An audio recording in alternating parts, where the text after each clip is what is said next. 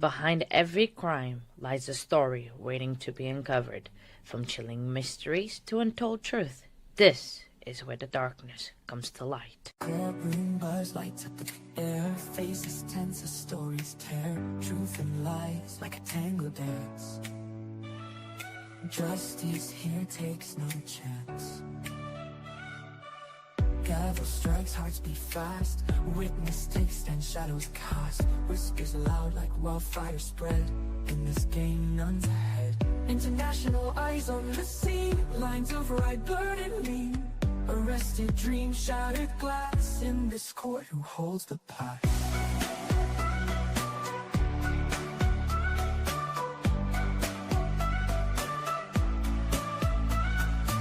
Lawyers dance in verbal fight. Day turns into darkest night. Every turn, heart skips a beat. Justice tango on repeat. Families watch, soul torn apart. Courts drama quick to start. Chains rattle, futures bleak. Yet in silence, justice seeks. Around the world, eyes do gaze. Every trial a twisted maze. Judgment passed through smoky gates. In this court, no room for haste.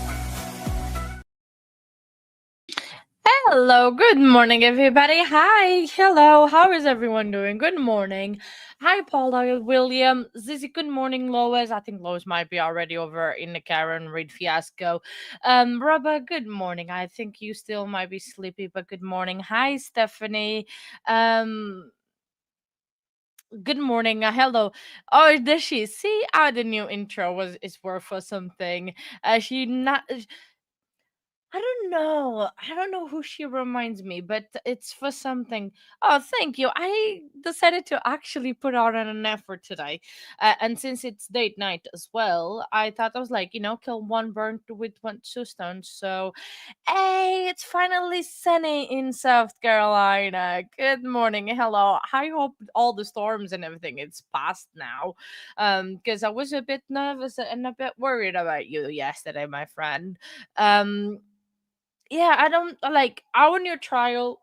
She is crazy. I was editing what Nancy did ask me to do to cut the where she only see her face, all the faces that she does, and my days it was almost over an hour of faces that I had. So I need to do something else with that and try to see what I can do. Maybe create some shorts or anything out of that. Because it is just absolutely so funny, all the faces that she does through the trial. So sorry if I today, if I keep looking down until Garden Bot comes home. I have my delivery coming. I'm stop number 95, and they are on stop 52, so still have about 2 hours ish to probably go and delivery watch, which is funny. But yeah, still gonna carry on watching that the delivery. I cannot wait, and then I might set up my phone before we go to the date night if we have time. If not, oh well. I think I'm gonna have to be an adult and have to do it after date night. And I tried to convince Garden Bot to stay home today, but yeah, no, there was not a possibility of that happening this week. um Still don't know what are we doing. I will fill you in tomorrow when I figured it out. So I thought, because Stephanie was saying earlier, right? um it, Sorry, I was trying to read. I don't know if I fully understood what you were saying, because you said, is this the judge? I wanted to speak my truth. Savannah Rice, which is the daughter of the defendant, finished before the judge Benjamin Culberson could stop her, because she was reading an article. And I was kind of intrigued on that one. Lois is still here. Hello, no, I'm joking. Hi, Lois. How you doing? We miss you over here, friend. Hopefully, Karen Reid will be done this week, because I see that the Judge Bev was saying, um, was saying that they might give this to the jury on Friday. Um, I know I did try today, Lois. Thank you very much. See, I do try and make an effort. That was a quote in the article. Yeah, she. she was testifying against the mother. Yeah. Um Wow. I mean, we are gonna try to follow the closings. I want to follow the closings on Karen Reid, and then obviously watch the verdict, because who is not gonna want to watch that verdict of that crazy trial? I think everyone is gonna be doing. But it's a crazy week, so we are gonna be possibly be on verdict watch for Karen Reid. Possibly have a verdict watch for Laurie.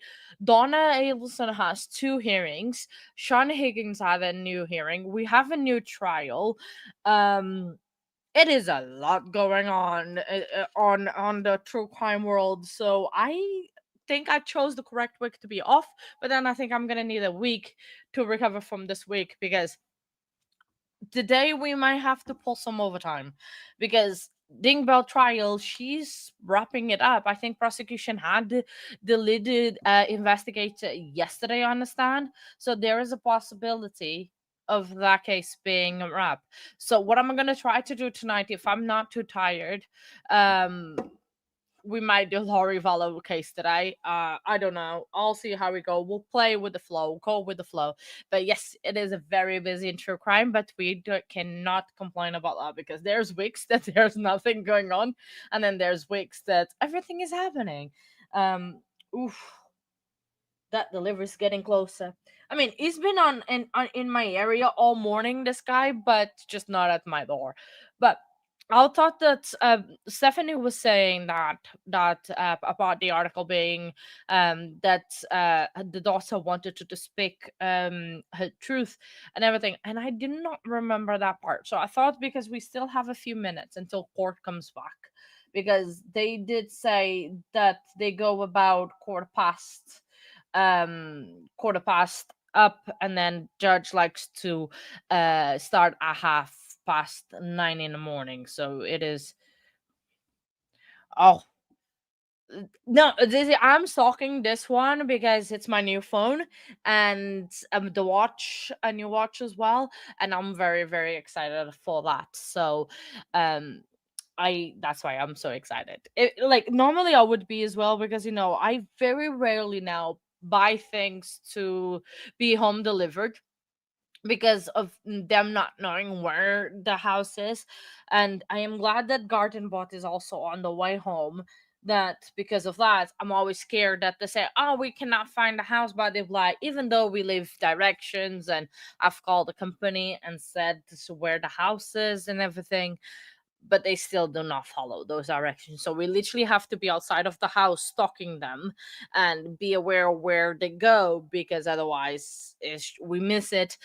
And then it's a whole thing of having to get the delivery again going. And do want to get out of the house tomorrow morning. I have a couple of errands that I have to do outside of the house, so definitely need to have the phone today, because I'm not gonna lose. Well, it's not a lose thing. I like to be at home anyway, and I stay at home on the afternoons because of the stream. But the mornings I can take advantage and do some errands and do a couple bits. And I'm thinking tomorrow of going down to the beach. It's supposed to be very warm and very sunny, bright sunny day, so I think I'm just gonna go down to the beach and spend a little bit of time, and it just gets me out of the house. Okay. Oh, see you soon, Zizi. So, so I have a few plans, because even though I like to be inside of the house, I need to get out a little bit more and do be outside and go touch grass a little bit. And I do enjoy going down the beach here, and I can do like a little bit of a video for you guys so you guys can see it. So that's my plan for tomorrow, if the phone comes today and there's no issues with the delivery. If there is issues with the delivery, well, then we're gonna have to figure out something else, and then being more upset and angry at the delivery drivers. But anyway, we could do watch that, or we could just hang out and talk a little bit. Like, so that happened after so Stephanie, did that happen in, like, in just before she finished the testimony? Because it is gonna be hard to. Oh, I think I kind of saw a face. Hang on, because that's the stream. Oh, you don't know. That's okay. Um. Oh, it's sorry about that, Paul. Am I putting you to sleep? Well, I can always put some music and just chill out until the court starts. But let's. I'm putting just my headphone to see if like this is just a rewatch from yesterday. See if we can listen to if the judge. I think you can't answer that question, so we'll just. Oh, that's okay. That's okay. I don't have any other questions for you. Mr. Britton's going to ask you some questions. If you need a break, just let us know. Okay?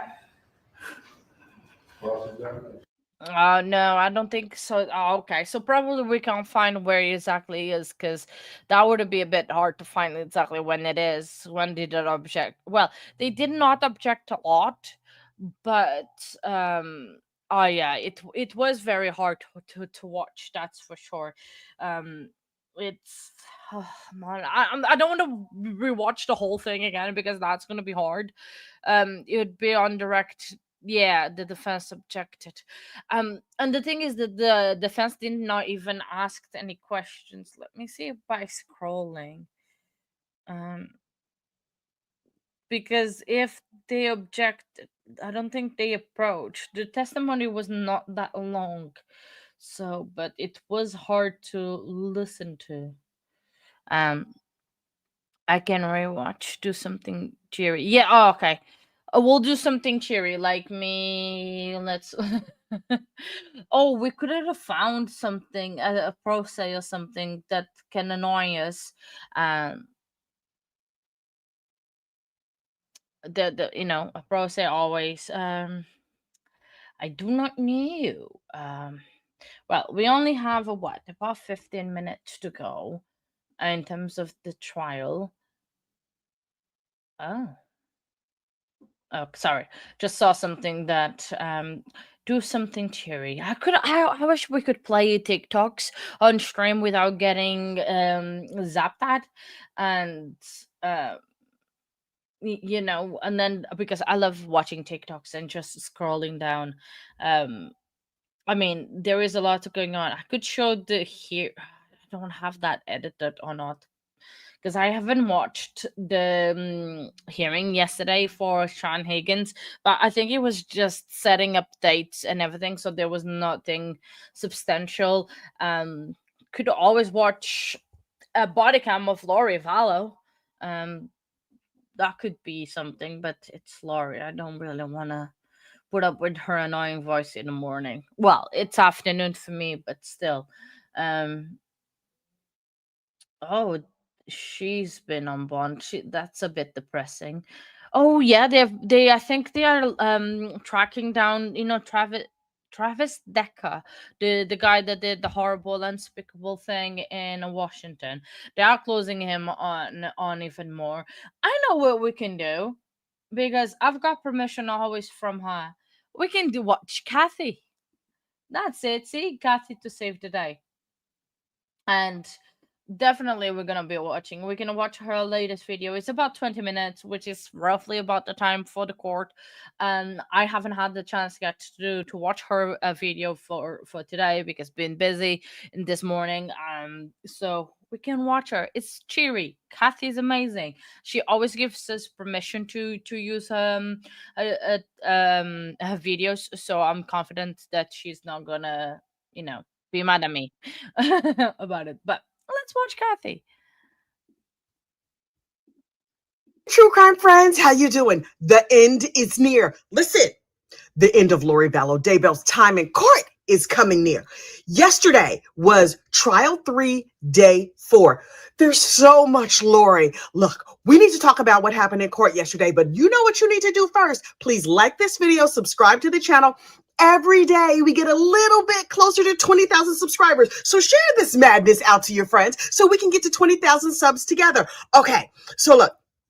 We're going to talk today about what happened on day 4, but we need to wind back a little bit to day 3. Day 3 of trial started late, and the whole internet was like, where's she at? What's going on? turns out, honey, we have some insider information. Apparently, on day 3, Lori was like, I'm too sick to come to court. So I'm just going to lay here in my bed down to the jail. And the judge was like, no, what this heifer's not going to do is that. So he signed an order that effectively said, trust that heifer up and bring her before me. Bring her before me. And I was like, you know what you don't want to do, Miss Lori? Make this judge mad. So the judge had her bound and gagged, brought by force. I don't know how they got her in there, but they got her behind right up there in the court. They had to shut down the courtroom because of HIPAA so they could talk about her health. Her raggedy health excuses, if you ask me. So they talked about her health, and then the judge was like, you will go on. Whether you like it or not, you will go on. And apparently Lori had a cough. And I'm told from court watchers that Lori only coughed when the prosecution was speaking. She seemed healthy and fine when she was speaking. Okay, heifer, you and your shenanigans, I have a cough too. But you see me here reporting the gossip like a good worker would. Work ethic. Anyway, okay. So day 4 of trial, Lori's only surviving child, Colby, was in court. Now listen. He did not take the stand. He was there to support his friend, Detective Ray Hermosillo. Good morning, Daddy Hermosillo. Detective Hermosillo. Yo, the scream I scrumped when I saw Daddy. I keep confusing that. When I saw Detective Hermosillo in the courtroom, but we're going to get to him because he was the last witness of the day. Somebody else who was in court was Julie Brooks. Now, Julie Brooks is apparently... Sorry to interrupt. I am hearing noise from court. Ugh. I don't think court is starting, but I need to keep an eye on it because he kind of scared me the bejesus out of me. Sorry. Let's resume. A relative of, I believe, Tammy Kathy. Daybell. She was down there with cookies. They're calling them freedom cookies. Okay, apparently her cookies are delicious. She handed them out to the news media. Miss Brooks, do you have like a cookie company, a cookie business? Girl, advertise your business. Put up a code, freedom for 10% off your next cookie order. I don't know if she has a cookie business or not, but when I'm done with this, I'm going to go Google Julie Brooks cookies because I'd like to taste some of them freedom cookies. Anyway, so the first person on the stand was Detective Pilar. And I was like, okay, cool. So the state gets up there and asks some questions. Okay, did you speak to Melanie Boudreau? Brandon's no account wife, who in my opinion is complicit in this attempted, unfortunately, unaliving, but charges have not been brought against Melanie yet being the optimal word there. So she comes in, she speaks to the detective with no lawyer, her and her big dumb head. She was just like, my head is very empty, but I can tell you I had nothing to do with this. So then Lori gets up there and she's like, did you follow up with my beloved niece Melody? And the detective was like, yeah. I followed up with her. And Lori, did she provide you additional financial information? Because there's additional financial information that you should have about this. The detective was like, seems like she had a financial motive to have her husband, unfortunately, unalived. And Lori was like, see, not me. Ma'am, also you. But anyway, because Melanie is so dumb, if she got money from life insurance, she would absolutely share it with her mother figure, Lori Vallow Daybell, also cult leader, Lori Vallow Daybell. And so the detective was asked, did she reach out to you for anything else? And the detective was like, oh, yeah. See, there was a custody issue and she kept coming to the police, coming to this detective, trying to get help and information about the custody issue. If you have not followed this case breathlessly over the last 5 years, like I have, honey, don't you worry your pretty little head. I'm about to put you up on game. See, Lori Vallow Daybell had herself a little cult of a bunch of dumb people. Followers. And she decided certain people were zombies and zombies should be ushered off to the endless heaven buffet so she could be in charge. Anyway, so Lori had determined that Brandon was a zombie and needed to go to the endless heaven buffet. Lori had also determined that Melanie and Brandon's children were also zombies. So Brandon kept the children from their crazy ass mama so that they could stay on this side of glory. And Melanie was like, where are my kids? I need to see my kids. And the detective was like, half an hour. You coming to me for custody advice?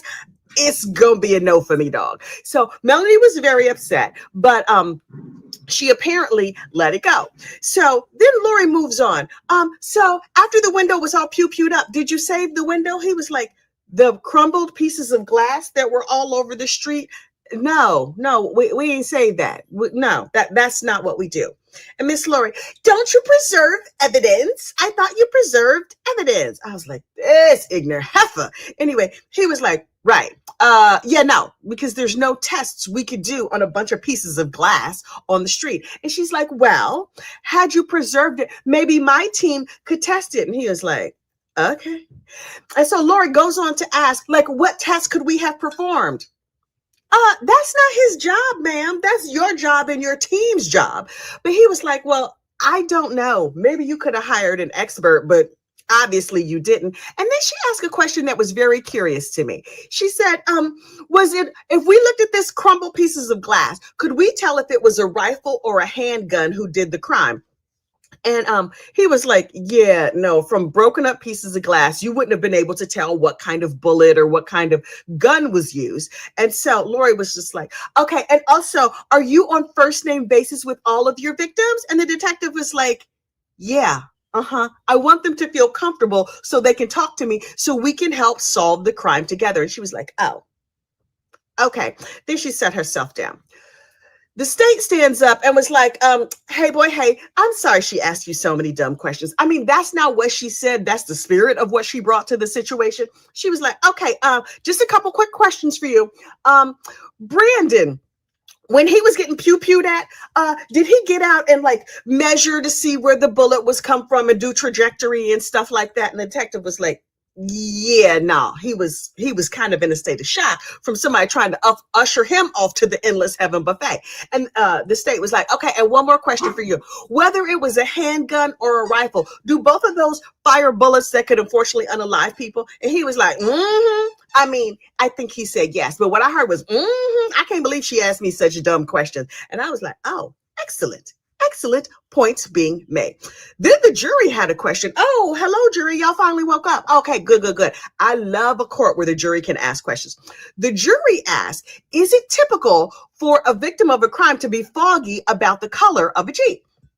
And so the detective was like, oh, yeah, in the middle of like all the craziness and everything that's going on, they're not sitting there trying to remember like, oh, exactly what happened. They tell you what they remember. And then we get information from other sources as well. Because keep in mind, first, Brandon said the Jeep was green. I think he said a puke green or like a camo green. Turns out the Jeep was actually gray, but dark green, gray, whatever, all your adrenaline is going crazy. I'm surprised. I would have been like, I don't know. It was blue. It was yellow. It had stripes. I don't know. Somebody had a gun. Please go get them people. Anyway, so then the detective was off the stand. Have a good day, detective. So Vanessa something or other got up and she's the DNA lady. Okay. So she was like, we took the test. We determined that, Alex's DNA was there inside the Jeep. Thanks so much for playing. There's one other little detail you need to know about these DNA people. I'm not sure if it was this particular DNA lady or another DNA lady. In a hearing before the case started, Lori was trying to get the DNA thrown out. And I was like, okay, I mean, that seems like something a defense attorney would do, not because there was anything wrong with the DNA, but because the technician who had swabbed the whatever they swabbed to get the DNA was later fired from the sheriff's department for an off-duty incident related to alcohol use. And Lori was like, well, she an alcoholic. She can't swab my DNA. And the judge was like, heifer no. And so the DNA person was, they didn't worry about that. That other lady doesn't work for the sheriff's office anymore. And we're not worried about her. We wish her health and healing and hope she finds, some sobriety or whatever she needs. Anyway, then a gunshot residue guy got up there and he's like, yep, my name is Kyle. There was gunshot residue inside the van. Do you have any more questions? And Lori was like, right. The gunshot residue was inside the Jeep.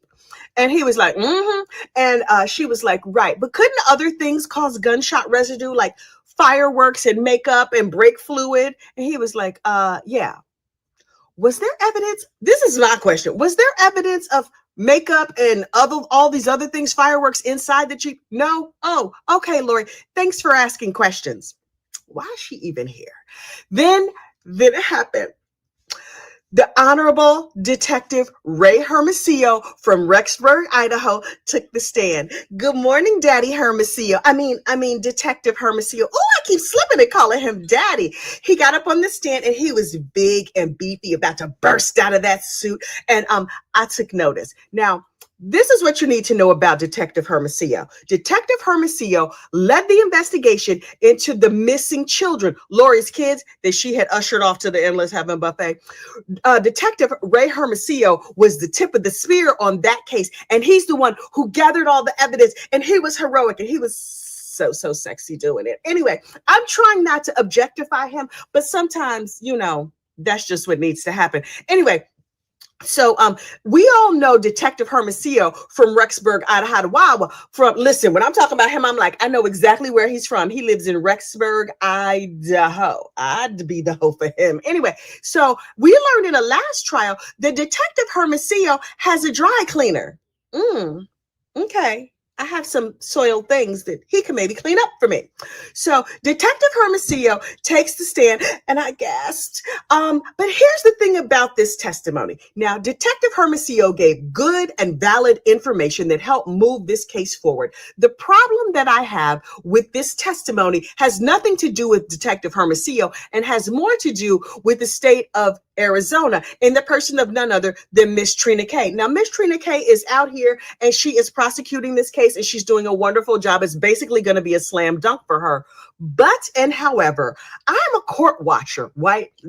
So I know when an objection should be filed. You're not supposed to lead the witness. That is to ask a question where the answer is already in the question. You're supposed to say what happened next and let the person on the stand give their answer, as opposed to, did this happen? Did this happen? Did this happen? Did she go to the store? Did she go to the storage unit?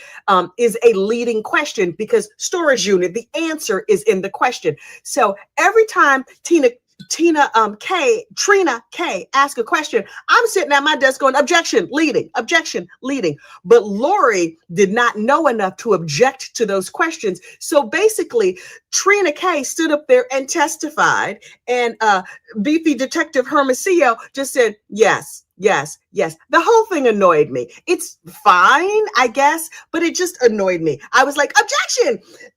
Stand by counsel. Can you nudge this heifer and tell her to object? But she didn't. Maybe they did nudge her. I don't know. So anyway, Detective Hermosillo tells his story basically by answering yes to the following questions. Did you follow Lori? Did you look for the Jeep? Did you find the Jeep? Did you have the Jeep towed? This one was interesting to me. Lori Vallow never reported the Jeep stolen. After the police seized the Jeep, Lori was not like, hello, Rexburg police. I have a Jeep here that's been stolen. Now, the police had seized the Jeep and they internally knew, if somebody calls about this Jeep, we can let everybody know it wasn't stolen. We have taken it into our possession. But she has a Jeep at her house. It was parked on the street. It suddenly goes missing and she never calls the cops. Okay, so Detective Hermosillo wrote a search warrant, got a search warrant for the Jeep. When they looked inside, they found a receipt from Arizona, showing that this Jeep had been in Arizona. They found gunshot residue. They found Alex's fingerprints. And so Detective Hermosillo was like, okay, we have all this stuff. Let's go knocking on Miss Lori's door. Now, keep in mind, Lori at this time had moved from Arizona all the way up to Rexburg, Idaho, to be near her husband/lover, Chad the Thumb Daybell, because they were anticipating the second coming. In Rexburg is where it's supposed to be safe during the second coming. Listen. If the second coming happens, just take me out. Usher me off to whatever my final reward is in the first round. I'm not hanging out. I'm not going to Rexburg. I'm not living in a tent. I'm not doing none of that. Not one drop. Go on and let me go. I'm not trying to stay here to live with these Mamalukes in Rexburg. Although, might Detective Hermosillo be up there? I mean, I'm just I'm asking for myself. Anyway, so they go to Lori's house after they have the Jeep, right? And they're like, oh, this place is cleared out. Lori had moved to Rexburg. Alex had moved to Rexburg, and dum Melanie Boudreau, whose husband was pew-pewed at, was also in Rexburg. They all became neighbors up in Rexburg so they could wait for the second coming. So stupid.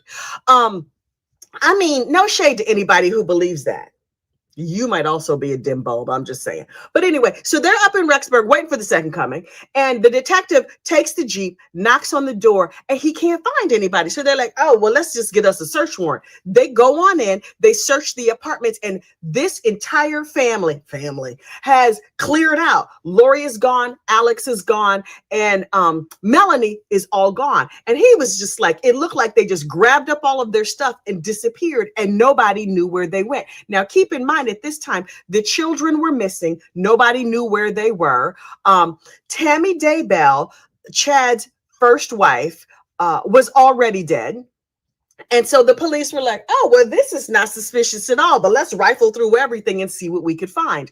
In the paperwork, when they searched Lori's townhouse, they found a receipt for a storage unit that was not far from Lori's apartment. So they were like, oh, okay, so let's just go on over to this storage center and see what this heifer has put in storage. So they look in the storage unit and there's not much there, but there's video cameras, right? And so yesterday in court, the state shows the video footage from the storage unit that's there in Rexburg. And who do we see on this video? Oh my goodness, I spy with my little eye, none other than Miss Lori Vallow Daybell with the back seat from the Jeep and the tire from the Jeep. Her and her thumb of a husband are putting it into storage. Okay, so that is the connective tissue between this Jeep and Lori. You see her renting the storage unit and putting the things that were missing from the Jeep into the storage unit. How far forward was the jury reading? Gigi over there from the Pretty Lies and Alibis told us everybody was suddenly like, oh, scribbling furiously on their notepads. Reportedly, Lori Vallow was also scribbling furiously on her notepad too. She's like, I'm going to ask some very pointed questions about all of this heavy evidence they have against me. You just wait until it's my turn. Inside the Jeep, they also found a receipt for a little secret squirrel phone. You know, one of them little burner phones you get down to the Walmart. And they were like, okay, cool. Let's search this phone. So they get the FBI or whoever in to dump all the information out of the phone. And they look at all the Google searches. Y'all, Google is out here solving crimes. Ring doorbell and Google is solving more crimes than 10 FBI agents could. So in the Google searches from the phone that they found evidence of from inside the apartment, the townhouses that they searched, here are the Google searches. Trajectory calculator. Who even knew there was such a thing? What is the weather in Arizona? Remember, they're up in Idaho when this is taking place, but they're searching for weather in Arizona. Here, Waze directions to Brandon's address. Okay. How to remove a Jeep back seat. Y'all are bad at crime. Did y'all not watch any true crime? Like none? You don't have the ID channel? You didn't want any, like not one, no episodes of Dateline at all? Y'all are terrible at crime. And thank goodness, stay stupid scumbags. Anyway, they all. Sorry, I've got to pause because court is about to start, and I'll drop Kathy link. Oh, dang it! I pressed the wrong button. Sorry. So we'll carry on finishing her, watching her on a break, and I'll drop her link on the chat in a second. But she's amazing. Definitely check her out. Subscribe to her because she's amazing. She's hilarious. She's a joy to be a friend of. So here you go. The link for Kathy's there are a few things we can take care of, Your Honor. The state would request that we break at noon today, just based on witness scheduling. We're moving much faster than we anticipated, so we're trying to sort of rearrange witnesses, but some we cannot. Okay. And we're trying to not waste the jury's time. Potentially, we might finish a little early today because the witnesses tomorrow, Dr. Presnell and Dr. Bushkin, are both from Charleston and have schedules that they couldn't move. But I do anticipate us finishing still either no later than the end of the day tomorrow, potentially earlier, with the state's case. All No, okay. Earlier, the state had, made a motion to proceed pursuant to South Carolina Code annotated 19.5-520. That's the one that deals with self-authenticating documents where if cell phone records have been provided in advance and they have the required certification, they get admitted without having to call a custodian of records.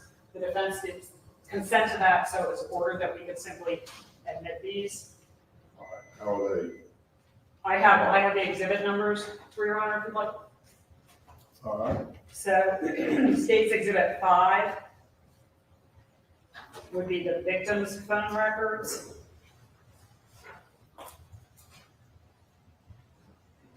State's exhibit 7 are the defendant's Verizon phone records. State's exhibit 8 are Verizon synchronous records for the defendant's phones, and that's SYNCHRONOSS.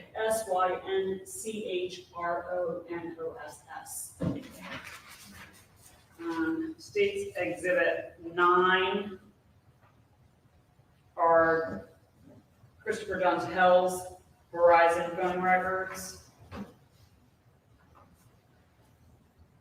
State's exhibit 142 are geofence records. And state's exhibit 150 are Google records relating to both defendants, excuse me. all right, are you tendering them now? Yes, Your Honor, I thought that might be easier since it's been consented to. Any objection? No, just clarification. Number 5, I believe you said defendants. Correct, and the victim's phone records. So 5, okay, I'm sorry. Which one was after that? Was it 9? 7 is 7. Jackson's Verizon phone Jackson's records. right, okay. She said defendant, I wanted to make sure she meant Jackson. Thank you, Your Honor. All right, so state's exhibits 5, 7, 8, 9, 142, and 150 are admitted now. Thank you.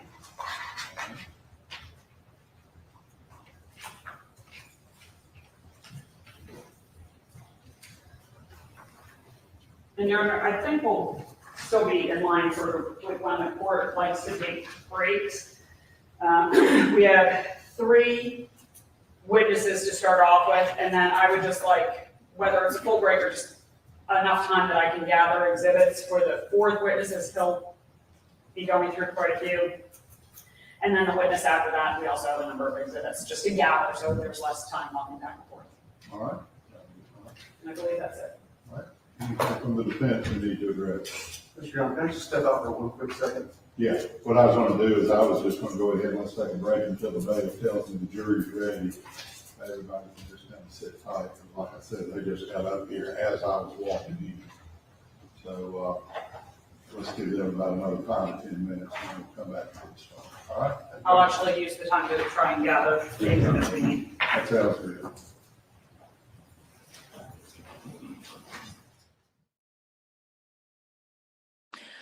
All right, so we are now on a break until the jury is all there because apparently jury is a little bit late. So to reiterate what the judge just went over, so they are gonna go out for 12 p.m. around 12 p.m. local time for lunch today, because the state is ahead of their case. And they might rest. They're gonna go home earlier today, so early finish day as well. And the state might rest tomorrow, so we might be on verdict watch tomorrow or Friday, all my days. So that means that Friday there's a possibility we have 3 verdict watches. Did I get oh wow. So because obviously this might be going, because if the defense puts on any case, might push to Friday in terms of closings and everything else, and then verdict watch. Karen Reed might go verdict watch on the Karen Reed might go on verdict watch on Friday. Lori Vallow might go on verdict watch also by Friday. Donna Alderson has a 2-hour hearing going on Friday.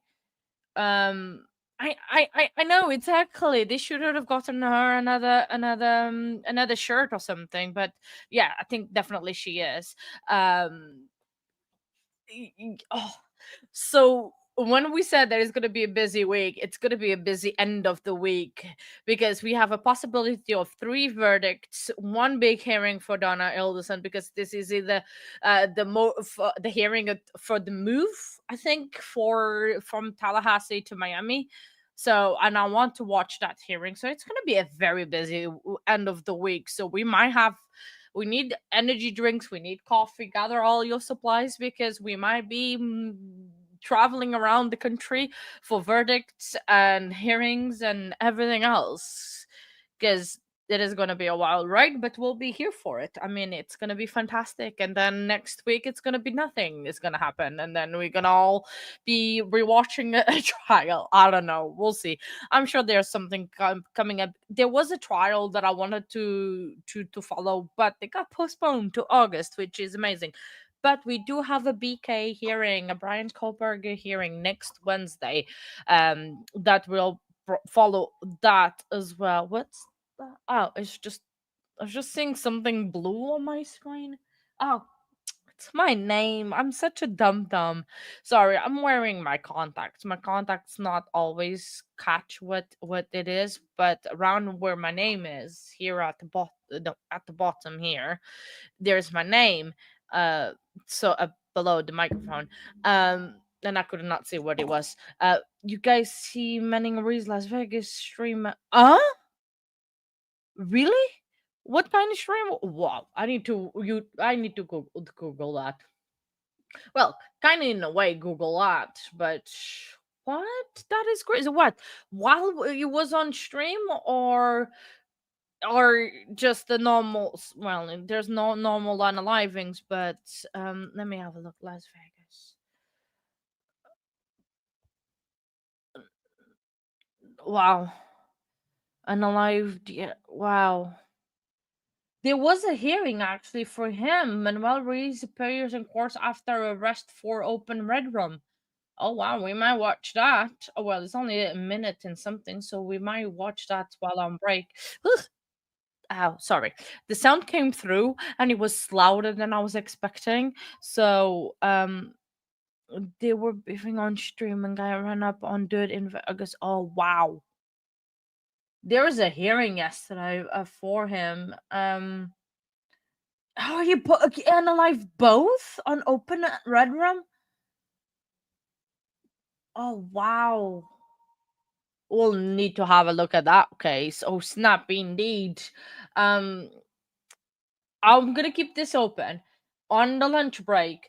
Because on lunch break I should still be on because they're gonna go on lunch break at 12 o'clock. I think we'll keep this, and I have the timing of the article that we need to listen that Stephanie was talking about earlier about the daughter of our defendant. So we need to listen to that part as well. So yeah, it's in 2 hours, so I will still definitely be here. um yes. Oh no, you are absolutely fine. I found it. I found his hearing already on YouTube, so absolutely. um yeah, I didn't watch the video, but I saw it looked pretty damning from what I saw. Yeah, wow, that is absolutely insane, telling you. Whoa, that's crazy. Oh man, that is just crazy. That's gonna be Las Vegas. Oof. He claimed self-defense. Really? He claims self-defense. He's serious. There. Wow, that is just crazy. Is there a video of? No, there's just. Oh wow, witness recounts live stream. Wow. Oh yes, there is. There. Oh, I need to save this video. Hang on, save to watch later. That one. And save to watch later that one. So it's in a playlist, so then I can have a look. I think all of the viewers. Wow, really? Don't worry, guys. I'm not gonna get that bad. Wow. What is the defense wearing today? Shorts, probably. Yeah, I don't think we have seen them that point of view yet, Cindy, but probably that's what he's wearing. Yeah. See the video where they circle the, yeah. I was like, I haven't watched it properly because otherwise it's just, but I'm gonna watch it. I mean, I think we can watch it now. I don't know if we have, what was the video that had the,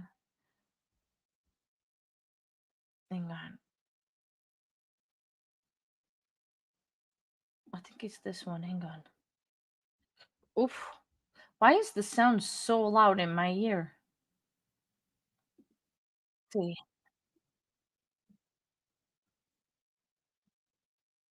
Okay, that's people live streaming the after fact. Let me see if there is. Yeah, okay. That I want to see the incident.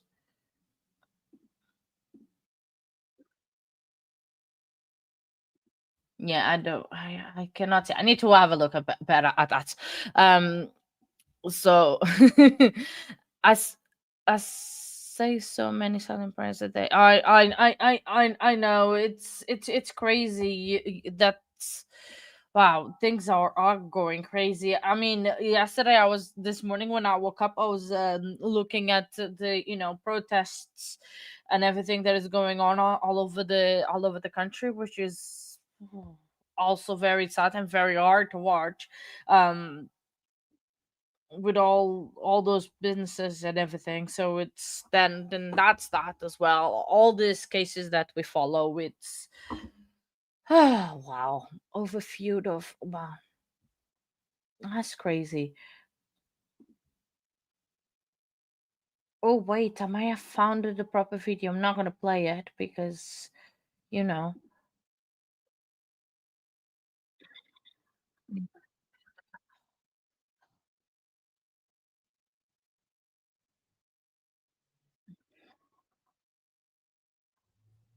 oh my days, I just watched the video. Wow. I'm not gonna play this video. I can drop the link for the video. If you are interested in watching, I'm not gonna play on the channel, but wow. Just be careful. Be warned at the beginning of the videos when they show the incident. Um and wow, indeed. I'm gonna save that as well. Watch later playlist. Um Oh wait, I replaced the water closet fan light all by myself. Today I will change out to the what? I have no clue what you just said that, but Zizzy, well done. Go you.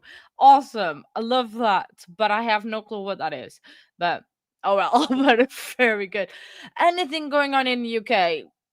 I funny enough, I don't look at the news in the UK. I live in the country and I don't look at the news. I look more at the news in the US than actually the UK. So what's going on in the UK? Let's have a look. NHS stuff. The oh, there's a 3-day thunderstorm warning and heat health alert issued for parts of the UK. Apparently, it's gonna be hot in here. Um, Oh, and apparently, a professor has found a cure for couples that don't have, you know, fun. Wow. Okay. So yeah, that's what's going on. Hey, Jen. Good morning. Good afternoon. Hello. We are just waiting on court to start. They are a little bit late. This court, they seem to start on time yesterday, but today they are running late. Either a juror that hasn't showed up or something, because I think we were waiting on a juror and me talking, and I think they are coming back because I can hear noises. Yep. See, I should have talked sooner. I should have said something sooner about them being late, but here we I are. understand the jury's ready. Anything from the state before we bring the jury in? Nothing from the state, Your Honor. Anything from the defense? Nothing from the defense, Your Honor. All right, let's bring the jury in.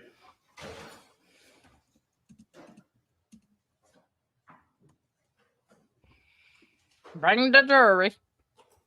See if this plays. Ow, that was a little bit loud on my ears. I don't know if you guys hear that, but I do press the button to say that bring the jurors. This Judge Newman. Um, so it's gonna be a short day.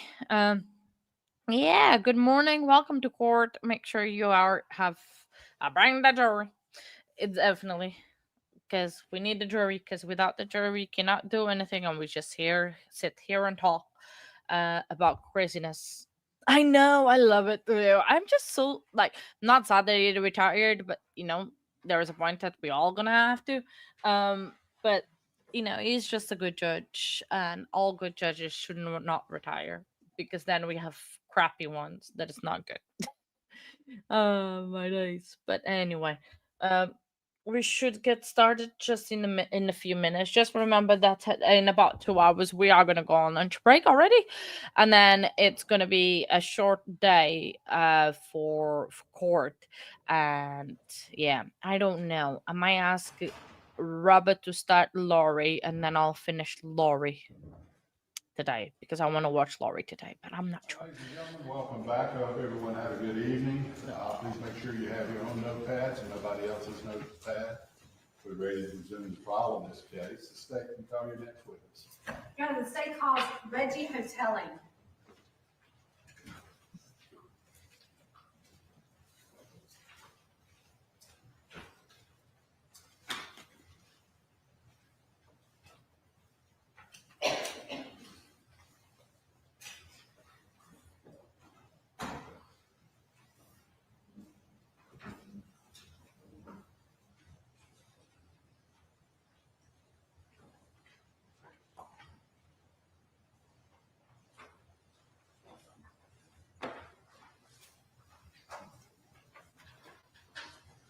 Please raise your right hand and place your left hand on the Bible. Do you solemnly swear or affirm that evidence you're about to give to court in this case will be the truth, the whole truth, and nothing but the truth, so help you God? I do. Thank you.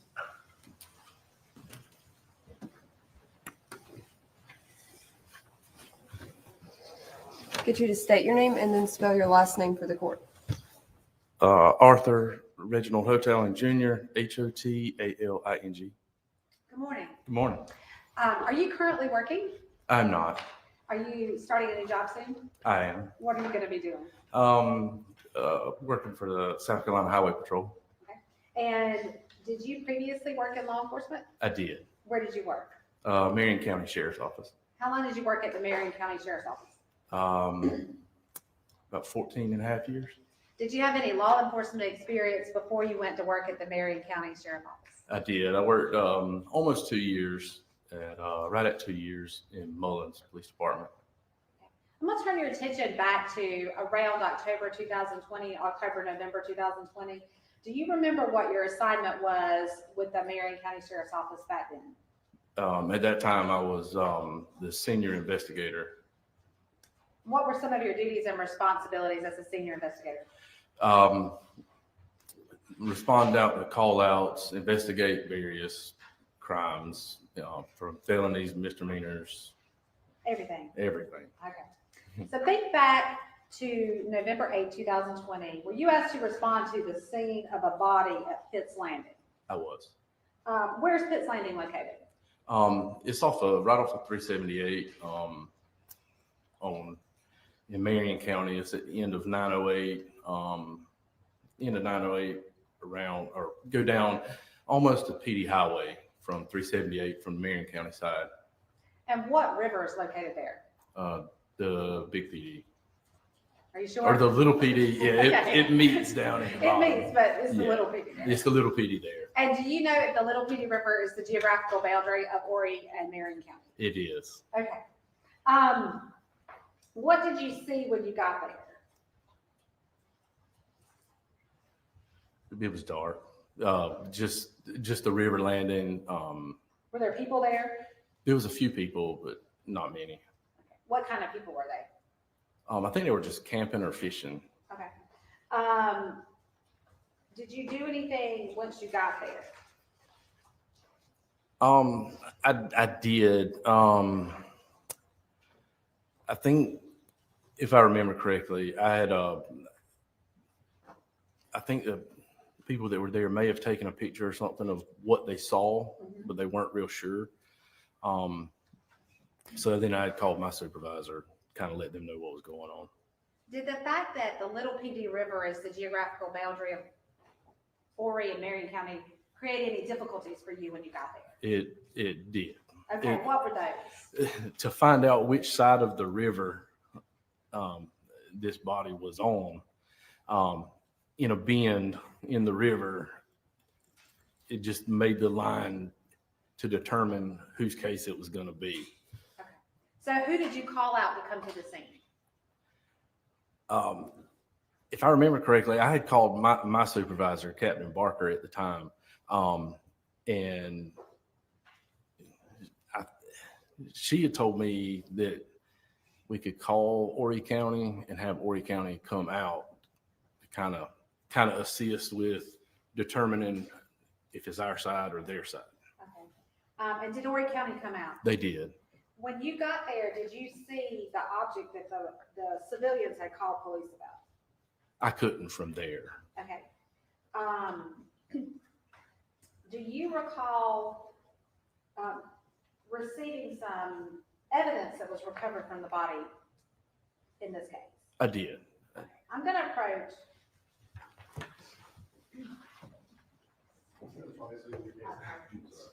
I'm trying to keep it one more.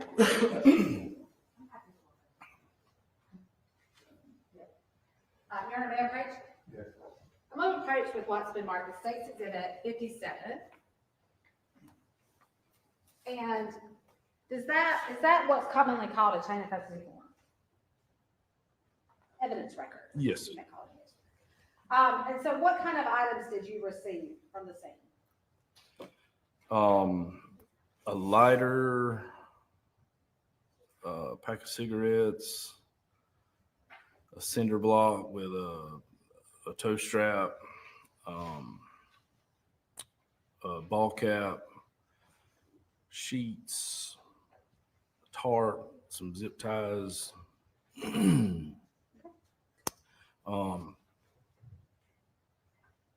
tarp. Yeah, there was just that kind of stuff. A number of items. A number of Were items. those items recovered with the body that day? Yes, Were you asked to sign this form showing that those items were given to you? I was. Do you see your signature on this form? I do. Is it right here?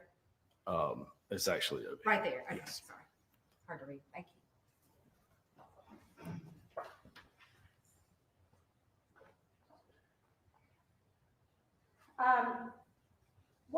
Once you received those items of evidence you just described, what did you do with them? We actually took those items back to our department, and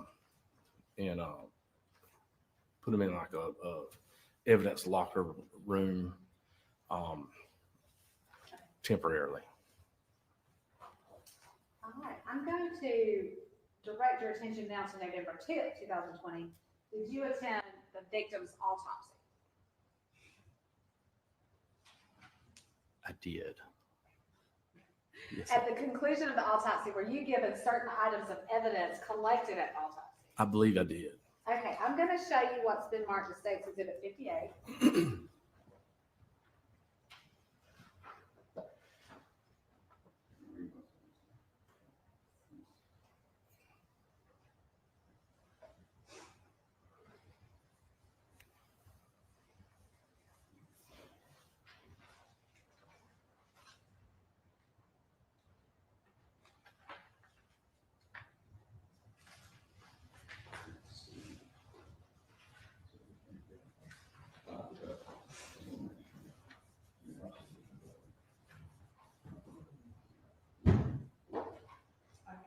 Mayor President? Yes. I'm going to show you what's been marked as State's Exhibit 58. Okay. And what items of evidence were you given at the conclusion of the autopsy? The clothing, black belt, black sneakers, jeans, sweatshirt, socks, shirt, a bullet, a blood spot, photos, bullet. So how many bullets did you count? 2, 3, 4, 5. And is that your signature on that form saying you received those items? It is. Okay, I'm gonna show you what's been marked as State's Exhibit 139. And you can look at them if we need to open them, we will. Are those the bullets you collected from the autopsy that day? It is. 139, yes, I think so. Okay, what did you do once you took those bullets into your custody?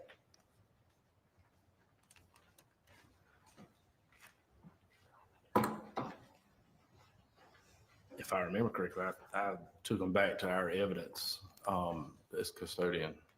So you stored them in your property and evidence? Yes. Is that standard practice at the Marion County Sheriff's Department? Yes. Okay. At some point in the future, did you turn those back over to Horry County? I did. Your Honor, at this time, the state seeks to introduce Exhibit 139 evidence. Any objection? No objection, Your Honor. State's Exhibits 139, admitted into evidence, without objection.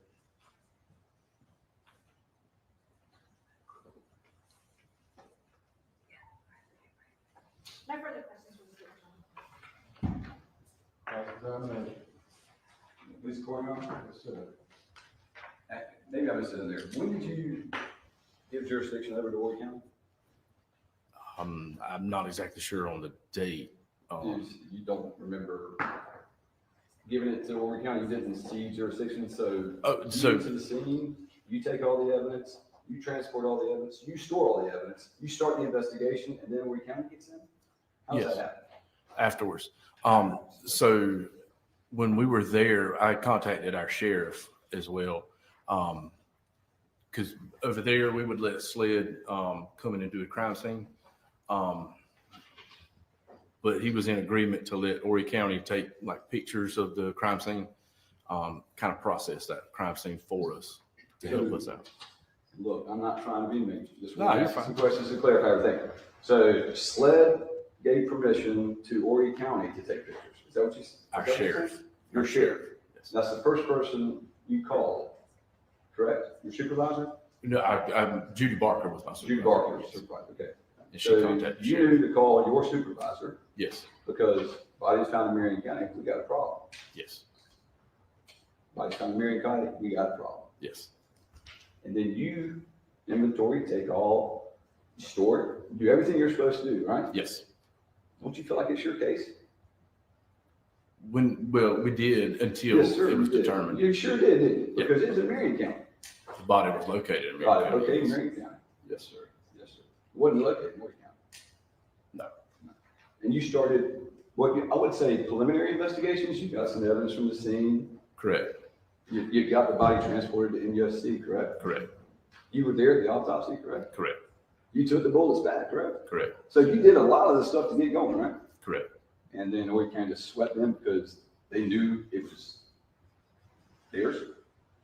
What claim did Horry County have to take jurisdiction?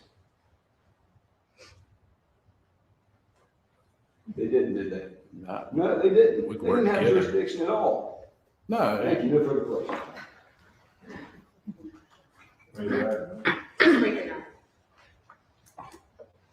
Mr. O'Malley, does the Marion County Sheriff's Department have a crime scene division? no, So who does Marion County normally call when you have a crime scene to process? SLED. Okay. In this case, did Marion County ask Horry County to process the crime scene? They did. At some point, if you know, was the body found dumped in the river identified as the victim in this case, Gregory Rice? It was. And at that point, did it become clear that the crime was an Horry County case? Yes, that's correct. Objection, Your Honor. How can he know? He just stated he had no idea about the case. He found the body in Marion. There's no way he could possibly, if he knows that Gregory Rice belongs to Horry County. He's got no idea where Gregory Rice is from unless he's told that. May I respond? Yes. Your Honor, I believe that defense counsel specifically elicited testimony from this defendant, asking him which county had jurisdiction and where the crime occurred. Overruled, wow. Go ahead. All right, you may step down.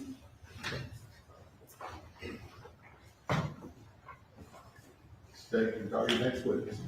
The state calls Adam Skellett.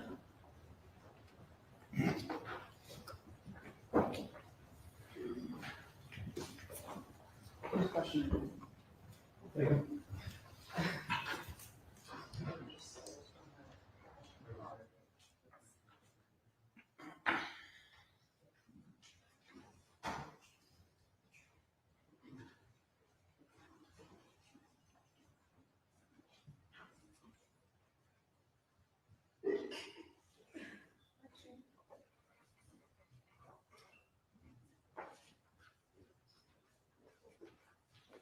Please raise your right hand and place your left hand on the Bible. Do you solemnly swear or affirm the evidence about to give in court in this case be the truth, the whole truth, and nothing but the truth, so help you God? I do. Thank you.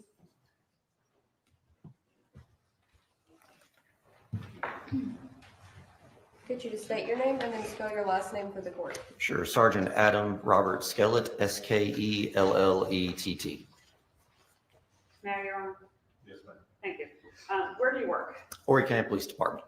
And how long have you been there? This May will make 14 years. What is your current assignment? The current assignment is sergeant at the West Precinct over the patrol division. What areas of Horry County does the West Precinct cover? 501 to Aner, Gallivan's Ferry, out to Marion County, stretching all the way to Greensea, Nichols, out to Longs, across the North Carolina border to 905. Big area. Big area. What are some of your duties and responsibilities as a patrol sergeant? Basic patrol operations, answer 911 calls, also supervise corporal and about 4 or 5 private first class officers that we have. How long have you had that assignment? Since March of 2024. What was your assignment before that? Prior to that, I was in the investigations unit from 2020 to 2024. I'm sorry. No, go ahead. Worked in the special victims unit and also in the homicide robbery unit. So directing your attention to October and November of 2020, you would have been working as an investigator at that point? Yes, ma'am. Were you in special victims? At that time, special victims unit, yes. So what types of crimes do special victims investigate? Anything ranging from missing persons, sexually related crimes. We would also assist in anything that homicide robbery may need also with some of their cases too. Did you become involved in the investigation into the disappearance and then murder of Gregory Rice? Yes. How did you become involved? In reference to this case, on October 19th, I was tasked with going to the River's Edge community where the defendant and Christopher Dontel, co-defendant, they both reside at. The River's Edge community is located on Highway 90. At that time, we were looking for a surveillance video.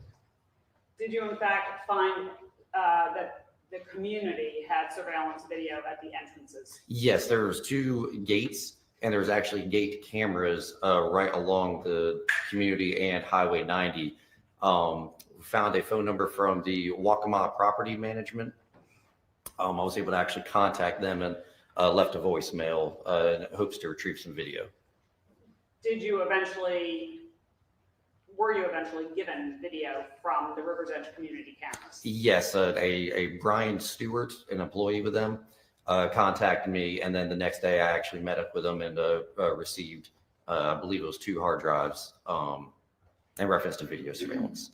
And I'm approaching with what's already been admitted, States Exhibit 118 and 119, Your Honor. Are those the drives that you received from Mr. Stewart? I believe so, yes. Okay. Did you review those videos? Yes, ma'am. And were you focusing on October 2nd of 2020? At the time, yes. Did you in fact find any relevant, I'll call them captures from those cameras? Yeah, both of the co-defendants' vehicles that we knew that they were operating. And I've shown these to defense. I'm approaching with States Exhibits 136 and 138. Are those stills from those videos? Yes, ma'am. And those are my initials on them as well. Your Honor, I would ask that States Exhibit 136 and 138 be admitted and published. Any objection? No objection, Your Honor. United States Exhibits 136 and 138 admitted into evidence without objection. And I'm gonna first go with 136 and then I'll show the jury. Can you tell me, is there a date and time stamp on this photo? Yes, October 2nd, 2020. It shows the time of 6:16 p.m. And what car do you recognize in that photo? The defendant, Maegan Jackson, and that's her vehicle. Is she entering or leaving River's Edge? I believe that's her entering. No, I'm sorry, that's exiting. Sorry. The porch is on that side with the driveway. I'm sorry, that's exiting. Okay. So this is October 2nd at 6:16, leaving River's Edge.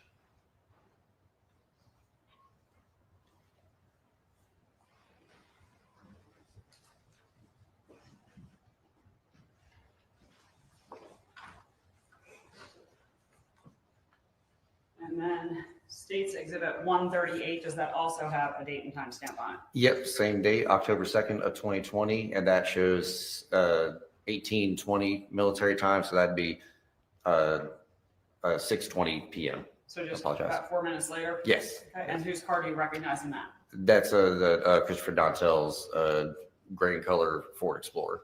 Is he also leaving the community? Yes, ma'am. How is it that you recognized Mr. Dontel's and the defendant's cars? Okay, in reference to Mr. Dontel's vehicle, I believe that's actually the county issued Ford Explorer that they issued out to the coroners.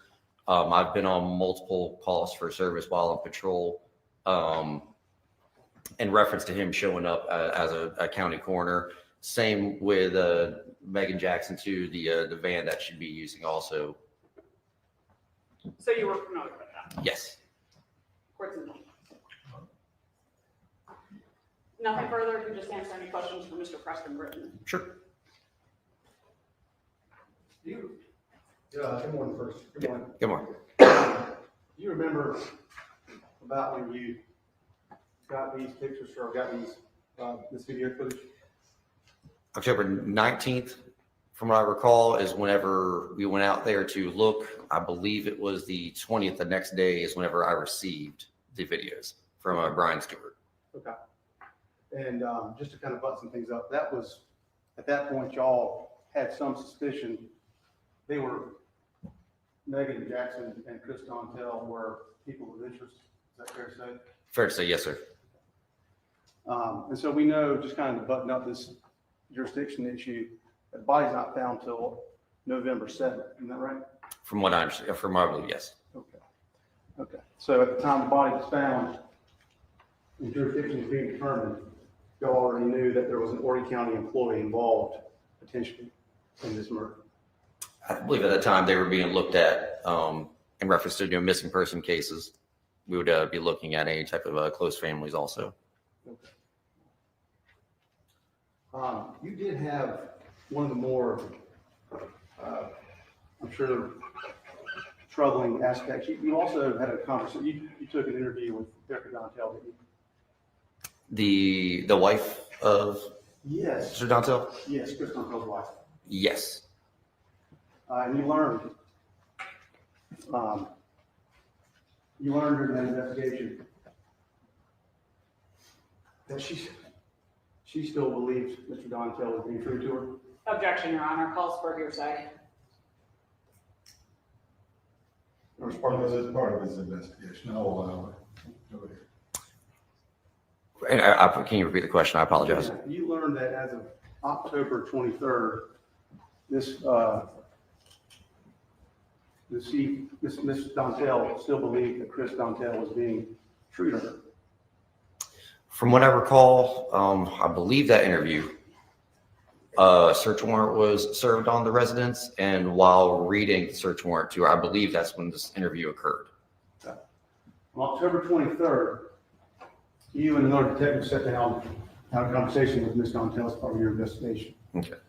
I believe that's what you're referencing to. Okay. And what I'm asking you to recall is the fact that during that time, you learned that on October 23rd, she still believed that Chris Dontel had not gotten Maegan Jackson pregnant. That I don't recall. I do. I mean, she was definitely shocked by the whole incident, especially whenever the search warrant was served too. The facts of the case were then detailed to her for whatever information was in the search warrant. During that interview, she disclosed to you the contents of a message that was deemed anonymous, where a person was telling her that she ought to check her neighbor's garage, right? I don't recall. You don't recall that Greg Rice was being accused of sending messages to Erica Dontel, alerting her to the fact that Maegan Jackson was impregnated by Chris Dontel? I believe through the investigation, as customary, whenever we're working investigations together, the information is passed along to all of us. I do recall something of those issues going on. You recall something of those issues going on? You got information during that interview that she believed it was Greg Rice sending those anonymous messages. It's possible. It's not possible, it's true, sir. Objection, Your Honor. Yes, let's keep it to a question.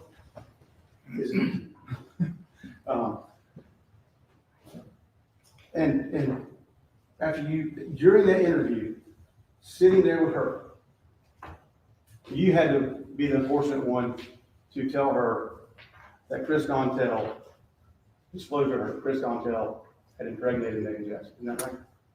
From what I recall, whenever we were reading the search warrant to her, that seemed to be the first time that she was getting that knowledge of these facts of the case and whatnot. So I believe that was the first time she was hearing about it. During that interview, she just showed you the anonymous messages that she had received prior to that, back in September, in the days leading up to Greg Rice's murder. Objection, is there a question in there? Isn't that right, sir? I don't recall that part of the interview.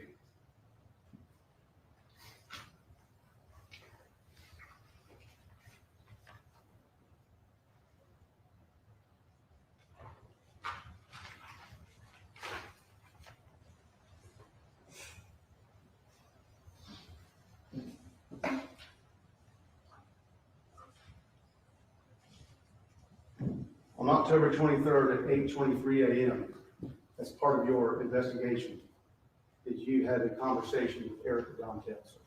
I believe so. Whenever we served her the search warrant. And as we see here today, you're telling me you don't recall asking her, or her informing you that she got a text message from someone that was stating things were going on between Chris and Maegan. It's definitely possible on that. I'm saying that the interview was 5 years ago. I'm not sure of every detail of that interview. And isn't it true that Ms. Dontel, despite everything that was going on, 20-something days later, was still believing that her husband, Chris Dontel, that this was all just made up, and he was still being faithful to her? That's not something I can answer to her, what her thoughts and beliefs were. Well, you're the one who spoke with her, sir. I mean, respectfully, this is part of your investigation. You knew you were going to testify today. You wrote I'm certain you would have had some kind of, did you write any reports or anything during your investigation? Absolutely. Objection, Your Honor. If counsel would perhaps, since he's talking about a report and has the report in front of him, if he would let Sergeant Skellett review it, it might refresh his recollection. I'm gonna let him do his cross-examination, how he chooses. Go ahead. Thank you. Because what I'm trying to get to is, it's not like a surprise you're here today, right, officer? I'm sorry, so You're not surprised to be here today, are you? oh, no, absolutely not. Okay. In fact, had this case gone forward against Chris Dontel back in December, instead of him getting some kind of situation where he's not any longer facing murder, you would have testified in that case too, wouldn't you? I would assume so, absolutely. And I imagine that when you came here to testify today, you took a little time to get prepared. Yes, sir. Are you telling me you didn't even look at your investigative notes? In reference to the answer, yes, sir. Okay. And so, having told us that, as we sit right here today, you can't confirm your conversation with Erica Gontel?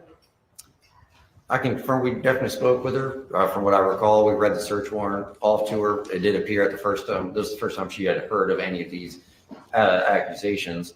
In reference to the text message that if she said she received, I'm not denying that she said that. That's definitely something that possibly occurred.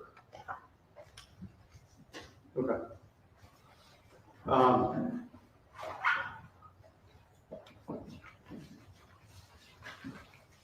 You also had the opportunity to go canvas Flint Lake Apartments, is that right? Yes. Do you remember doing that? Yes. Yes. And I actually believe in our report investigation, I actually listed the different addresses that I attempted to go to try to find video surveillance as well. Okay. And you, during your canvassing, you took the occasion to attempt to speak to a number of neighbors, is that right? Yeah, door knocking, and cases like this, just kind of going door to door, seeing have you seen anything or anything suspicious and whatnot on the certain dates involved. Okay. So to do that, to go from one door to the next, you got to be walking around the area, right? Mm-hmm. And when there's a missing person, it's something where you guys just haven't put it together yet. You're doing a pretty broad search, aren't you, sir? Very much, yeah. Okay. And so it was reasonable for us to expect that part of your investigation would not just be canvassing the sidewalk that leads up to Greg Rice's apartment and his apartment, but the surrounding area too. Yes, sir. And so even if by some circumstance, well, let me ask you, is there a crime scene? At that time? At any time?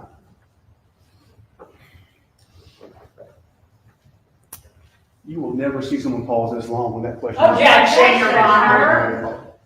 That is wild. I sustain your objection. You can sit down. Just do it. Sorry. So is there a crime scene?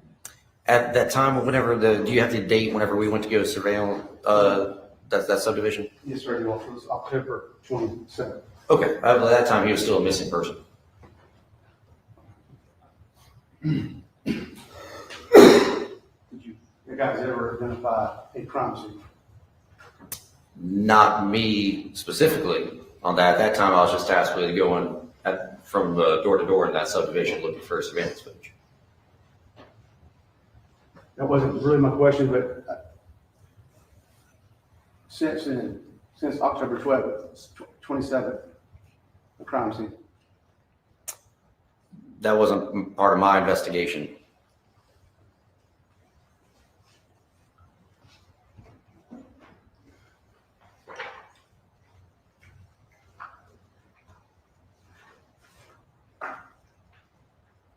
Your Honor, I beg the court's indulgence for a second.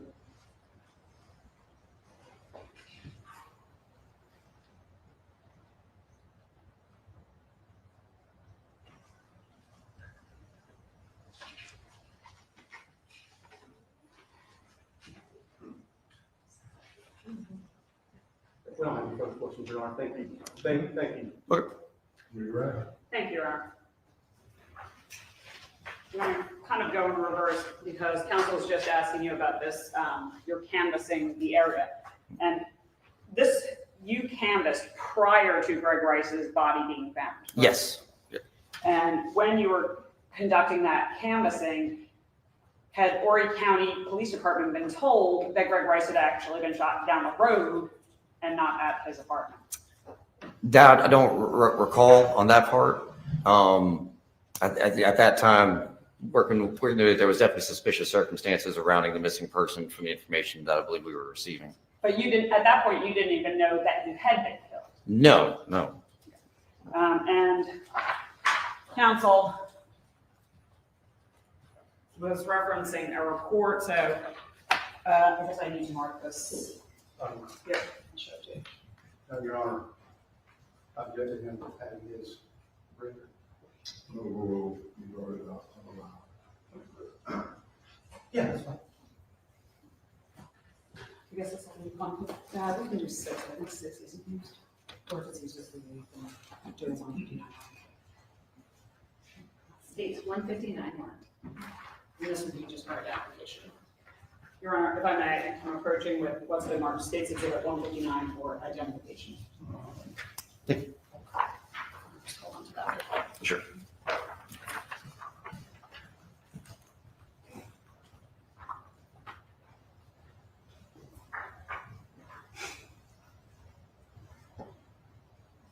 Does that appear to be your report? Yes. Okay. And you indicated on cross-examination that you were having some difficulty recalling some of the details. Sure.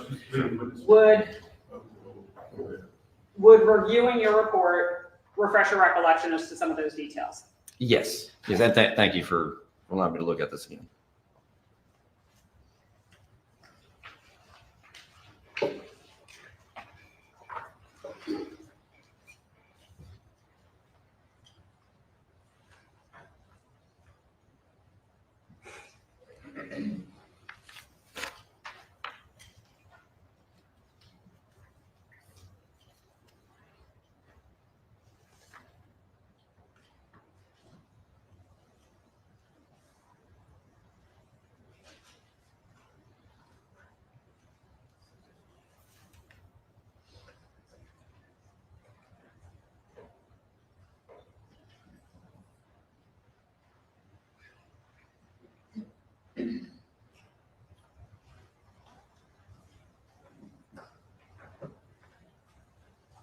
And I apologize about the way. I just wanted to make sure I'm. No, you're fine.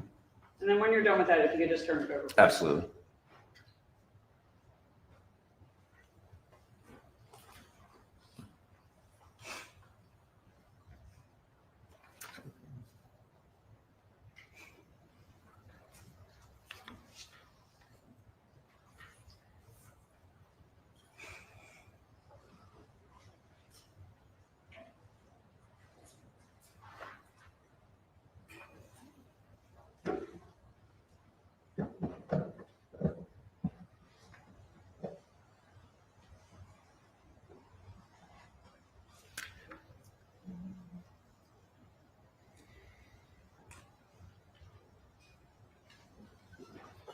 Okay, I apologize. That's okay. So having reviewed your report, does that refresh your recollection as to your conversation with Erica Dontel? Yes, in reference to the text messages, I think it does seem like she believed that the text messages were from Gregory. Didn't she in fact say that Maegan implied that Greg had sent them? Yeah, yes, something along the lines of that, yes. Did Erica Dontel indicate whether Christopher Dontel was fine just sort of moving on from his friendship with Maegan? It appeared to be that too. Are you, if you know, do you know if Erica Dontel and Christopher Dontel are still married and supporting each other? I'm not positive on that, to be honest. Okay, that's fine. Thank you. Nothing further. All right, you may step down. You want me to leave this right here? Yeah, I'll take it. Oh.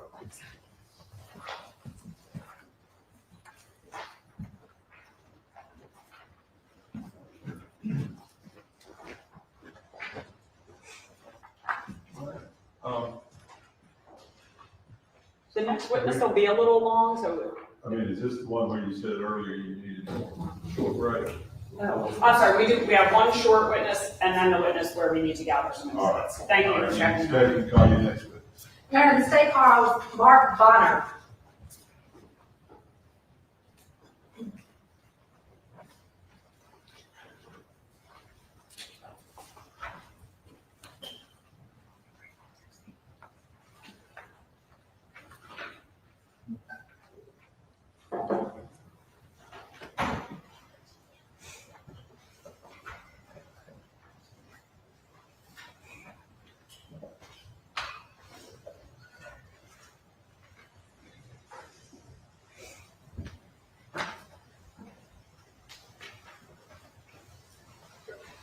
Please raise your right hand and place your left hand on the Bible.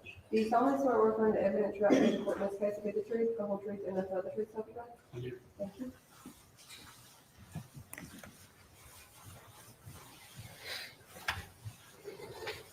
Get you to state your name and then spell your last name for the report. Mark Bonner, Bonner. Mr. Bonner, do you currently work? No, ma'am, I'm retired. What did you do before you retired? I work for the Horry County Police Department. How long did you work there? 25 years. What was your last assignment there? I was a lieutenant over the narcotics divisions. I supervised narcotics, street crimes, and traffic enforcement. What were some of your duties and responsibilities in that position? But like I said, basically I supervised the investigations for the sergeants. I had 3 sergeants that reported to me in those divisions. So I oversaw those investigations and unit operations. How long did you have that assignment? Approximately 4 years. When did that assignment end for you? When I retired in October of last year. Okay, so did you have that assignment back in November 2020? No, ma'am. At that point in time, I was a lieutenant over the criminal investigation division. Basically the same thing. I oversaw 4 different units and investigations, homicides, special victims. Okay, and did you become involved in the investigation of a missing person that eventually turned into a homicide investigation where the victim was Gregory Rice? Yes, ma'am. How did you become involved in that investigation? So I received a call from the deputy coroner stating that she had somebody that had come to her stating that she was worried about her husband had been gone and she had lost contact with him, and it was unusual for that to happen. Do you remember what date that occurred? Believe it was October 5th. Did you speak with the defendant, Maegan Jackson, on October 5th? Yes, ma'am. What was your understanding about her relationship with the victim? They had become estranged, so they lived separate residences, but they had children in common.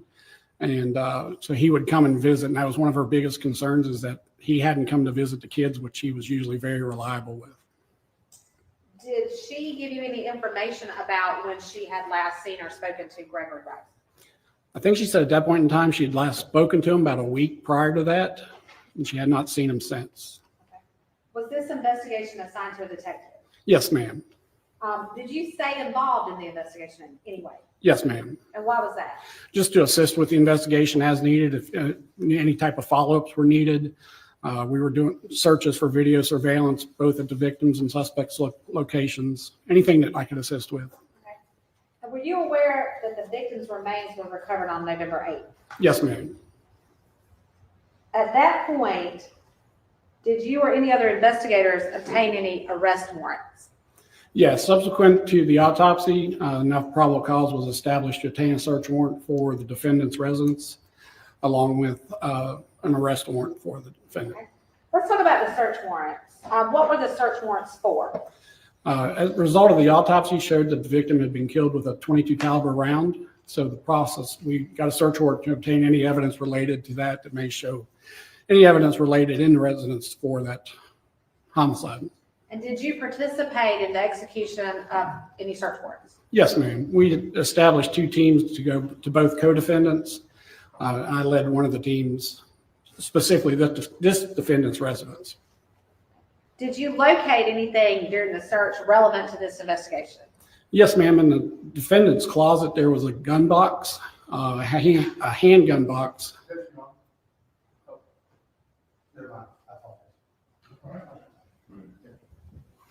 We found a handgun box that belonged to a .22 caliber handgun.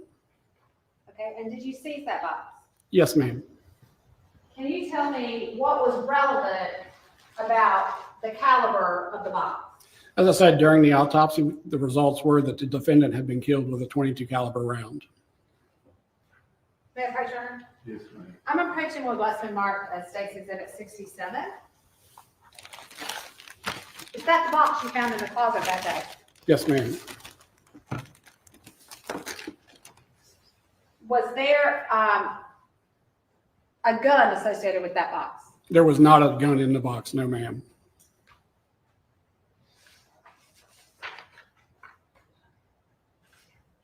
Your Honor, at this time, the state seeks to admit exhibit number 67 into evidence. Any objection? Mr. Your State's Exhibit 67 admitted into evidence without objection. No further questions by the state. Cross-examination. Just a clarification. We know that based on what bullets were found in Greg Rice's body, this was not this gun, right? Objection, Your Honor, basis of knowledge.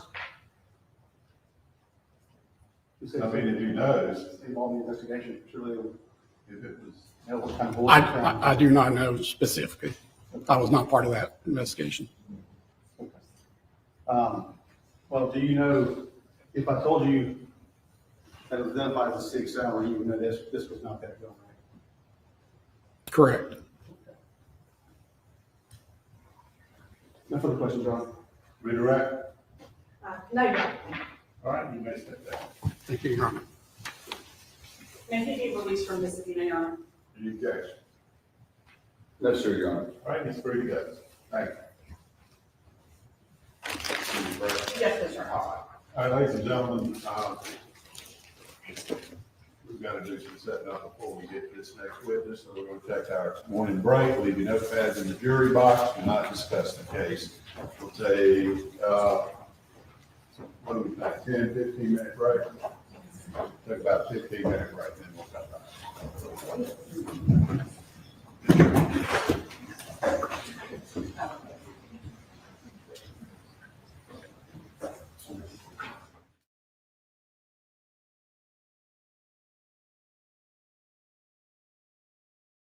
All right, so break time today, and we can catch up on a couple of things. First of all, we can go and have a look. I mean, I'm assuming that the gentleman behind Maegan, it is like related to her. It might be the father. But yeah, so okay, see you very soon. Got 15 minutes, which shortly before 11. Oh, hang on. I thought you did. I said he was free to go. Okay. Either way. Okay, thank you. Your Honor, and before court started this morning, Case Britton asked me for an unredacted copy of a police report, and so I am providing that now. Thank you, Your Honor. Thank you, Counsel. Anything else from the state before we recess? No, Your Honor. Anything from the defense? No, sir, Your Honor. All right, how long do you need? 10 minutes would probably be sufficient. We'll take a 15-minute break and we'll come back. Thank Thank you, you.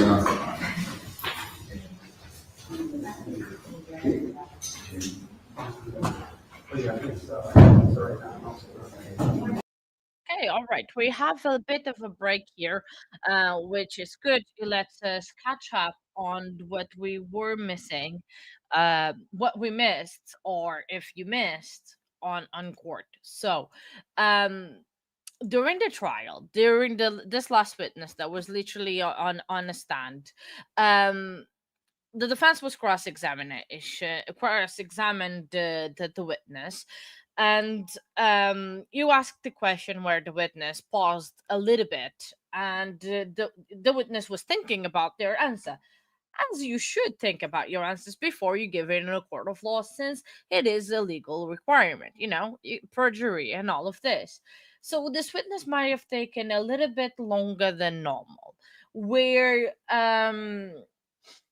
the defense attorney took advantage of that moment to give a slapback comment to him. So I did a bit of a short on it that I just upload to the channel, and that I'm gonna share it now, and we can watch it for those that have missed. Otherwise, you can just, if you want to watch it at another time, you can just go back to the channel and have a look there as well, because it's already on our YouTube channel. So it is not the biggest screen, but I think it will do. Can I zoom in? No.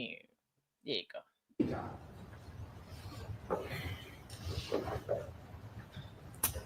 You will never see someone pause this long with that question. Objection, Your Honor. That is wild. I suspend your objection. You can sit along. At any time. Yeah. So that was it. That was a little bit of the short of what happened in court. So he was asking a question, and then very inappropriately, like that was absolutely no. It's those comments can get you in big trouble. I mean, if you were certain judges, they would not even allow this type of thing. So I know we got very spicy right there, and it is, man, it is the good spicy that I like. It was very spicy indeed, and very inappropriate from the attorney. I mean, it's absolutely ridiculous. So we are on a break right now. The next witness that we're gonna have is witness number 12 that we're gonna have. It's gonna be apparently, I think, a long witness. That I think we might have a long witness until lunchtime, and then cross might be after lunch.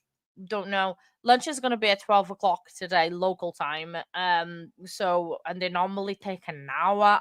We'll see how long do they take, or even if they can have the food delivered. Apparently the jury has food delivered by the court, which is very good, and I like that the judge does that. I don't know if you cover my delivery's not here yet. Still tracking it, still tracking it down, making sure that it gets here on time before I have to leave for date night, but we'll see that. Would it be awesome if I had time even to set it up, but I don't think so. But we'll shall see. Also, I was just scrolling as well on the world of Twitter, X, whatever you want to call it, that there's a possibility the Lori Day Belvallo, or whatever her name is at the moment, finishes today. Oh, hello, good morning, good afternoon, beginning crafter. Hi, how are you doing? Hope yes, you definitely have some catching up to do. It's not a lot. We haven't been on for very long. Court was a little bit late this morning, so I'm sure you're gonna be rather quick catching up to us, but it's so nice to see you. Hello, good morning, afternoon, my friend. Hope you are okay. Hope it's not too hot where you are. Love Poland. It's such a beautiful country. Yes, Zia. Hello. Good morning, my friend. I was just about to text you saying good morning. How are you? I hope you had a good day, because I did notice that you were up. Now how I know. Oh, Zio, you need to watch what happened. I can show it again. I can go grab it again. Don't go anywhere, Zio. Don't go anywhere. Hang on. Where's it gone? Where is it? I lost it. Hang on. Here you go. Let me pause. So this just happened in court like a few minutes ago. Share this one. I'm gonna put back on the stage. So I know captions are wrong, but that doesn't matter. But this just happened in court. At any time.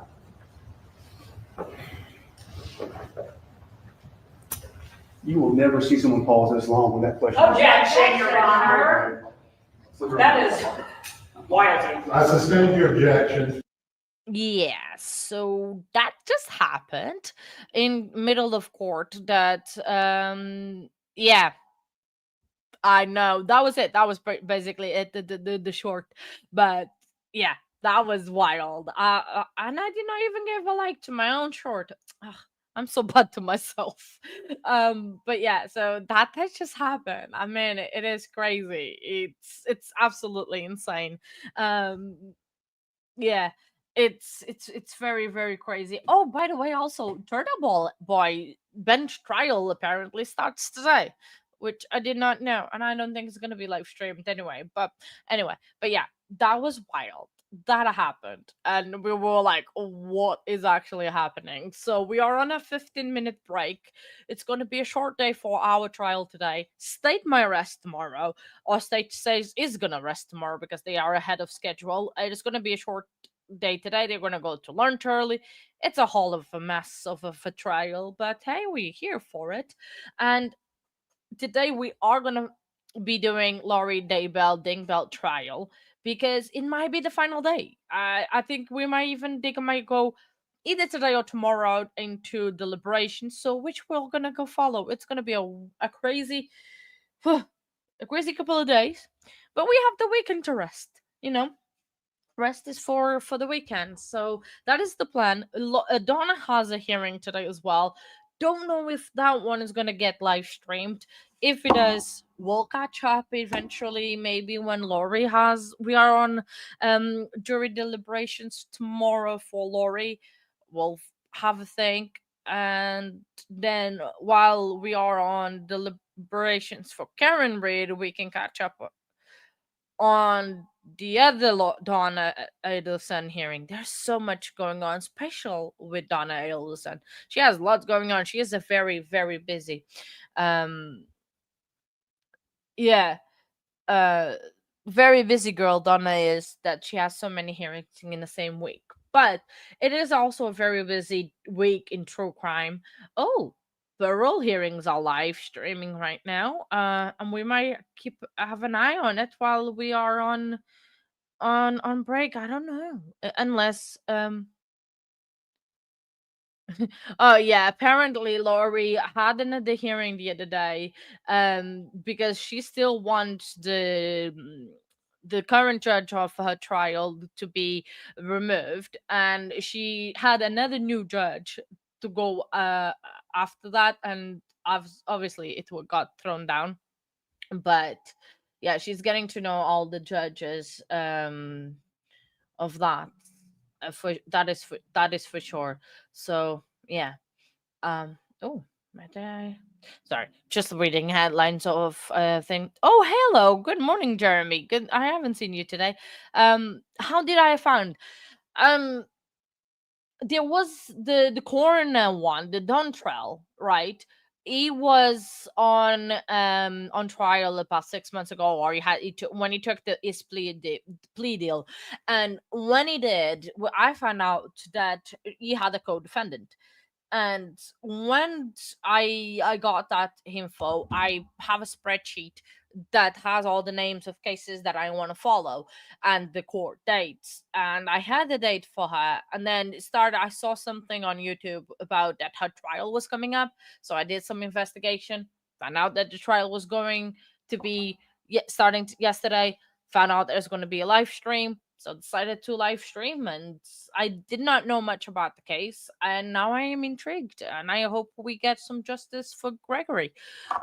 So yeah, I mean, we follow cases here from all over the country, in the US. We do try other countries, but I don't see any other countries that all speak English that have live streams. I know Brazilian courts they do, but I would probably be the only one understanding because it would be in Portuguese, so that's why we do American one. I would do England as well, but they don't live stream courts here. Sadly, they do sentencings, but that's pretty much about it.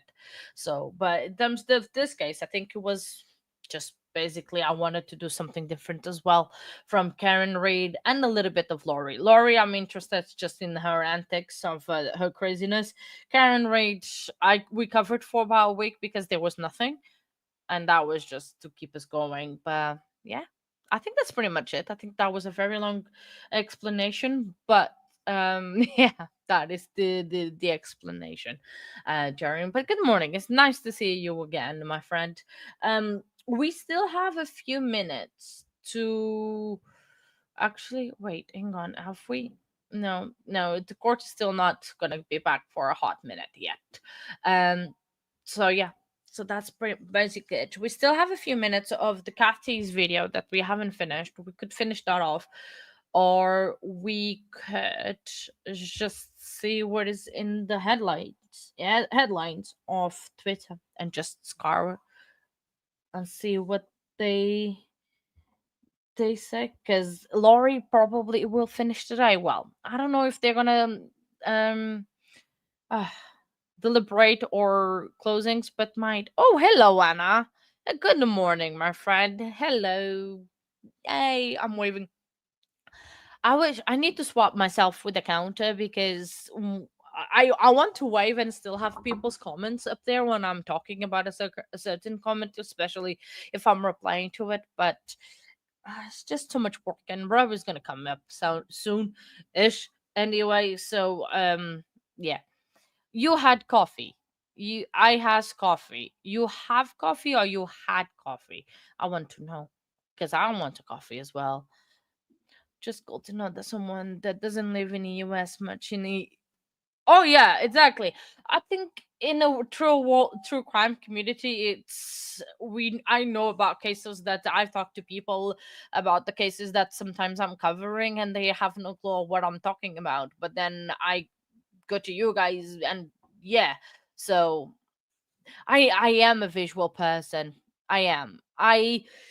When there is very long boring testimony, sadly, like an ME or DNA evidence or stuff like that, I find it boring. I need evidence, I need videos, I need stuff to see. I can't just but I like I was saying, actually, Jeremy, I was saying that earlier, that I know more about the news in America than I actually know in my own country or even my home country.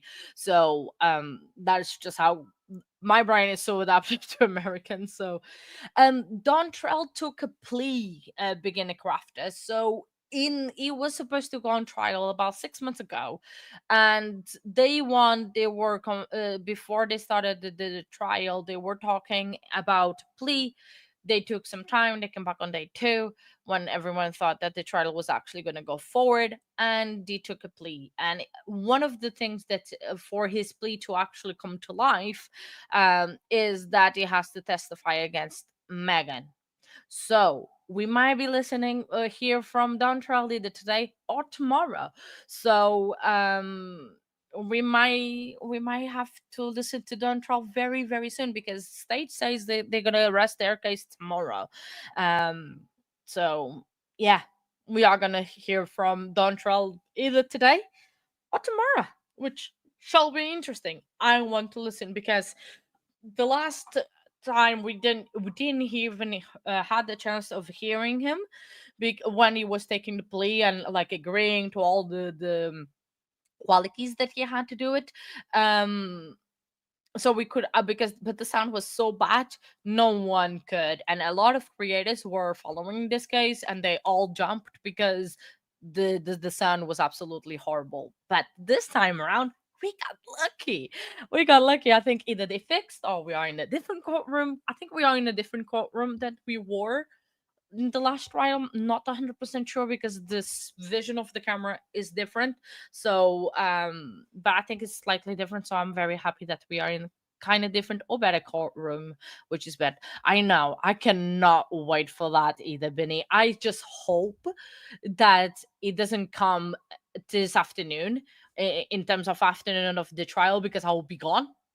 But with my luck that I have, it's gonna happen, and then I'm gonna have to rewatch it, obviously, because I've got to rewatch it. I've got to keep up with what's happening. But with my lucky of missing spicy and good times in trials that I have, yeah, that's gonna happen. I normally, for those that don't know, I take Wednesdays nights my time off, which is normally afternoons for use, because it's my date night with my husband. We've been doing date nights on Wednesdays since we've got married, and it's something that I decided not to change. But I have a friend, Robert Ramada, you probably have seen and spoke to her on chat. She comes in and she does the stream for us until I get back from date, and then most times I take over again. So she will be here with you around 12:30.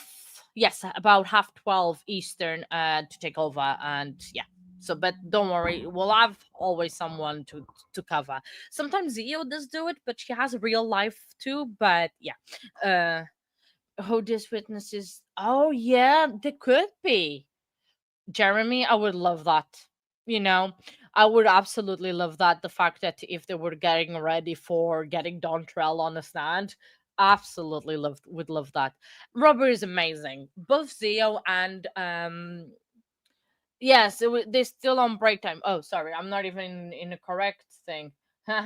Still break time. Yes, they're still on break. Yeah. Um, so yeah, Robert is amazing. She's absolutely gorgeous. She's a great friend. Zio is as well. She's amazing, but she has some real life stuff going on, and but Robert, it's amazing. I love her. Oh, see, good thing that I am talking good about her because she's just coming into the chat. Yes, I am in the bushes, 1.5 hours to sleep. Listen, good morning, my friend. I'm just talking good things about you. Love you lots, girl. Yeah, could be definitely they getting Don trial ready. Yeah. Uh here but lurking, no worries. I'm sure that when Don trial comes, everyone will unlurk. Joking. But yeah, so that would be good. And they say there is gonna be a long witness, so could be that, could be the ME, could be the lead. There's three possible witnesses that are all long. That could be Dontrell, the lead investigator, and the ME. But I would assume that Dontrell will come before the lead investigator because whatever he says is going to get confirmed by the lead investigator and then by the ME or vice versa. So okay, no glasses to type. Yeah, okay, phone back down. You need to have glasses by bed, girl. Not joking. I love you, girl. Yeah, so that could be three possibilities, but in terms of my thinking, it could be Don trial in first because then we would have the ME and the lead investigator only left to go, and that would be it because I don't think they have that many long witnesses. But I'm imagine that the cross of Dontrell is gonna be spicy because I mean, if we have like these witnesses that are like investigators, they phone calls and stuff like that, are being spicy as they are. Can you imagine Dontrell? Dontrell is gonna be absolutely crazy. So, it is absolutely crazy. You know it. I can wait, but I am sure that I will not be here for that. So,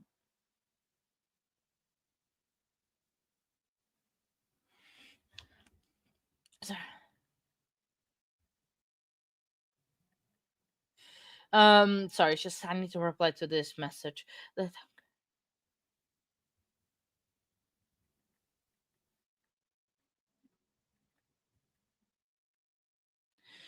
of those. Sorry. Oh, actually, they are gonna start anyway. So, just the Robert Baker down. Nothing from the state, Your Honor. All right, anything from the defense? Yes. All right. Judge, we moved to dismiss this case for lack of jurisdiction about 15 circuit. Why it's customary for police departments, sheriff's departments to share resources in crime scene investigation, neither has the authority to transfer jurisdiction to a different court. The testimony you've heard today, it indicated that this body was found on the Marion side of one thing. In fact, what they're claiming is they transferred this jurisdiction between police departments. They don't have the authority to do that. Horry County could help all they wanted to, but they can't decide which court is going to be tried. So we're moving to dismiss this case back based on that jurisdiction. All right, state's position. Your Honor, first of all, just to make it clear, they didn't transfer jurisdiction, they transferred evidence. That's what the testimony was. But this motion is premature because I think that would be an issue that Your Honor would decide after all of the testimony is in. And Mr. Gontal is going to testify that the killing occurred in Horry County, and that would be sufficient to establish jurisdiction. All right, I'm going to deny your motion at this time. We can readdress it when the state concludes their case. Quite frankly, I don't know if this is as much of a jurisdictional issue as it is a dignity issue. That's the question in my mind.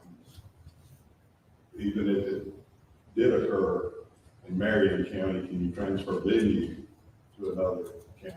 I don't know the answer to that, but it's premature to even make that decision. So I'm going to deny your motion. All right. Anything further from the defense before we bring the jury? Yes, sir. All right, let's bring the jury.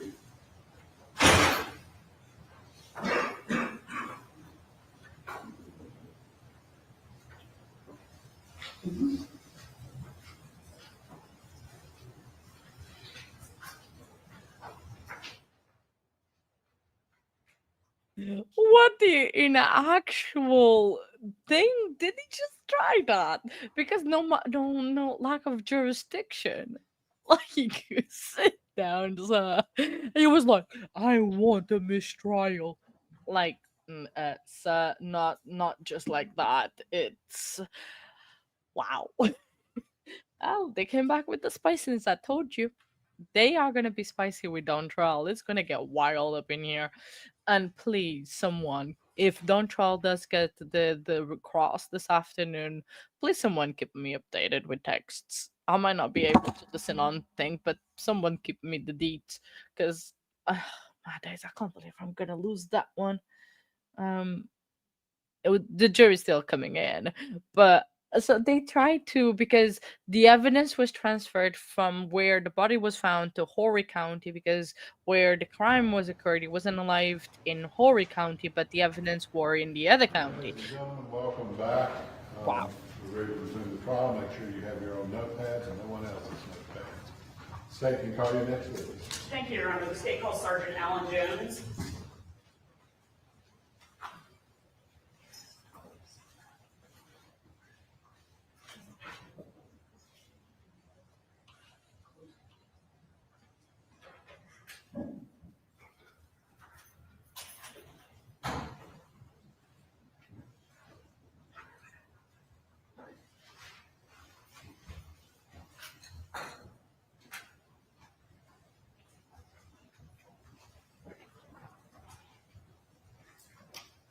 Please raise your right hand and place your left hand on the Bible. Do you solemnly swear or affirm that evidence you're about to give the court in this case will be the truth, the whole truth, and nothing but the truth, so help you God? I do. Thank you.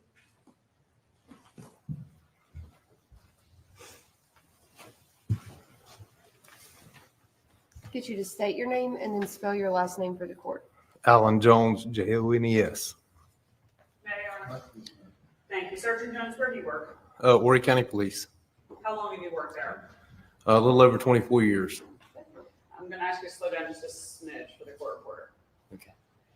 Did you have any prior law enforcement or military experience before joining Horry County? Yes, ma'am. I worked for the City of Conway Police Department for approximately 2.5 years. What is your current assignment? I'm currently a sergeant on the patrols division. What was your assignment back in October of 2020? I was a sergeant in the criminal investigations division. A detective in the criminal investigations division. What were some of your duties and responsibilities as a detective in the criminal investigations division? Investigate crimes against persons, especially violent crimes, whether it be assault, sexual assaults, homicides. What type of tasks would you undertake during those investigations? There was multiple tasks during that investigations, whether it be to follow up on leads, do interviews, or either sometimes even gather evidence. And you just said follow up on leads. If you can estimate, approximately how many investigations have you been involved in your 24 plus year career? I don't know. To put a number would be pure speculation.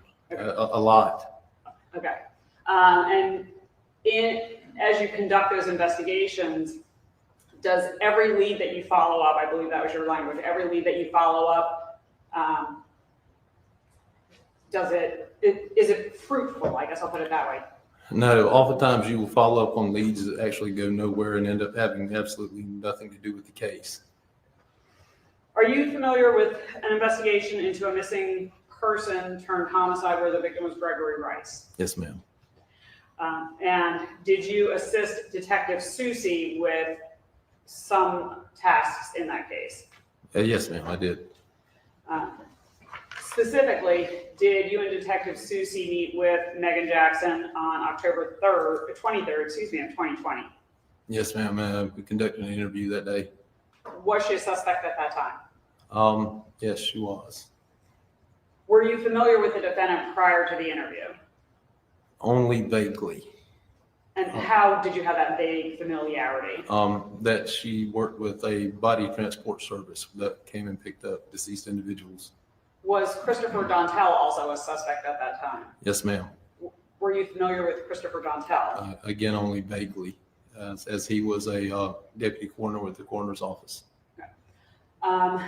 Prior to you and Detective Susie conducting that interview, had investigators created sort of a timeline of the defendant's movements for the night of October 2nd? Yes, ma'am, they had. Using cell phone data, they had established a timeline of both Mr. Dontel and Ms. Jackson's movements. Did they use any other types of investigative tools, such as interviews with other witnesses, surveillance videos, license plate readers, anything like that? Yes, ma'am. There had been interviews with other individuals. Specifically, one of the things they had used was license plate readers, wherein it would take a picture of the tag and document where it was, the date and the time. Okay, so let's sort of start at the beginning of the timeline. Did investigators have license plate reader stills from the River's Edge community? Yes, ma'am. Leading the witness, Your Honor. Overruled.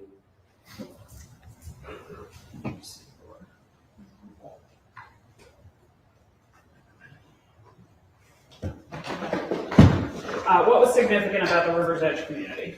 The River's Edge community is where Mr. Dontel and Ms. Jackson lived. And Your Honor, these have already been admitted and published. So I'm showing you States Exhibit 136 and States Exhibit 138. Are those stills that you used to help create the timeline? Yes, ma'am. Okay. And can you just read for 136 the date and time there, and then for 138 the date and time there? 136 is October 2nd, 2020, approximately 6:16 in the afternoon.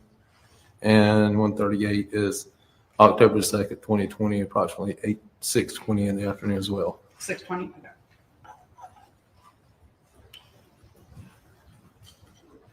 Moving forward in the evening, did investigators have still photos from a game camera at the Heritage, if I have to say the whole name, Lewis Ocean Bay Heritage Preserve? I call it the preserve because that's too much for me to say.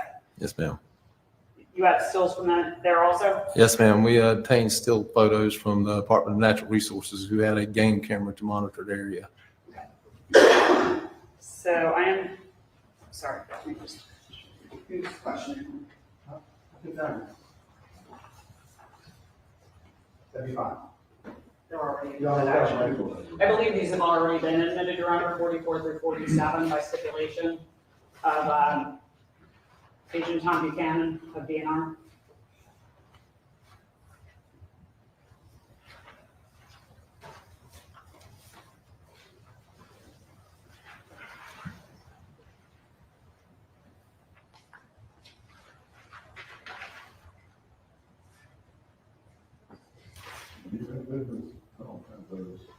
Your Honor, I believe they were admitted when I read out a number of stipulations. Start? I think I did that yesterday morning, late yesterday morning, Your Honor.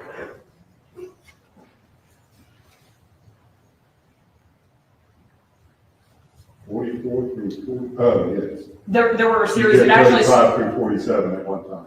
yes, I'm doing 44 through 47 now, and then I'll show the others. There and there. Okay, thank you. And Your Honor, may they be published to the jury as we discussed them? Okay. thank you. So I'm going to do Exhibit 44 first.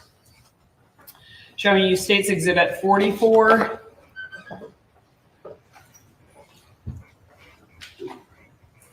Is that a still photo from the deer camera? Yes, ma'am, it is. And do you recognize the car in that photo? Yes, ma'am. It's a Ford Explorer. It's very much like the type that the deputy coroner drove. Okay. Can you? Is there a date and time stamp on that photo? There is. It's October 2nd, 2020 at 6:26 p.m. Are you familiar with where the preserve is located? Yes, ma'am. Are you familiar with where River's Edge is located? Yes, ma'am. Approximately how far apart are they? Mileage, I'm not sure, but it's about a 15-minute drive. That's my recollection. And then showing you State's Exhibit 45. Do you recognize?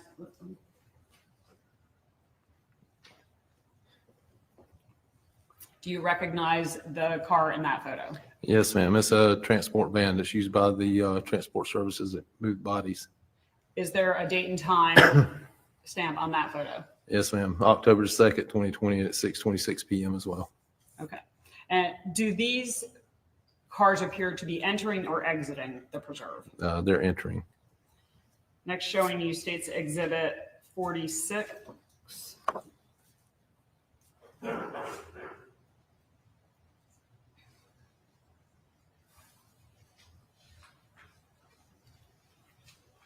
Again, do you recognize the vehicle in that? Yes, ma'am. It's a minivan. Very much the same appearance of the one that was entering it a few minutes earlier. Okay, so what's the date and time stamp on this? Date and time and stamp on that one is October 2nd, 2020 at 6:40 p.m. So I'm just going to have you compare 45 and 46. What's the difference in time? How long did the car appear to be in the preserve? Just short of 15, 20 minutes. And now if I could show you State's Exhibit 47.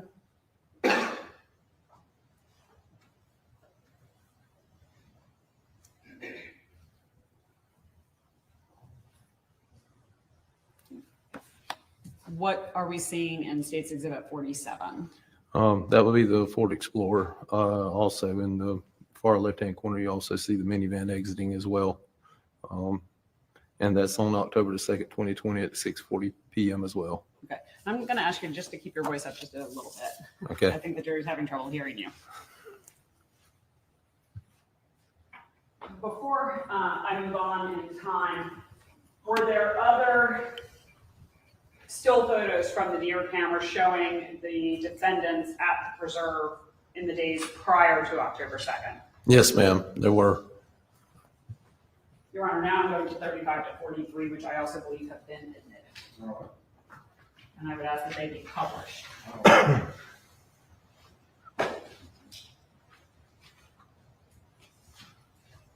So if we can go to State's Exhibit 35.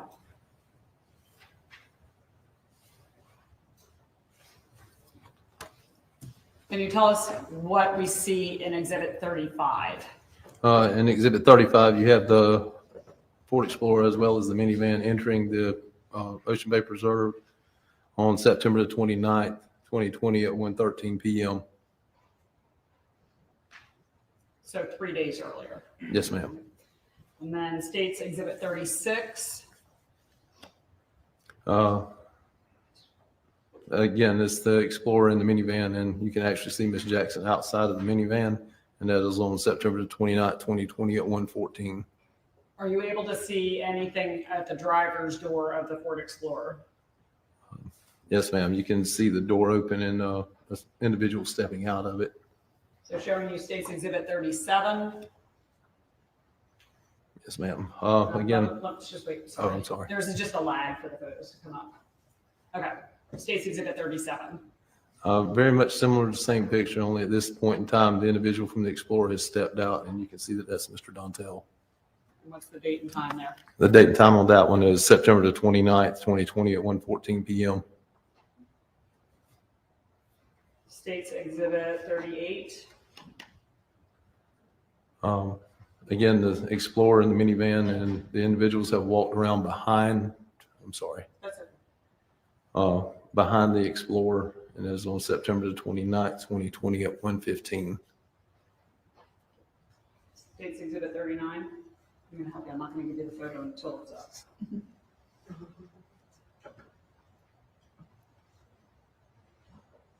State's Exhibit 39. The same two vehicles, the minivan at this point in time is turning out and leaving, and that's on September 29th, 2020 at 1:35 p.m. State's Exhibit 40.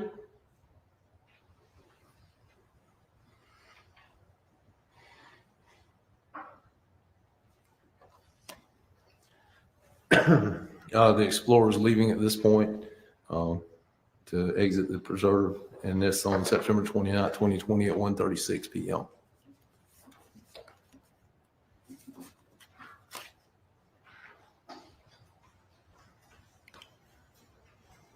Moving on to State's Exhibit 41.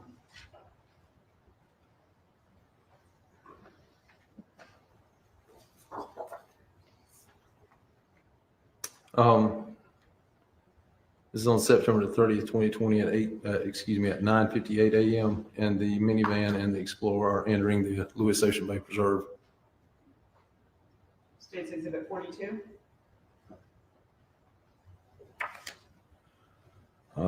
That's the Explorer, and it appears to be exiting on September 30th, 2020 at 10:39 a.m. And lastly, State's Exhibit 43. Oops, sorry.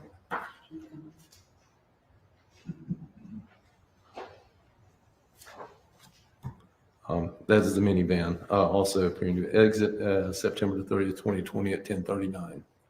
In establishing the timeline moving forward, did you have information, did you or did you not have information that the defendants had gone to Abuelo's that night for dinner? Yes, ma'am. Okay, and we've already seen those clips. Are you familiar with the Arrowhead community where the victim lived? Yes, ma'am. Can you tell us sort of generally where in the county it is? It would be in the Clay Pond Road. Some people refer to it as almost the Forest Brooks area, down where the old Fantasy Harbor, Waccamaw Pottery used to be. General description of the area. Okay. You said Clay Pond Road, so is that is there an entrance to the Arrowhead community on Clay Pond Road? Yes, ma'am. I'm sorry, go ahead. Yeah, there's the Clay Pond Road is where the entrance to the Arrowhead community is at. Did investigators in building their timeline have license plate reader photos from the Arrowhead community? Yes, there are license plate readers in the Arrowhead community, and photos were obtained for those license plate readers. Your Honor, this time the state would proffer States Exhibit 10 and 11. I believe there's no objection to their admission. Okay. All right, State's Exhibits 10 and 11 admitted in evidence without objection. And may they be published, Your Honor. Yes. So we'll start with States Exhibit 10.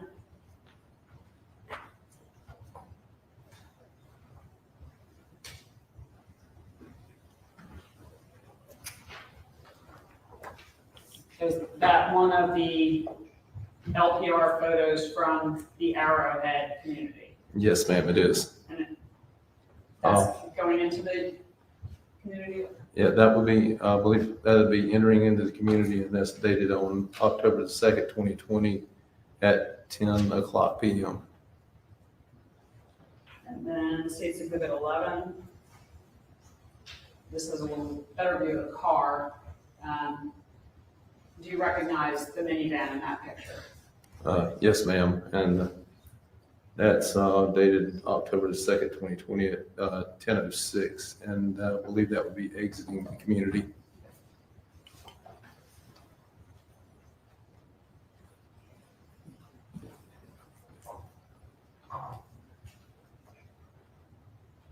And during the interview that you and Detective Susie conducted that day with the defendant, did you use that timeline that was sort of just sketched out?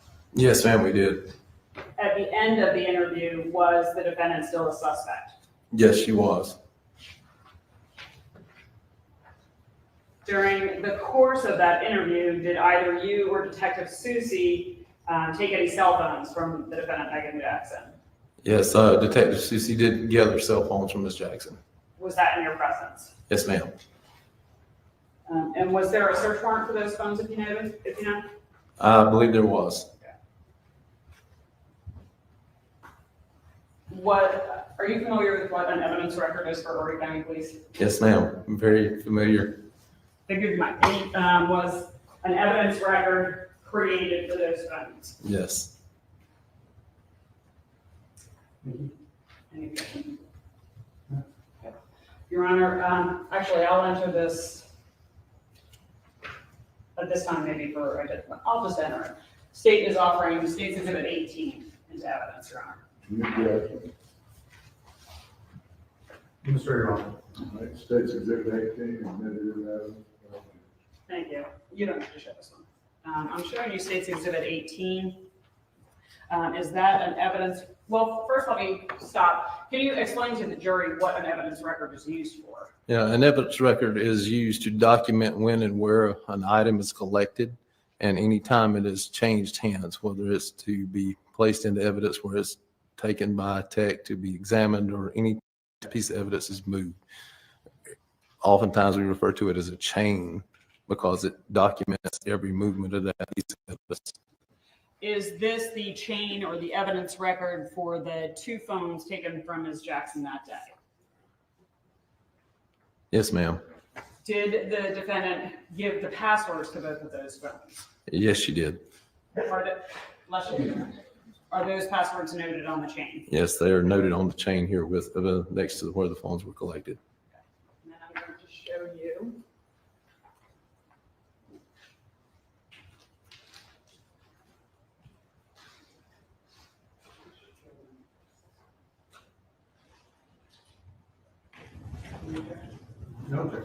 Your Honor, at this time, the state would proffer exhibits 19 and 20, I believe, with no objection. Any objection? Mr. Your Honor. States Exhibits 19 and 20, admitted in evidence without objection. I'm showing you State's Exhibits 19 and 20.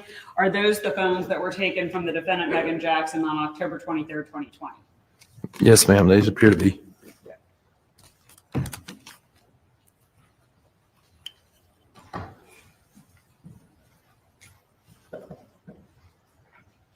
Court indulgence. All right.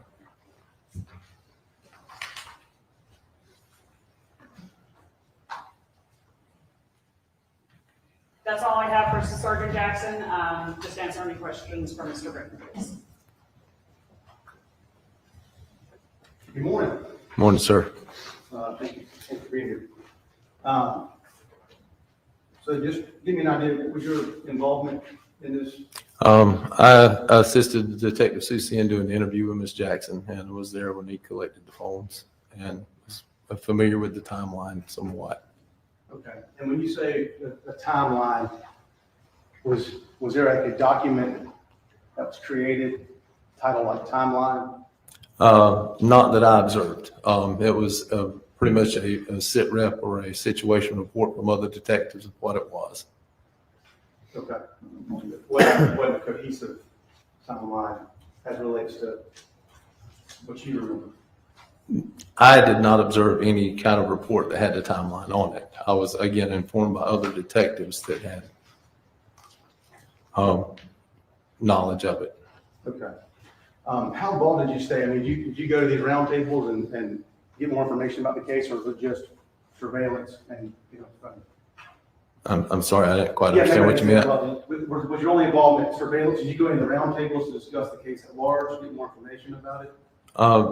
I don't recall that I'd done any of the roundtable meetings with that. As far as general discussion, it was basically a situation report or a briefing of the timeline and things that had transpired prior to the interview with Ms. Jackson. Okay. And you remember what date that interview was? October 23rd.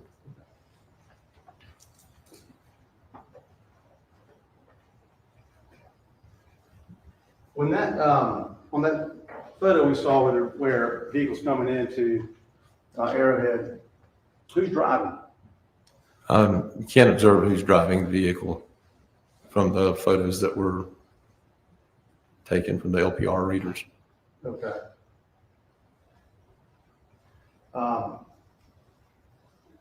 Anything on the vehicle on the way out? Any blood or anything on the vehicle? Nothing that you can observe from the LPR reader. Did you ever take the time to drive from Arrowhead to Flint Lake Apartments?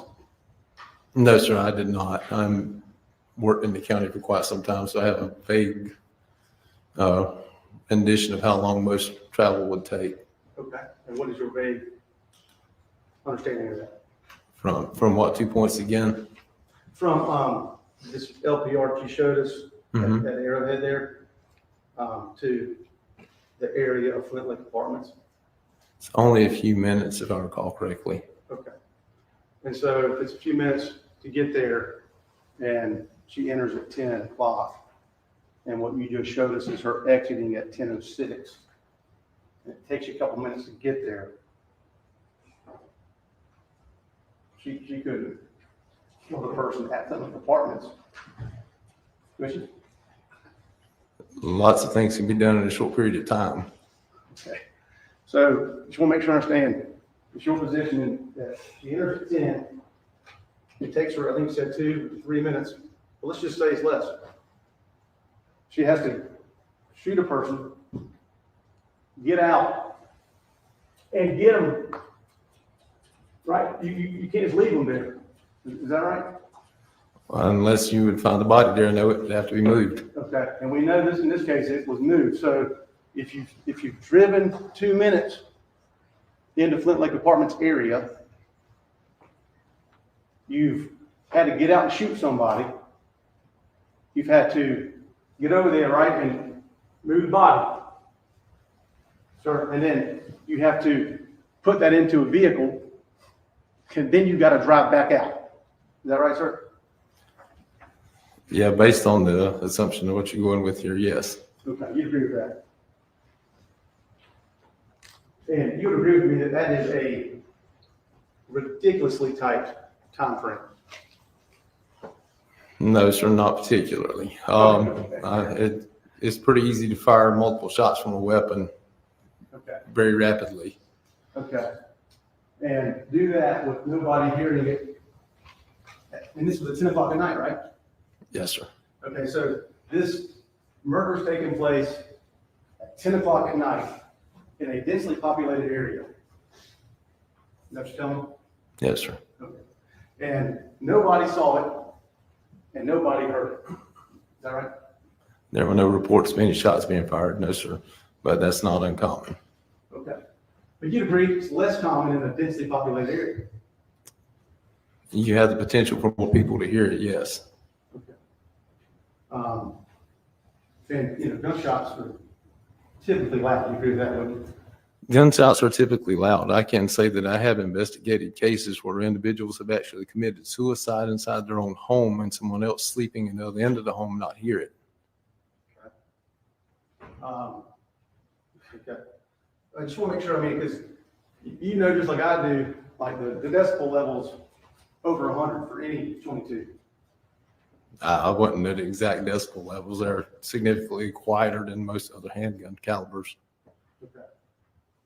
So we sit here today, in all of your years of investigating, you can't tell the jury that 5 gunshots is loud.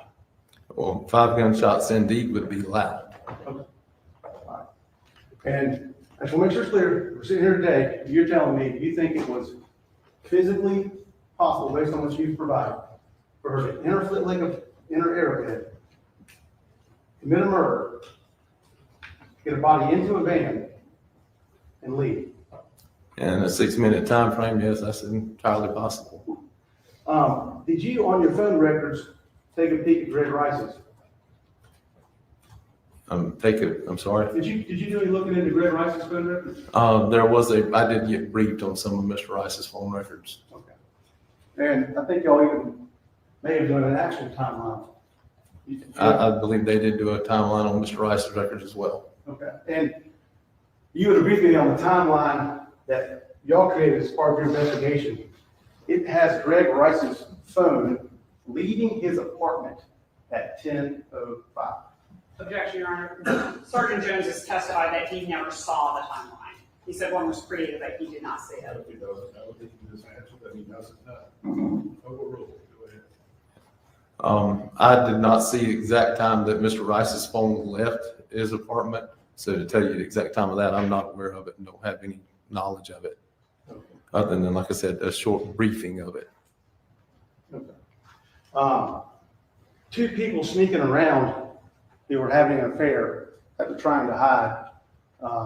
You don't see them being out there at the preserve as being inconsistent with them having an affair. Do you? That could in fact be consistent with having an affair and trying to hide.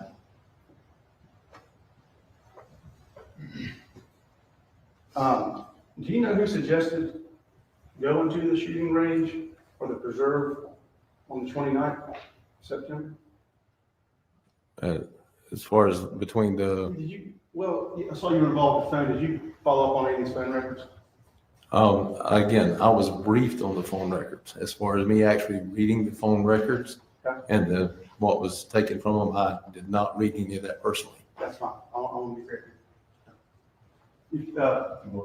The court indulgence, please. Thank you.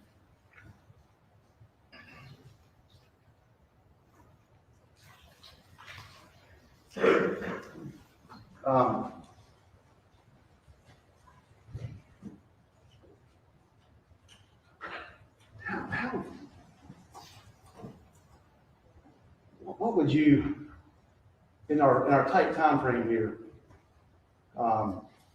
you would agree with me that at least in that 6-minute time period, if we're trying to accomplish something in a quick period of time, that there might need to be some effort to clean up what's left behind.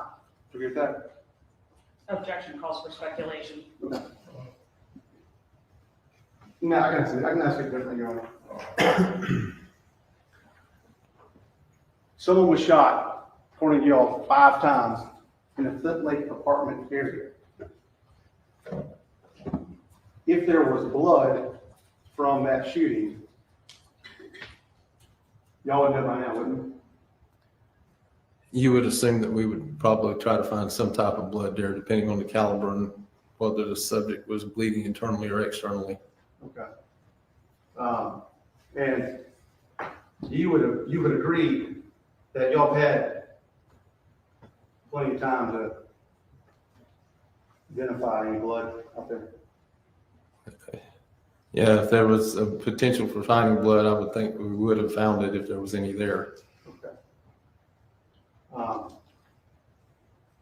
Do you know if there was, you keep saying potential, I just want to make sure I'm not missing something. Is there no potential for it? Yes, there is potential.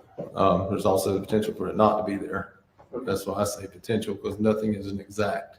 Okay. Thank you very much for your time, sir. Yes, sir. Mr. Rapp. Thank you, Your Honor.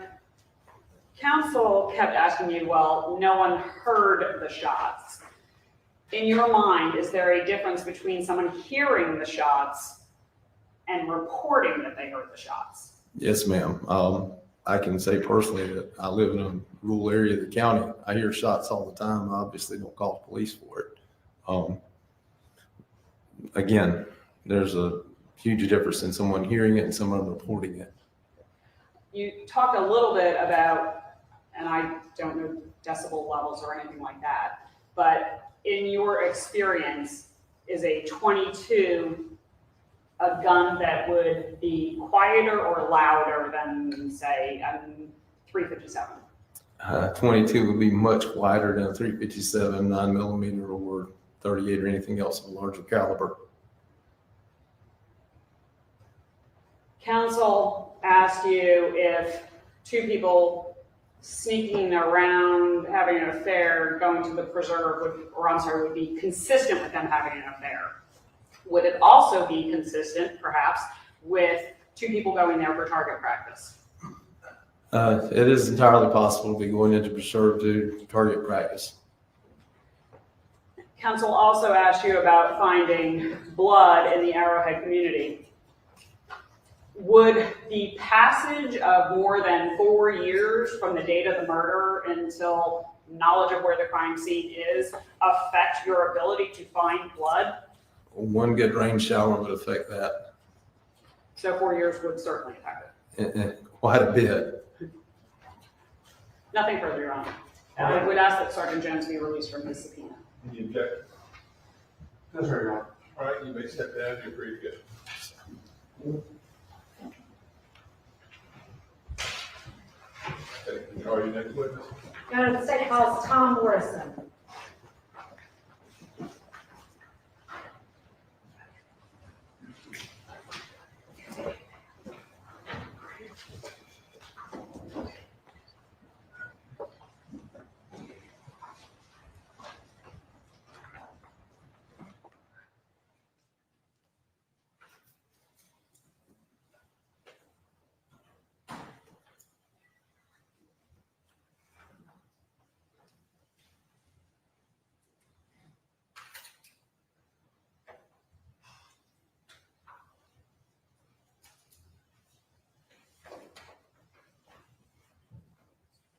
Please raise your right hand and place your left hand on the Bible. Here we go. Do you solemnly swear or affirm the evidence you're about to give the court in this case to be the truth, the whole truth, and nothing but the truth, so help you God? I do. Thank you.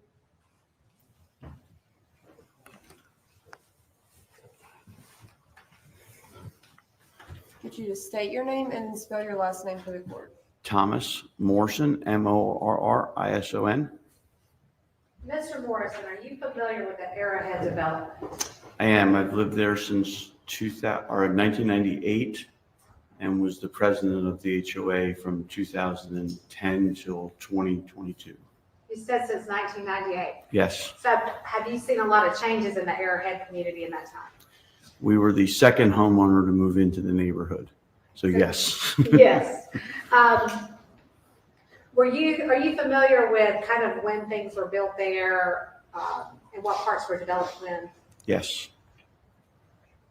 Can you tell me what part of Horry County the Arrowhead community is in? We're in between Burkale Road and Clay Pond Road. So it's an unincorporated part of Horry County. And we're off the waterway. So we have three borders, really: the waterway, Clay Pond, and Burkale are kind of our three borders. And how many ways are there to get into the community?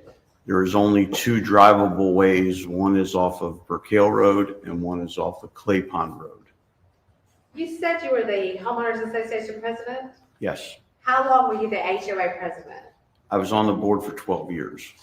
Were you on the board as president back in October 2020? Yes, What were some of your duties and responsibilities back as the HOA president in 2020?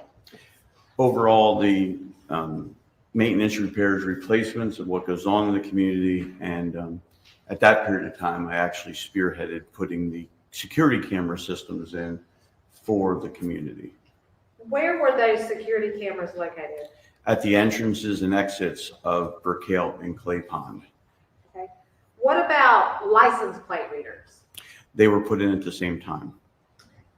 And were those license plate readers located in those same two areas? Yes, Were you contacted by the Horry County Police Department back in October of 2020 and asked about the security cameras? I was.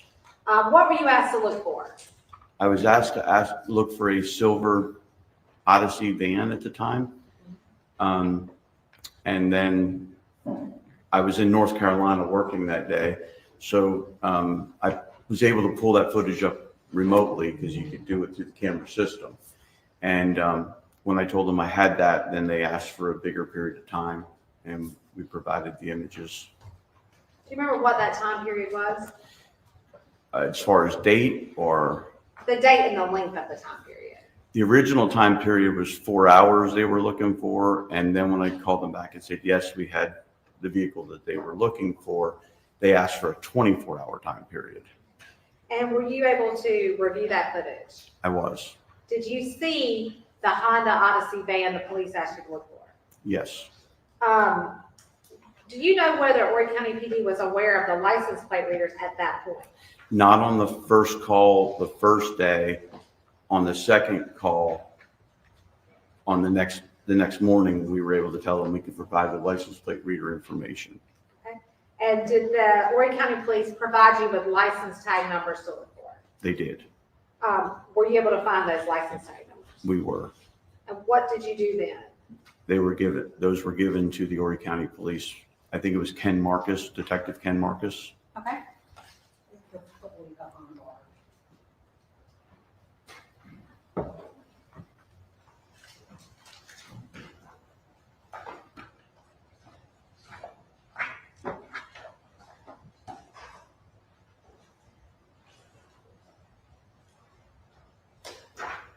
May I approach the witness now? I'm going to show you what's been previously marked and admitted into evidence. The state's number 10 and 11. Can you have a look at those? Yep. Are those copies of the images you provided to the Horry County Police Department? They are. And did those show the license plate number you were asked to look for? Yes. You want me to read that or? Yeah, you can read it. It was RWN 362 and RWN 362.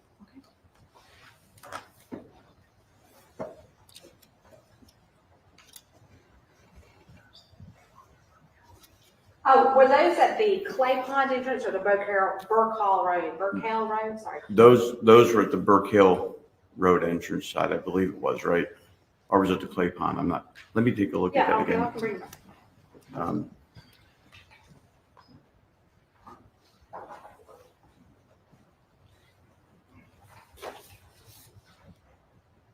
Nope, I'm sorry. These were on the Clay Pond entrance side. Thank you. Sorry, I took them away too fast.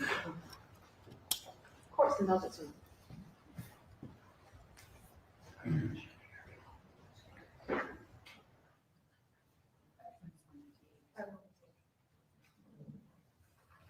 Is it up here too? It should be at the very back of the red flag.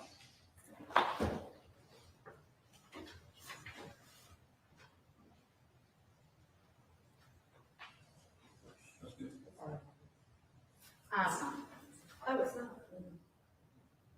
Well, I'm going to approach and show you what's been marked as State's Exhibit 158. Can you look at this image and tell me what that depicts?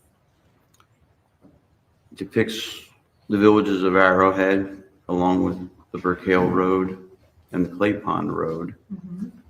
And then it shows the Flint Lake Apartments and the 8 acres and kind of goes across where the road would go over George Grissom to go over to the airport area. You testified that you're familiar with kind of how things got developed there. Can you look at that picture and tell approximately what time period it's from, based on what houses exist or don't exist? Yes, the houses on the 8 acre section next to Flint Lake were being built in 2020. Okay. So that picture, there's no homes in that picture being shown. So that was prior to anything being built on there. So that would have been early part of 2020. Okay. Yeah, at this time the state seeks to introduce Exhibit 158 of evidence. Objection. No. State's Exhibit 158 admitted in objection. Your Honor, may I have the witness step down to kind of point out some things on the. As long as it's by a microphone, the court can pick up the testimony. Okay, do you mind stepping down? No. Oh, Your Honor, we publish that to the jury. All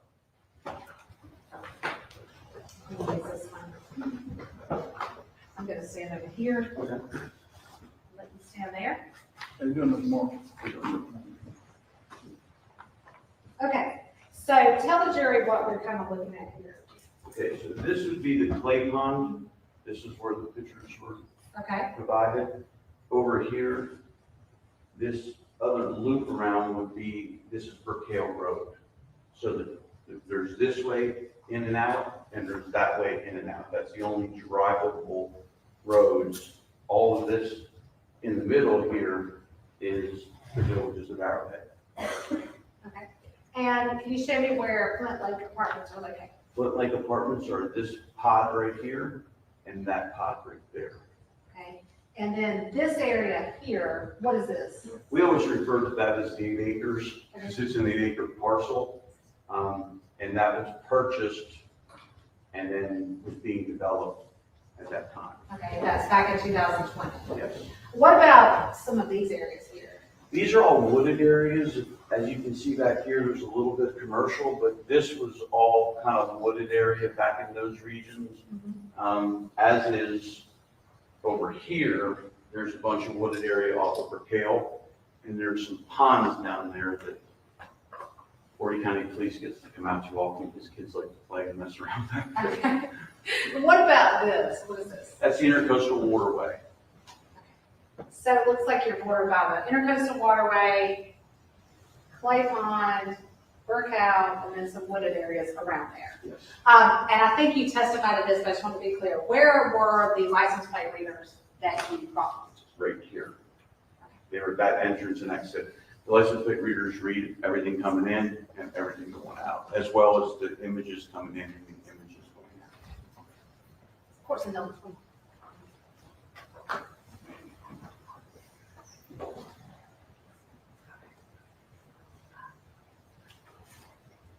No further questions at this time. You can have a seat and answer any questions, Mr. Britton. Okay.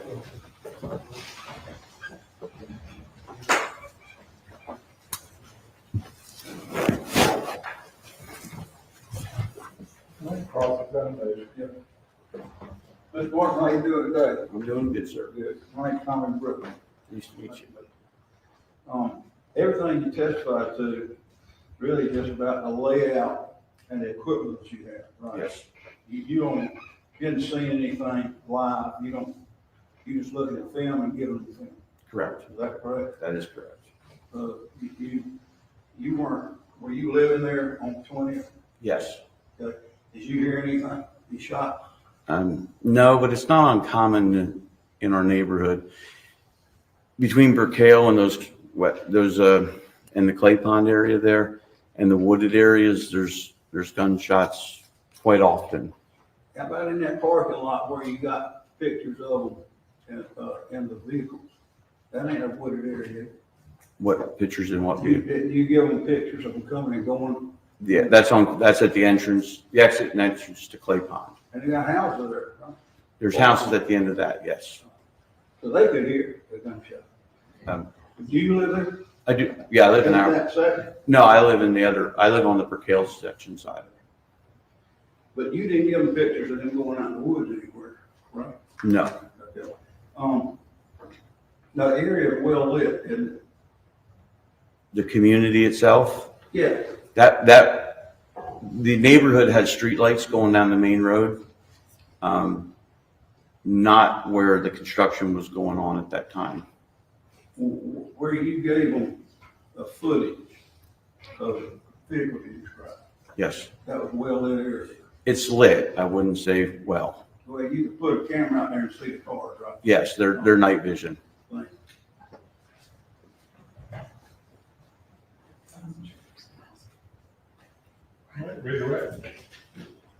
Briefly, I believe the defense counsel asked you about hearing gunshots. Yes. Your response was you hear them frequently. We do hear gunshots in there frequently, and some people mistake. Between being Brickale and Clay Pond and the wooded areas on both sections, there's a lot of people, as probably most of us in Horry County, you hear shots. But also at the time, the airport uses some shot frequencies to scare off predators. So you would hear them quite often because the airport from that area is only, I guess, a mile or a mile and a half as the crow flies. So we do hear it. I mean, and I'll just use myself as an example. Just a few weeks ago, I shot a copperhead in my backyard.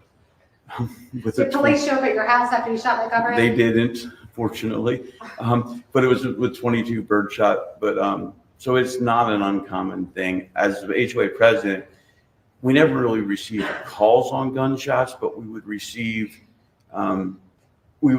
complaints like at a board meeting, why are we hearing gunshots or why do we hear the noise? And, we are. What did you do about it if you got those complaints? We would just discuss, what our findings had been through the years, and I was there long enough to be able to know, they're usually coming from one of those other areas or somebody shooting off fireworks that people think might be a gunshot. So I'm just to be clear, when you say people complain, did they call you at home and tell you they were hearing gunshots? No, it would be at like a board meeting or issues like that. Do you mind if stepping off again? I just want to clarify something about the lighting that was Okay. discussed. Thank you. We put up 158, please. Okay, before we do that, let's talk about, you were just saying, you've got some wooded areas, you said were there gunshots that you heard in those areas? Yeah, see all this wooded area here? That was all undeveloped. In fact, that the guy who owned that hunted and shot there quite often. Okay. So that was that area. And then over here off of Flint Lake, was wooded area, and there's a pond area down here that we call Crystal Lake. And it's an Army Corps pond that they put along the waterways. There's always people back there shooting and messing around. So that's why it's not uncommon in the community to do that. So that happens all the time. It does. Okay, so we pointed out this area, I think you call it the 8 acres. Yes. That was being developed in 2020, am I correct on that? Okay, is this area well lit? It was Back not, then? it was not lit at all at that moment. Okay. There was no lighting in that section. Lighting did not come until the houses were all but completed and the infrastructure was put in. Do you recall around what time those houses were completed?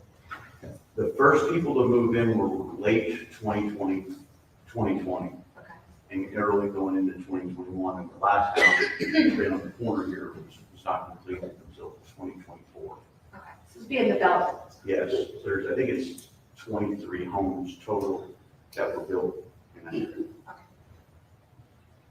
No further questions? Oh, wait, sorry, just answering. You had said about the lighting. Oh, the bid sales actually about the lighting up here where the cars enter. Yes. So what was the lighting like there? We have a street light in the middle of this here. There's only one, I believe, that from this stretch here to that stretch there. Okay. There's one street light. But the card readers and so forth are infrared. Okay, so you're going, so from there to there, about how far is that? From this entrance to that entrance is roughly a half mile, and roughly from this entrance to this entrance is about a half mile. Okay. Thank you. No further questions. Stand right there. I'd like to ask just one or two questions. Well, I said no response. Governor, she brought in new evidence. You should have raised an objection. All right, you may step down. Your Honor, I believe this would be a good time to break for lunch, as the next witness will be a little lengthy. All right. All right, ladies and gentlemen, we're going to break for lunch. Again, we have lunch coming for you. I don't know if it's here yet or not, but you'll have plenty of time to eat. Please leave your notepads in the jury box. Do not discuss the case even among yourselves. Hope you have a good lunch, and we'll bring you back probably 1:30. All right, thanks very much.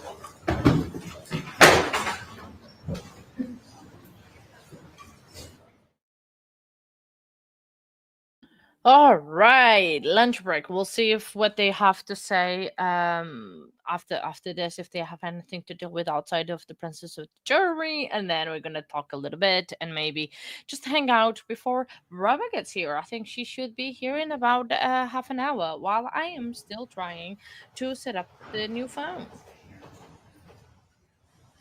It's already proving complicated. All right, anything from the state before we break for lunch? Nothing from the state, Your Honor. Anything from the defense? Nothing from the defense, Your Honor. All right, I think lunch is supposed to get here for the jury around 12. So y'all want to shoot for 1 or 1:30? Your Honor, just if anticipation of scheduling lengthier 2 or just 1? Pardon me? Lengthier 2 or just a day or just 1? I couldn't remember what you said earlier, Mary. I would say 2 would be lengthy. Okay. But we have, yeah, I mean, I think even if we start back up at 1:30, which would be the state's suggestion, I think we still even have the potential to maybe end a little early, but certainly by 5. All right. That's no problem. I just want to make sure. All right, we'll do recess for 1:30. Thank you. All right. Thank you, Your Honor.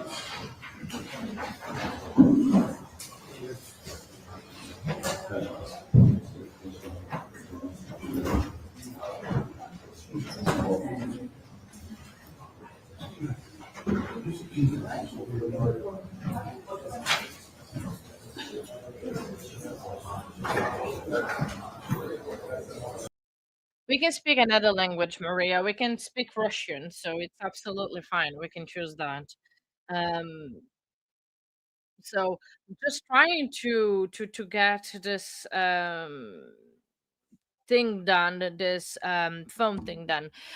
But so that was, we can speak another language, Maria. It's okay. We can find a language that your students don't speak. But yeah, so morning, I mean, it wasn't as like, it was spicy. We had some spicy. It was great. I had some interesting interesting parts of the of like the cross and the spiciness and that thing that happened. But it was very very good, which I liked it. And sorry, just lots of pop-ups on the phone transferring information. But it's just interesting that her face is carrying on being the focus of attention. Like, she carries on doing her like little faces and squirmish. She's looks like she's like squirmish or something. I don't know. It's just funny, what she's trying to do with her face.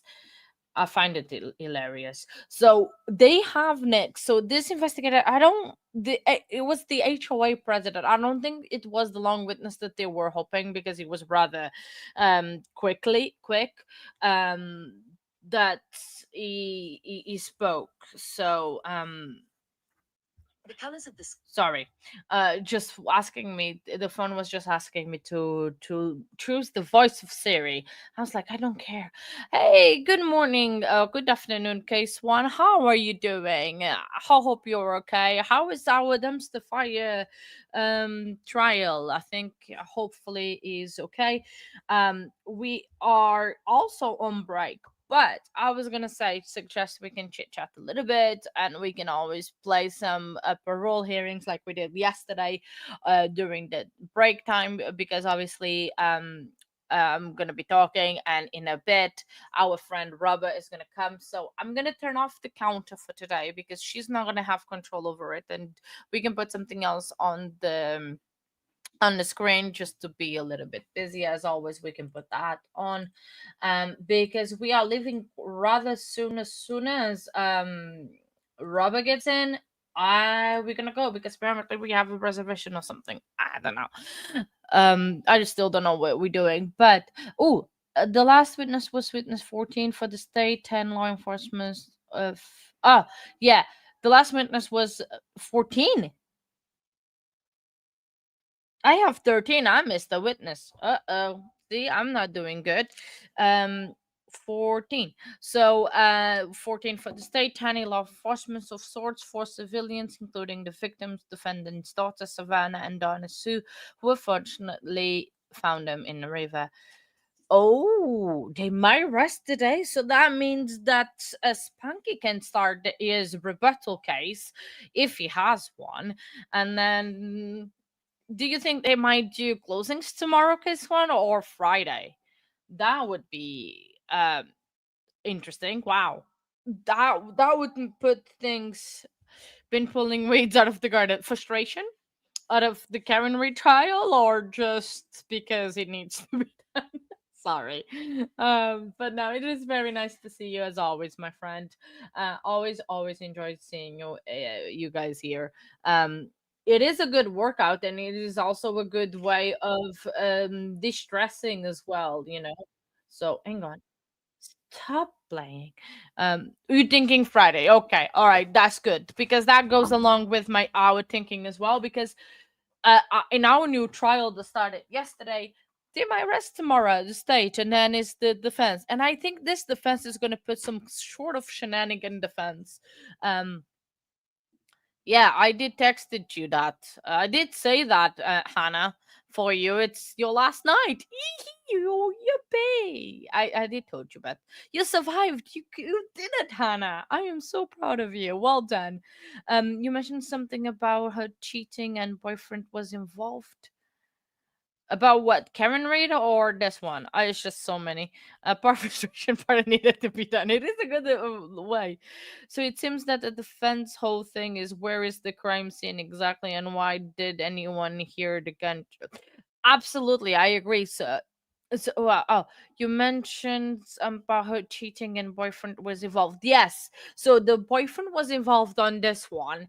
Um, I think they were already separated or they were about to separate. I'm not clear about that one. The defendant um and the victim, but yes, it's kind of he has the defendant, the co-conspirator, the boyfriend of the defendant. No, not yet. Maybe today, maybe tomorrow. I'm thinking today. I'm not sure. It's so yeah. Um, so it's just crazy, right? That like oh no, I'm so sorry. Was it the frustration or it's just needed to be done? I'm joking. I'm not gonna carry on saying that all the time. But I'm so sorry, guys. One, that's not good. I don't garden. I married garden bot for a reason. Um, you know, but I think the defense on this trial, on the Megan trial, the defense is it. I agree with you, Jeremy, absolutely, but I don't know what kind of case they can put on forward with based on that one. Either some kind of expert or some kind of I don't know. It's just I don't know something. What can eat slugs? Do slugs eat leaves? Garden bot slugs can they? Yeah, maybe it could be slugs, case one. I don't know. I'm just asking the expert what could be eating your leaves, and I don't know what you could do. What can be done to stop eating leaves, not sleeves, because nobody eats leaves. Get a pesticide spray. Pesticide spray, case one. Apparently, it's good for that. Oh, you don't have slugs, so probably it's not that. I don't know that.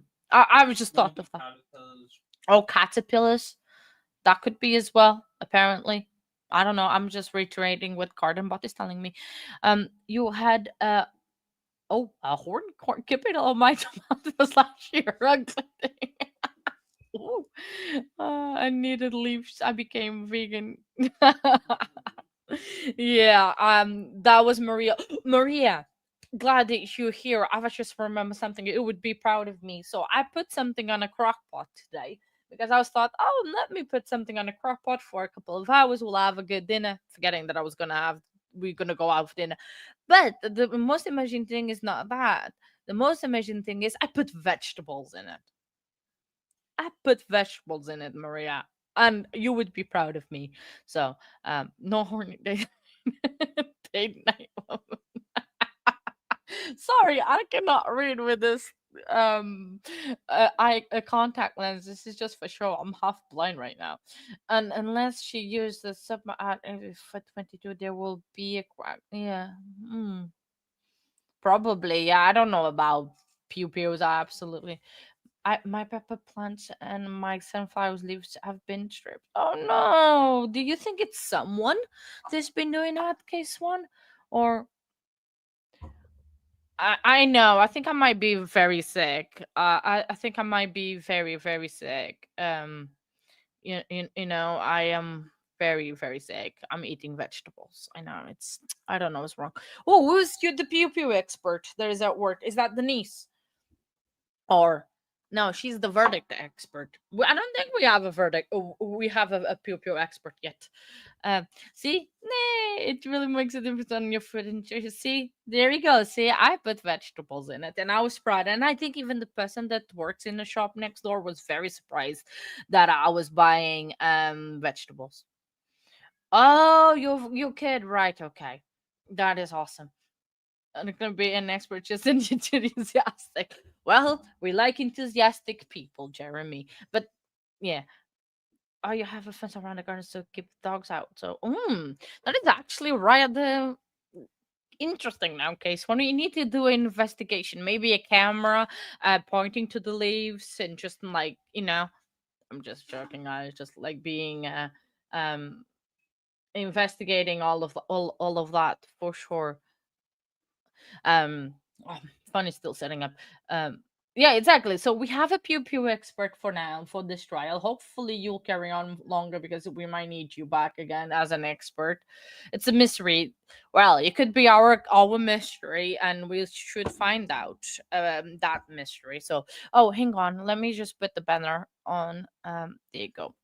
Um, and just explaining, definitely we need to investigate Maria. Oh, by the way, we have new emojis for members. So we have the "Oh my days" one. Finally we can actually say "Oh my days" now, and then we have one that is "You saw nothing." So it's like you saw, just whatever you want to use it. But there's two. I actually did some work for the channel today. Look at me. See, I'm being productive. Who am I? But I say "all my days" all the time. You guys have been asking me to do one. I did it finally, only 500 years after. Um, oh, could be, but we need a camera. I think the what we need is case one needs to put the camera outside of the house and then to see what's happening. No, I'm just joking. Oh my days, just me saying random stuff. But what probably we're gonna do? That is a possibility, yeah. Well, if you don't put the camera, we'll never know. What we're gonna do is I'm gonna put some parole hearings. We can discuss them because yesterday we started discussing them a little bit, and then we can chat about everything in chat as well. But just because I'm running out of things to say, that's all. Unless someone wants to come up. So court is on break, on lunch break until 1:30 Eastern. Yeah, that would be cool. And then you can even stream from that camera, maybe on StreamYard. And do the same thing and just trim the front of your street. Why not? Yeah, you saw nothing, Maria. Awesome, love it. We have rabbits, raccoons, and a woodchuck, to name a few.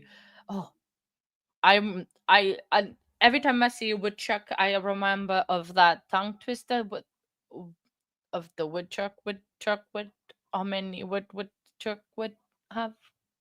Yeah, that one. I'm not gonna try to say it all. But anyway, let's watch some parole hearings. They don't have the paper today. Oh, interesting. Right, I think we're not gonna know much about this one until the end. But Chuck Norris? No, not Chuck Norris. Though, if a woodchuck, you know what I meant. Maria's just trying to get me to say it. So that's intersection. Oh, they show they're driving through lead to some very Oh, that is interesting. And the thing is, they went there several times, right? So they must have been like scattering the area. Like, look how the area. See, comes here, Paulette's with it. How much would the woodchuck chuck would if a woodchuck could chuck wood? Ah, no, I almost had it. Let me try it again. Oh, okay. Should be wood, not wood. Oh my days. How much wood would a woodchuck chuck if a wood? Oh, I cannot say it. I'm not gonna try to say it. I give up. Let's play some parole hearings before I Committed the drown offense of myself. possession of Schedule 2 drugs, possession of Schedule 1 drugs, illegal carrying of a weapon, aggravated flight from an officer, and other traffic violations. You were billed in 26th Judicial District Court, charging you on or about June 22nd, 24, that you did lawfully possess a firearm or carry a concealed weapon, namely a black automatic Colt pistol M1911, serial number, and a black Taurus pistol with a serial number, and that's that, after having been previously convicted of possession with intent to distribute Schedule 1.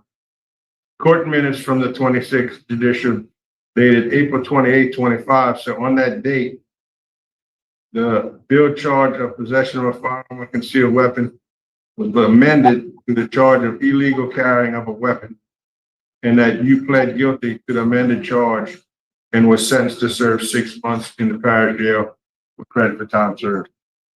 How do you plead to that violation? Guilty.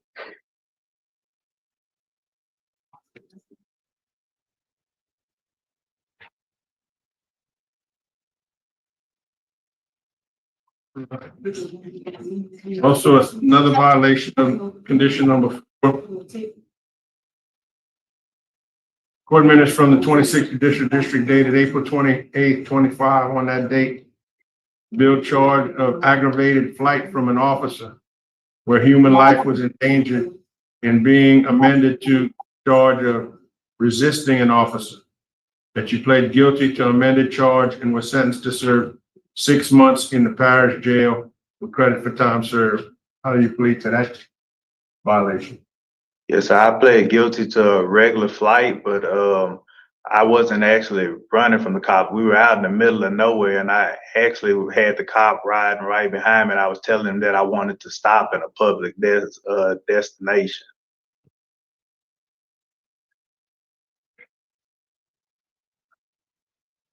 But you did plead guilty to the charge. Yes, sir. You also have a violation of condition number 5. On or about June 22nd, 24, you committed the offense of illegal carrying of a weapon. Court minutes from 6/26, Judicial Court, bill the charge of possession of a firearm or carrying of a concealed weapon by a convicted felon and being amended to the charge of illegal carrying of a weapon. You pled guilty to that amended charge and was ordered to serve 6 months in the parish jail. How do you plead to that, Harvey? Yes, sir. I pled guilty, but I had no knowledge of the weapons. Being that we had affidavits wrote, that I didn't have knowledge of it, but I know it was still in possession, so I took the charge. Right.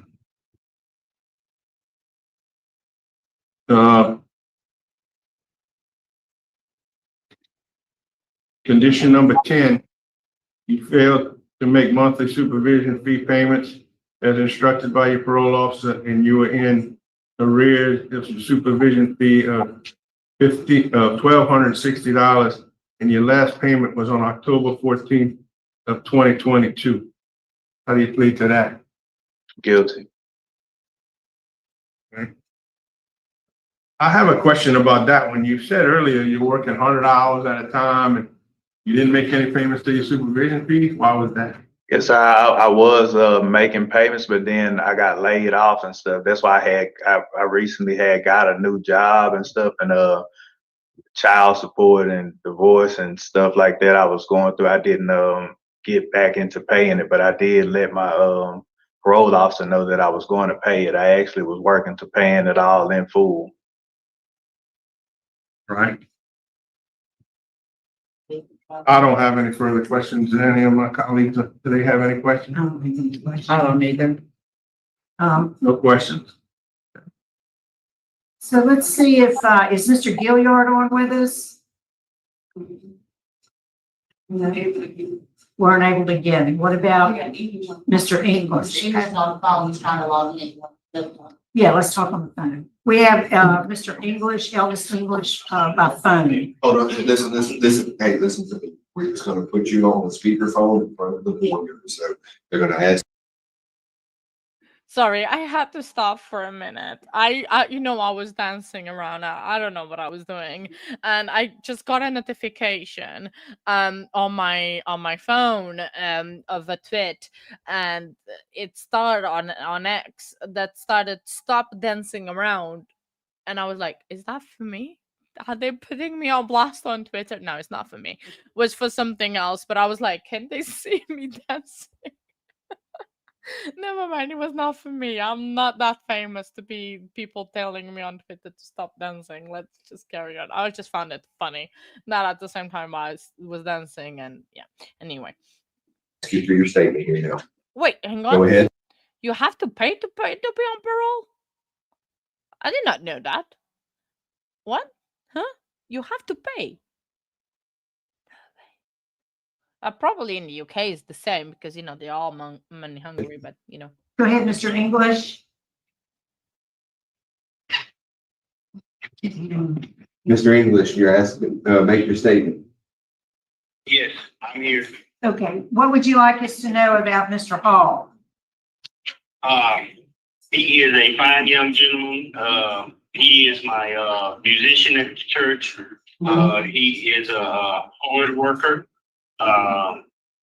He is just a great guy. Just kind of got in a bad situation, and he deserves another chance. And can you hear me now? Can you see? I'm on now. We don't see you, but we can hear you fine on the phone.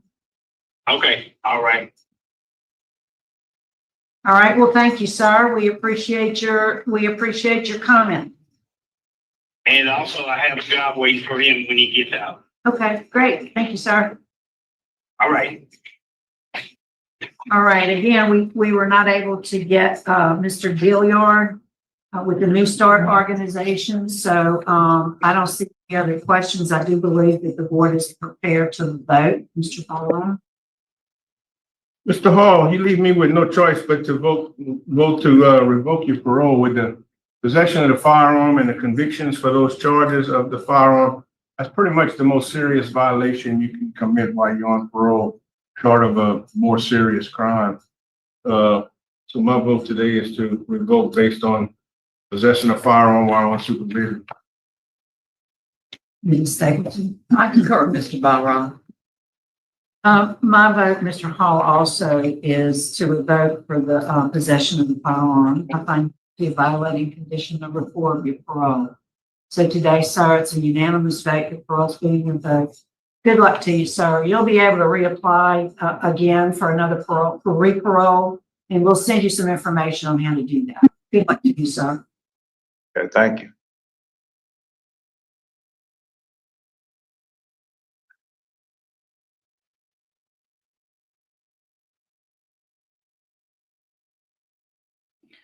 Maria, see you very soon. I hope you have a great day, everyone. I'll see you very soon. Thank you very much for popping in today. And I'll see you very, very soon, my friend. Very awesome to see you. Much love. Have fun as well. So, oh wow, we are busy in the next one.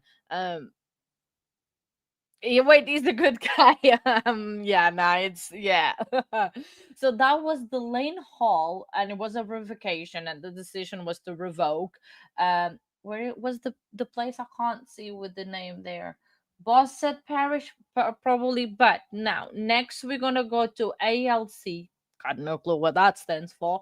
We have two cases. The first one is Kentrial Howard, and it's a parole one. So this one is a parole. I like that they have now like the stuff and we can read what the case is about, if it is a revocation or if it is a parole. But that's gonna be good. Let's watch that one, and we can jump ahead when they kind of start. So hang on. My colleagues on the panel, to my left is Mr. Danny Byrod, to my right is Mrs. Stapleton.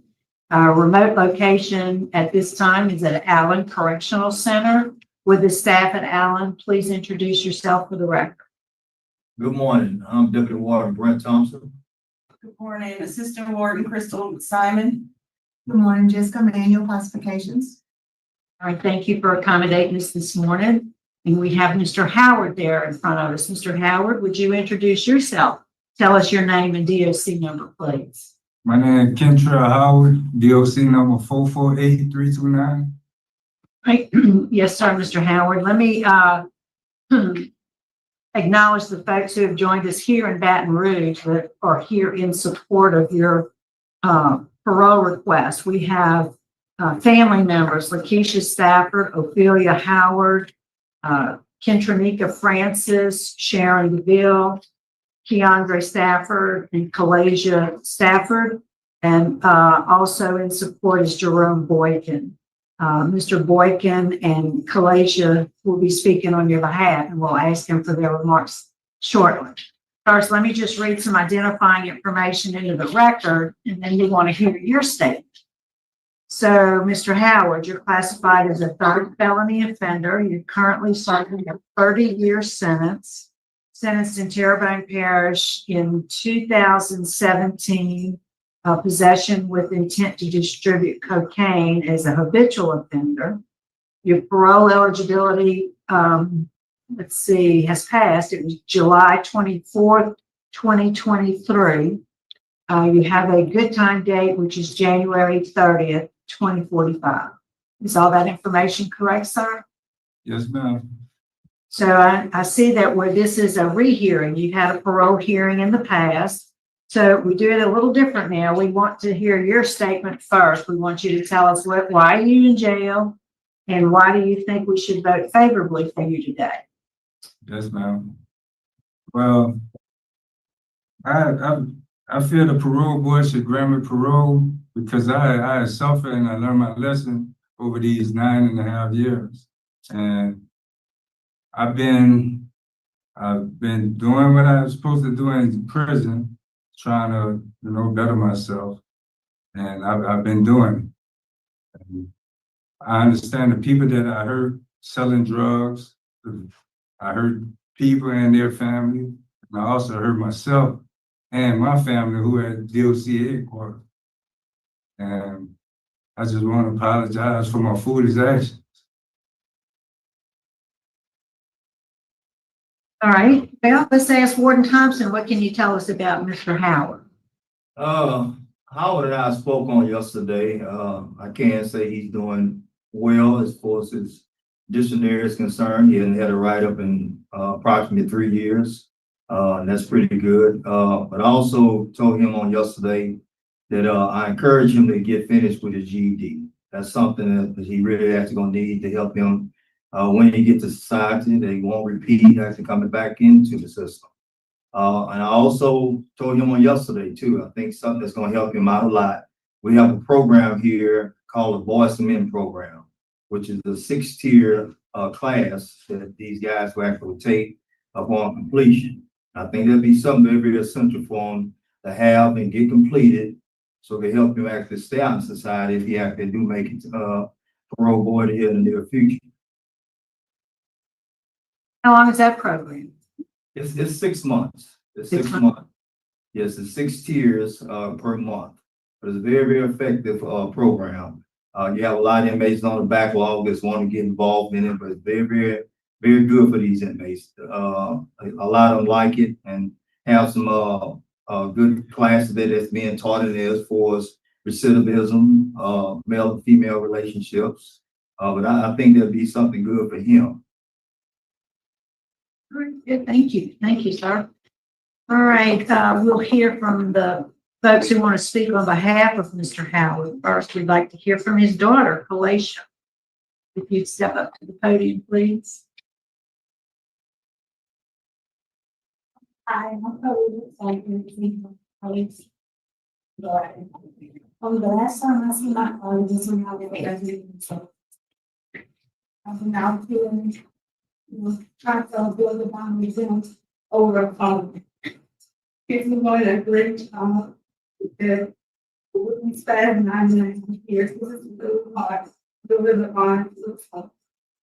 I'm so proud of him. The things that he talked to me about, the things that he wants to be, and I'm really mindful. All the things, the plans, the things that he told me to research for him to better himself. All of the times he would call me back to back so we could complete our conversation. He wants to know about this program. Is there anything that he could bring to y'all attention that he can try, to come home? And he's a completely different man. Before he was incarcerated, our bond, it wasn't that strong. But to call every day, constantly, all day, and we sit there and just actually knowing through a jail phone, that means everything. And I know for a fact, I believe he's gonna come home and he's gonna do it. Thank you. All right. And Jerome Boykin, please. Good morning. My name is Jerome Boyd. Retired captain, moved to the sheriff's office. I'm also president of the local NAACP and owners. I'm here today in support of this Howard being parole for several reasons. One reason is I know he have changed. And the reason why I know he have changed because I spoke to him by phone. When he first went to prison, up until now, him and I have been conversating. I've noticed the change when he first went there, and after he changed, I know he had changed. He's been incarcerated for almost 10 years. And if you look at his record, then he have a few minor infractions, probably less than 7 or 8 in almost 10 years. I don't feel that Mr. Howard is a threat to society. Although I don't condone drugs, using drugs or selling drugs. But however, I think he have done his time. He has proved that he can live in society. And I think he is a better person now that he has spent almost 10 years in prison. I own a company, JB Sweeping Service. It won't be a problem for him finding employment. Also a consultant for the Senator Mike Faisy, belongs to PCM. It's a pipeline company. It won't be a problem finding there. So this option for employment is probably better than most. Probably have 3 or 4 options of getting a job once he is released from prison. I know he's probably as a habitual offender, so I went back in the record to try to see when it came to the drugs. And I think all of the charges that he had, it was probably less than 1,500 hours for the drugs. So this is not someone who has been a user and a seller. But I think he earned the right to be released back in society. I have approximately 10 to 12 inmates, some that committed murder that I have been working with since they have been released from prison. And so far, I can honestly say to you all, no one has been arrested or put back in jail or prison. And I'm asking you to send him back so I can work with him. Thank you. Sure. And Shamika Smith, please. Morning, Paul Cousin. Through this whole time in Costa Rica, we have been talking. I see a change. I know he's changed. He's ready to come home to his family. We're here to support him, willing to pay his parole fees up to 6 to 9 months of his fees. When he come home, we have an extra vehicle that he can use to get back and forth to work while he's out there trying to get himself together. And I'm just saying that I know he's a changed man, and I think he needs to come home with family. Thank you. Thank you. All right, Mr. Howard, your case was assigned to Mrs. Stapleton. Would you answer her questions? Good morning, Mr. Howard. Morning.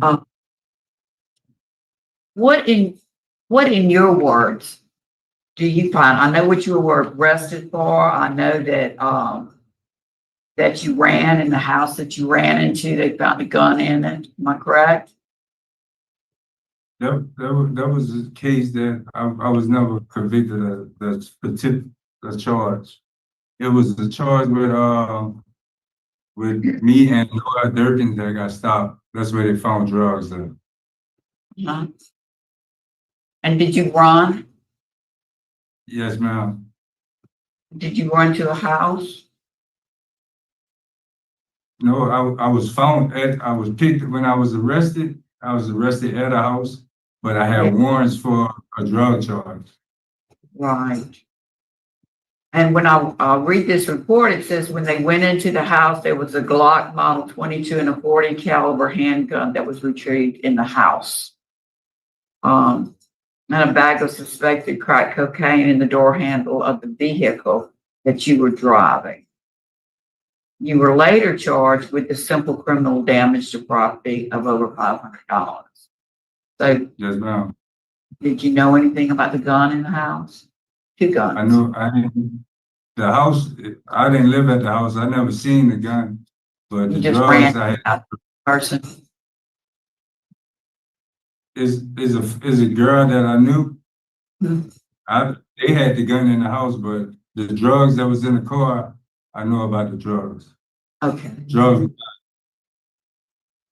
I noticed I noticed that on the last hearing in 23, they had suggested that you take certain classes. And what I did notice is that you've taken those classes. Tell me all the classes that you've taken, sir. I have taken Thank You for a Change. I have taken Victim Impact. I have taken Living in Balance Phase 1 and 2. Since my last hearing, when I went to my last hearing, I had no subjects completed for my GED, but now I have 4 subjects. I just have 1 subject left and I will have my GED. Okay. And if your parole board was to grant me parole, I was wondering, could I get a special condition to take this last subject? I just have 1 subject left. Okay. And I have Man in the Mirror. I have 2 NAAs. I got a lot of certificates I can't remember. Yeah, I'm seeing all of that, and that's very commendable. What they told you to do, you got busy with it. I noticed that your disciplinary reports, I only see 2 here. Is that correct? Yes, Yes. ma'am. Yeah, so that's, like they said, that's not a problem either. And then, of course, I see that you successfully participated in the substance abuse program. So Yes, that's another one that was very important. It says you're eligible for the transitional work program. Do you work outside of the jail, prison? No, ma'am. No? Okay. The warden was talking about an interesting class. What do you think about that? For my last hearing, Uh-huh. I had to vote, and I was granted by two parole members, Ms. Pearl Wise and Mr. Andy Marbella, and I was denied by Mr. Pete Freeman. Mr. Pete Freeman recommended that I needed living in balance and victim impact. And I never knew anything about the other classes. Okay. Yeah, I see where you accomplished everything they asked you to accomplish. You got a 30-year sentence, and of that, you've just a little bit short of serving 1/3 of a 30-year sentence.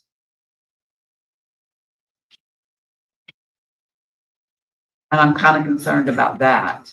You have opposition from the DA and the sheriff's office. That's the opposition. Anybody else have questions? Yeah, you had 4 periods of supervision already, and 3 of them got revoked out of them 4. What would be different this time? What have you learned? Why would it be different, 4 is a chunk, 3 out. That's what I'm trying to figure out. That's my problem with it. I was a little younger back then. Now I'm mature. My prior convictions, I was always getting slaps on the wrist, and I never served a long time in jail. And this time, I got a 30-year sentence. I've been incarcerated going on 10 years, and I definitely learned my lesson. And I'm just waiting on the time to prove myself to the parole board, my family, Mr. Jerome Borkin, and people in society that I'm a changed man. That's the only question. So let me ask you this. Your daughter mentioned that she was excited about your plans. What are your plans? I plan to get out here and work instead of going back to that old life and be there with my family. Because I have 5 kids. I have three baby mothers. Before I got incarcerated, my children, they weren't familiar with each other. But since I've been in here, all of them, they together now, and I'm the only one that's missing. That's pretty good incentive. I just waiting on the opportunity to prove myself.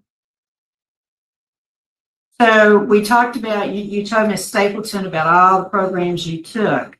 What was the one that you got the most out of and why? thank you for a change. Thank you for a change. Because before I react to things, I think. I think about it. I don't let my reactions override my thinking. And that's how I stayed out of trouble all this time in jail. I have 2 write-ups, and if I feel if I didn't take that class, I probably would have more, because I ran into many situations where I backed down from fights because I didn't want to get into trouble. Well, you are to be commended for your disciplinary record. You're right. It's 2 write-ups, and they were both within about 3 months of each other in 2022, and you've done really well since then. So you're to be commended for that. I don't have any other questions. Are you ready to vote? I wanted to ask also, you were talking about with Ms. Renasa about your plans, and I heard Mr. Boykin talking about you coming to work for him. Have y'all discussed that? I know you discussed it with us now. Have y'all discussed it? Yes, ma'am. Is that something you're interested in doing? I asked him. You asked him? I asked him. And Yes. over the years, I looked up to Mr. Jerome because he's a positive person. And yes. I bothered him a lot, called him a lot, and he was gonna give me a job. I had 1 subject for my GED. What's that subject? Language. Language. Okay. I'll go to executive session. We have a motion by Mrs. Stapleton for executive session. Second. Second by Mr. Byron. You call it on. Renata? Yes. Stapleton? Yes. Byron? Okay. All right. We'll be in executive session for just a moment to discuss confidential matters. Stand by. All right. Put your guesses in chat to see what's happening. We're gonna go in executive chat section, but we can jump forward and find out what happens. I think it's gonna get denied. It needs just a little bit longer. It's too early in the sentence. Just a little bit longer. A little bit All more. right. Maybe next I'll time. make a motion to come back into regular session at 9:18. Is there any objection? No. Hearing none, we'll back in regular session, Mr. Howard, and we are prepared to vote. Mrs. Stapleton will be voting first. Mr. Howard, today I'm going to vote to grant with conditions that you complete the Boys to Men program and your GED. Mr. Barra. I'm also gonna vote to grant with the special condition that you have a curfew of 10 p.m. to 6 a.m.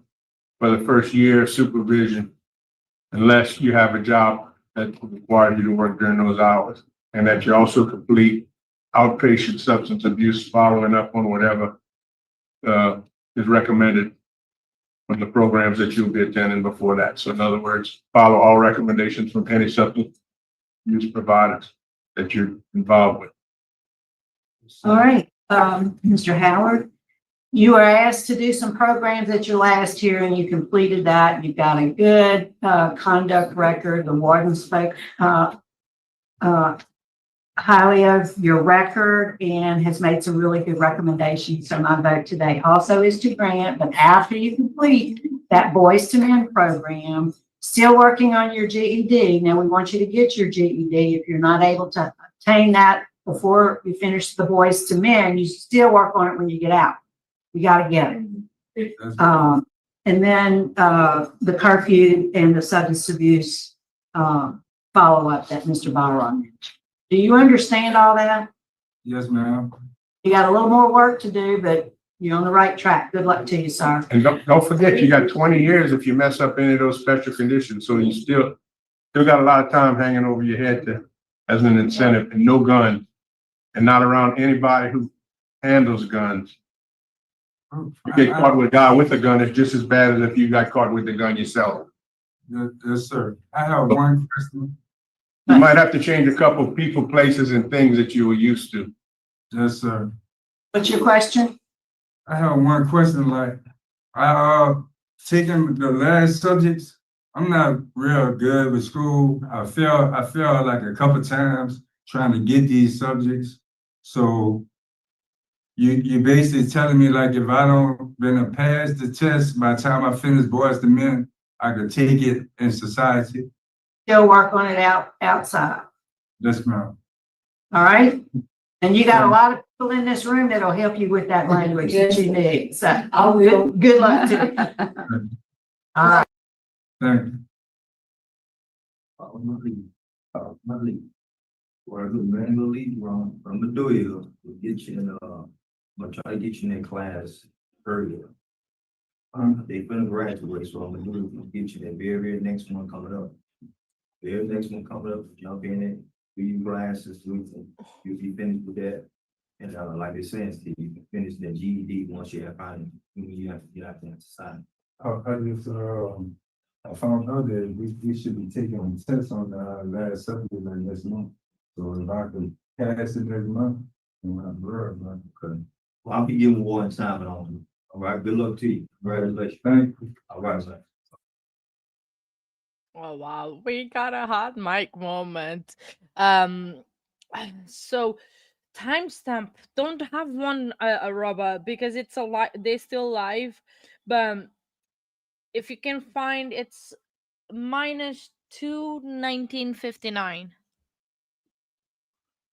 because it's alive. It's -2 1959.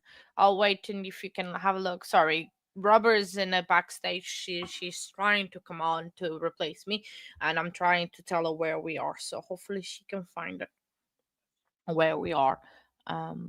But we'll give her a moment. But wow, that is a great opportunity that they just gave him. Not gonna lie, I bet he takes it and does that. Exactly, reach out for help, dude, and do something. Because absolutely, I think now next we're gonna see the other guy that was there. The needs to be there. So yeah. Wow.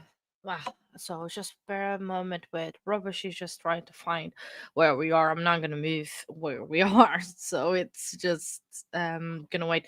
But I can do kind of my outro a little bit. Do not go anywhere. It's still gonna carry on. Um, the stream here.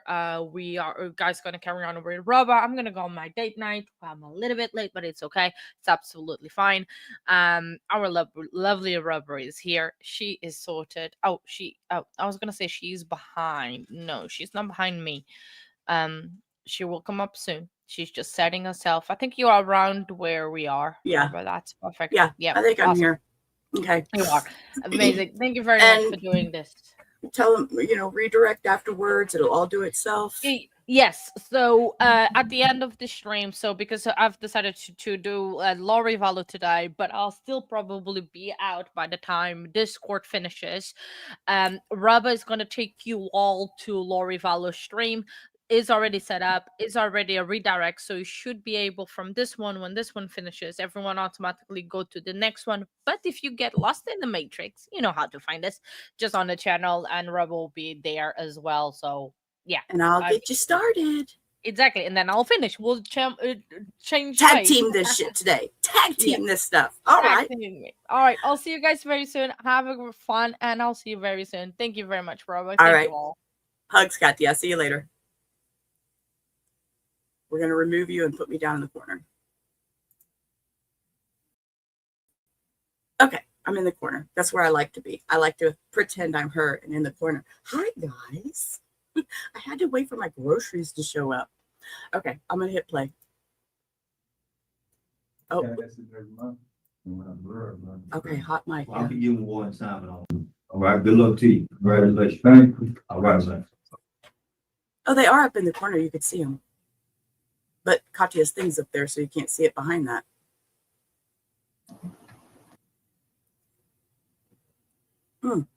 There you go. Thank you, Katya. So let's just see what happens. I don't know. He's staring in the camera. Put his glasses on, checking it out. I wish I could make him bigger. Here, let's just get a sneak peek of him. That's what he looks like. Woohoo. Okay.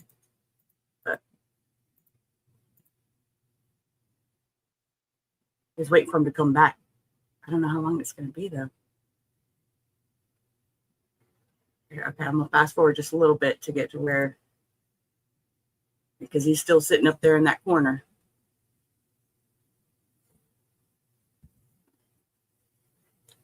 Come on, guys. Okay, here we go.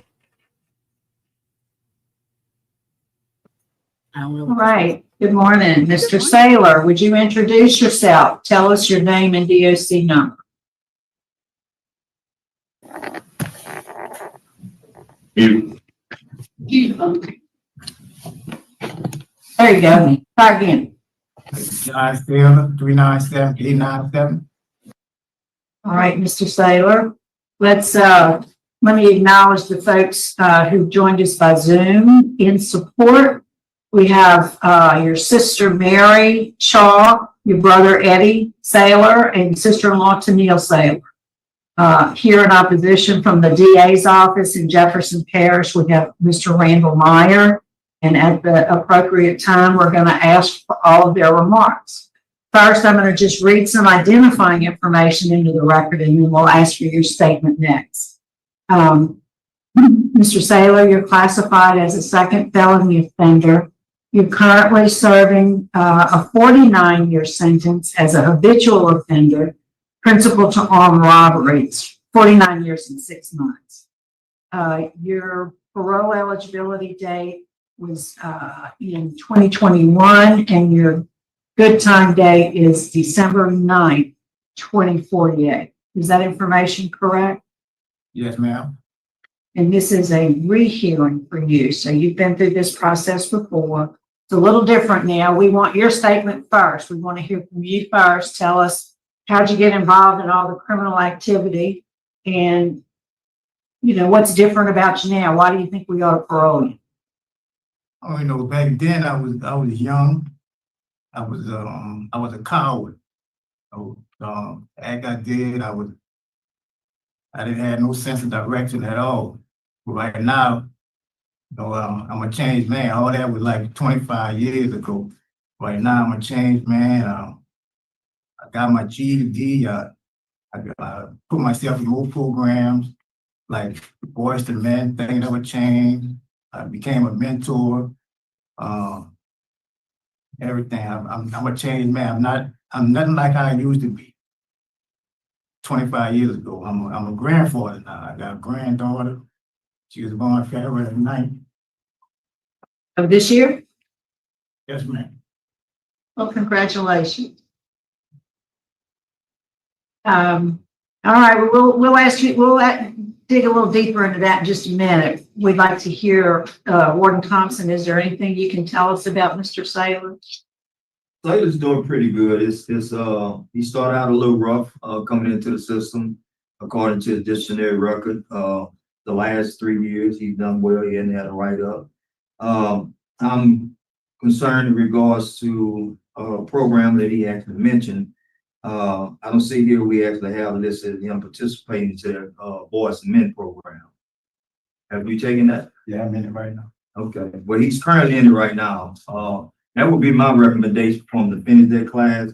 I'm very proud of that Boys and Men program class. It's very effective with the offenders due to the fact of the matter of the different class that it teaches on. So that would be my recommendation that he complete that for sure. Okay, good. Thank you, sir. We'll hear from those who want to speak on your behalf now, Mr. Saylor. So first, we'd like to hear from your sister, Mary. Good morning, honorable members of the parole board. Again, I'm Mary Shaw, and I'm the eldest sibling in our family, the only girl among 4 brothers. I'm here today on behalf of my brother, John, and I come with deep gratitude, hope, and love. What I want you to know is John has always been a part of our family's heartbeat. We're a pretty tight group of kids. I still like to call us kids, but we're getting kind of old. Even through the years apart, we still celebrate his birthday. We tell stories about him around the table when we're together and keep his name in close prayer.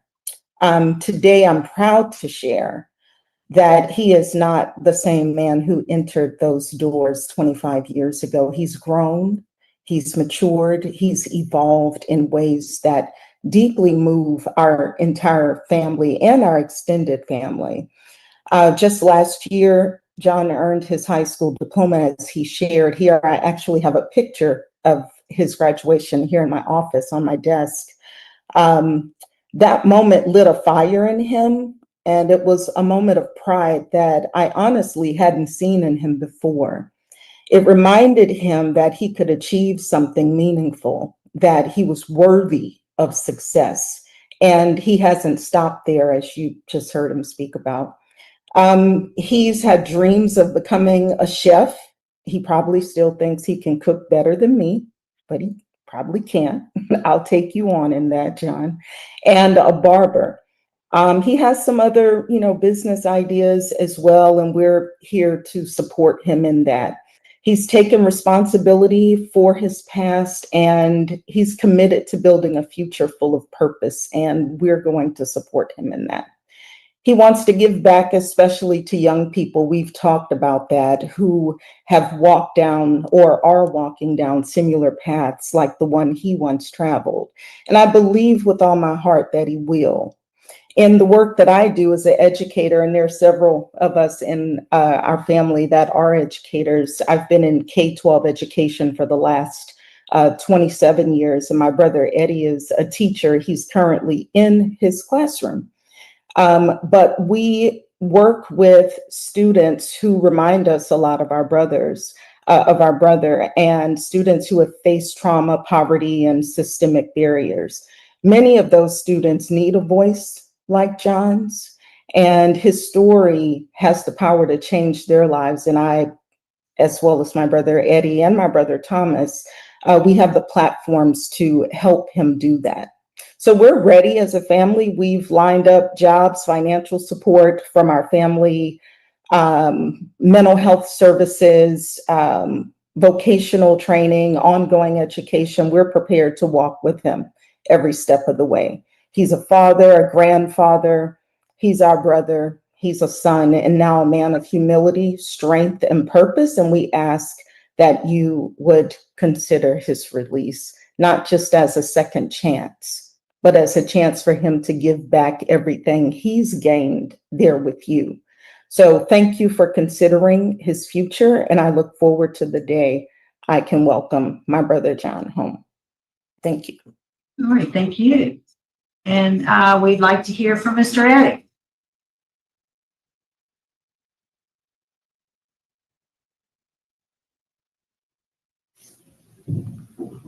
All right, can you hear me? Yes, sir. All right, good morning. Good morning, members of the board. My name is Eddie Sealer. I am one of John's brothers. I'm his older, right before him. I have known John all his entire life. And I want to sincerely thank you for allowing me this opportunity to speak, to share my thoughts regarding my brother. First and foremost, I want to acknowledge the seriousness of the offense that led to John's incarceration. When I first heard about this, I was in the military serving, and I was so upset with John because we were not raised like this at all. So I was really upset to the point where I did not want to talk to him. But as I visited John and talked with him along with my wife, John or myself take the reason why he's incarcerated lightly. And I believe initially, like the gentleman shared at Allen Correction Facility, John had a difficult time. He had a difficult time adjusting, a difficult time accepting responsibility, which kind of got me upset. But now, after talking to John and seeing the progress he's made and taking the advice of his family members, John has taken full responsibility for his actions and has expressed deep remorse for the pain that he caused to his family members, to the victims, to himself. So I know that he has taken deep remorse and understands the gravity of the past decisions, and he has shown commitment to making things right.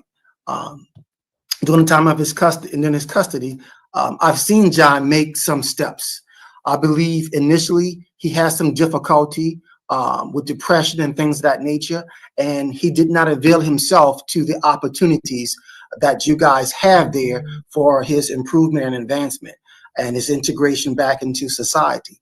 But John, as he adjusted, as he realized that this is serious, and as he started having more family members, grandchildren, and things of that nature, he has changed. I realized that he does realize that if he doesn't step out and take opportunity and take responsibility for his actions, he's not going anywhere.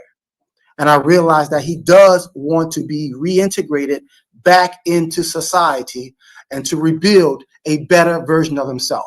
So if John is granted parole, he has a detailed and stable plan, as my sister mentioned, a really detailed and stable plan to where he's going to live, what he's going to drive, what jobs that he's going to avail himself to, where he's going to go on a daily basis. As a military man, I personally will walk John back to the correction facility if he does not avail himself to every single opportunity that we have lined up for him. So I'm committed. I'm personally committed to support my brother in this transition. And we are, as his family members, as the sailors, we are personally going to hold John accountable in every step of the way. I truly believe that John is ready for this second chance, which will be a blessing. I believe that he has grown and matured and more than I've seen him in the most recent years. I've seen that he's taken leaps and bounds.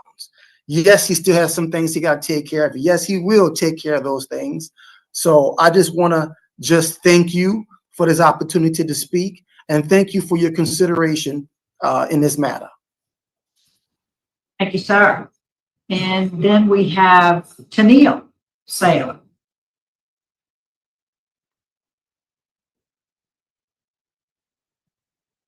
Good morning, and thank you for allowing me to speak today. My name is Tennille Saylor, and I am the sister-in-law of John Saylor. I've known him for many years during his incarceration. I come here not to excuse his past, but to speak of the man he has become over these 25 years.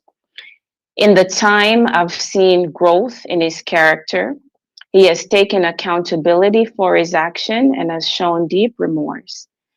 He's made use of the time to reflect, mature, and to better himself, not just for his own sake, but for those he hopes to reconnect with on the outside. He's completed his GED program, sought personal growth, and remained focused on positive change. What stands out most is his consistent effort to be a better person. He's taken responsibility. I'm going to pause that, and I'm going to say I actually am a little choked up and teared up because y'all see this family. Hey, y'all. Sissy. They seem like a very supportive family, and they had said in the beginning, they haven't said what he did, but he was the baby of the family, and all these siblings, they seem so intelligent and well-spoken, and right, Sissy, if this man ain't, thank you. This man ain't crying, he's lying. I mean, I'm getting teary-eyed listening to their testimony about how they will support him. So, yeah, that's what I'm afraid of. Mr. RJM bound down there in the corner, he's going to say this is why you shouldn't get out. But we still don't know his crime. They still haven't said it. So, anyways, I just wanted to tell y'all that. It's really kind of got me choked up over here. Responsibility for his life and shown humility and determination. That takes strength, and I believe he's ready to re-enter society as a changed man. Our family stands ready to support him emotionally, practically, and spiritually. We will walk beside him every step of the way. I believe in him, and I respectfully ask that you give him the opportunity to show you and the community the man he is today. I thank you for this hearing, and I thank you for your time, and we hope to have John with us. Thank you. Thank you. Thank you all. Mr. Meyer, we'd like to hear from the DA's office, please. Good morning, Randall Meyer, Assistant DA in Jefferson Parish. So I've spoken with Mr. Trent Acosta, who's an attorney who I'm not sure if he's actually represented him in post-conviction relief, but he's trying to help Mr. Saylor out. And he sent me some information. One thing that he did give me was a November of 22 statement from the victim saying he was not opposed. However, when DOC Victim Assistance Group talked to him in 2025, and I spoke with him 2 days ago, he told both of us that he was opposed. And the statement he said about being opposed was because of his disciplinary record. He wasn't sure that if he'd be able to, how he would do on parole because of his disciplinary record. And the disciplinary record still concerns me. He's had 66 roughly disciplinary reports. The last one was in 22, a couple of months after his last hearing. And he's had a few theft disciplinary reports. For some reason, one in 2020 doesn't show up on the list of disciplinary reports, but there is a letter or a note in the record stating that there was a theft offense in 2020 to which he was ordered restitution of $17.28. Because of that and the victim opposition, we're opposed to his requests. Thanks, sir. All right, Mr. Saylor. So let's talk a little bit about, let's dig a little deeper into what is it that you actually did to get in jail this time? What was your crime? It's armed robbery. Well, I mean, I know that. What did you do? I rode around and looked for a victim. You seen the victim and I robbed. You rode in the car. And you had a gun? No, I didn't have a gun. The dude I was with, he had a gun. But I was with him though. That still don't determine that I'm still guilty for the crime. I still don't. But I didn't have a gun. We just rode around, just ride the dude, whoever we seen. That's it. There's some indication in the record where you had the gun. I knew it. The one to him yesterday, I don't think got the name mixed up. I don't know how that happened, but they got the name mixed up. I wasn't the one with the gun though at all. But that still doesn't mean that I'm still guilty of it because for the crime. But I don't know how my name got mixed up, but I wasn't the one with the gun though. But I still don't determine the fact. I'm still guilty of the charge. I was young. So how did you get involved in that kind of activity? Have you given that some thought? Yeah, I had thought about my girlfriend. That was my girlfriend's brother I was with. He came to the house, picked me up and asked me for a ride. He said, "You want to go ride, take a ride?" And I'm like, "Yeah, cool." So I got in the car with him, rode, and he wanted to go rob something. So I was with it, and we see whoever we seen, and we robbed him. And that was it. But I was young, I was childish, I was a coward. Right now, I'm not a coward anymore. I learned my lesson. I never do nothing like that ever again. 25 years ago, it was stupid. It was stupid of me to do something like that. Because I hurted me, I hurted the victim, I hurted my family, I hurted my son, I hurted everybody in my life. And I don't want, right now, all that, the old me is gone. And you're gonna hear from him, all the stuff I done completed, all that is out of me. The old John is dead. This is a new person. I'm a new human being. I'm born again. So what took you so long once you got to jail to figure all that out? Because as we said, and Mr. Myers pointed out, you got 66 write-ups. You've had 8 in the past 10 years, but the last was in 2022. So it took you a while to, kind of figure it out. Why did it take you so long, and what clicked finally? What clicked was when my mom passed, and that clicked on me a whole lot. when she passed, I just did a whole 360. I don't want to get my life right. I want to see my kids again. And I just turned my life around. So that really what clicked when my mom passed. So, what do you think about the plan your family's worked out? Pretty detailed plan for your, that they've all laid out for you. I got a great support team, and I'm thankful for that. God led me for a great family, and I'm thankful for that, for real. They got a good plan for me. I got a good plan for me. So how long have you been in the Boys to Men program? I've been 6 months. I'll be finished in two weeks. I'll be finished that program. So you're at the end of it. Yeah, I'm at the end of it. Where are you going to live whenever if you were successful, where would you live? Right now, I got to live with my brother. Live with my brother, Thomas. Is that in Jefferson Parish? Where is that? No, that's in Houston. Okay. Texas. Well, that sounds like a pretty good plan. Well, he got a lot of. Where's he at today? I think he's at work. He got a lot of businesses, so he be real busy. He be at work. He got a lot of business. He own a CDL company.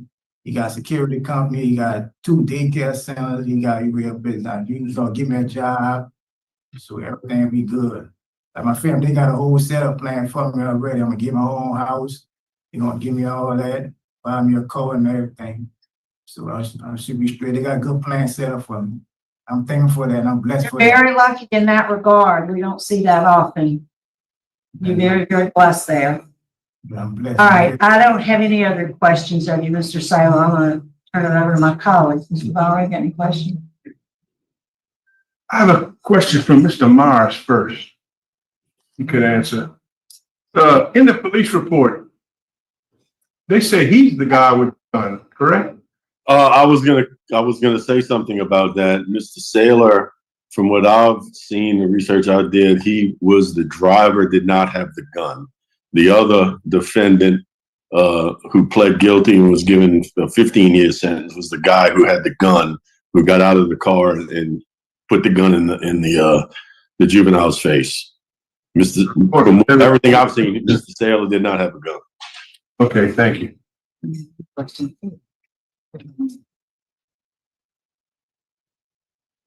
So you took part in this robbery for what reason? What were you trying to get money for?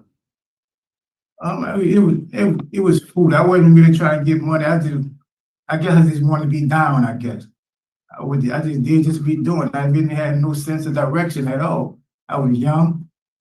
I had a child state of mind. I'm not a child anymore. The class that I'm taking, all the courses I've taken, it transformed me.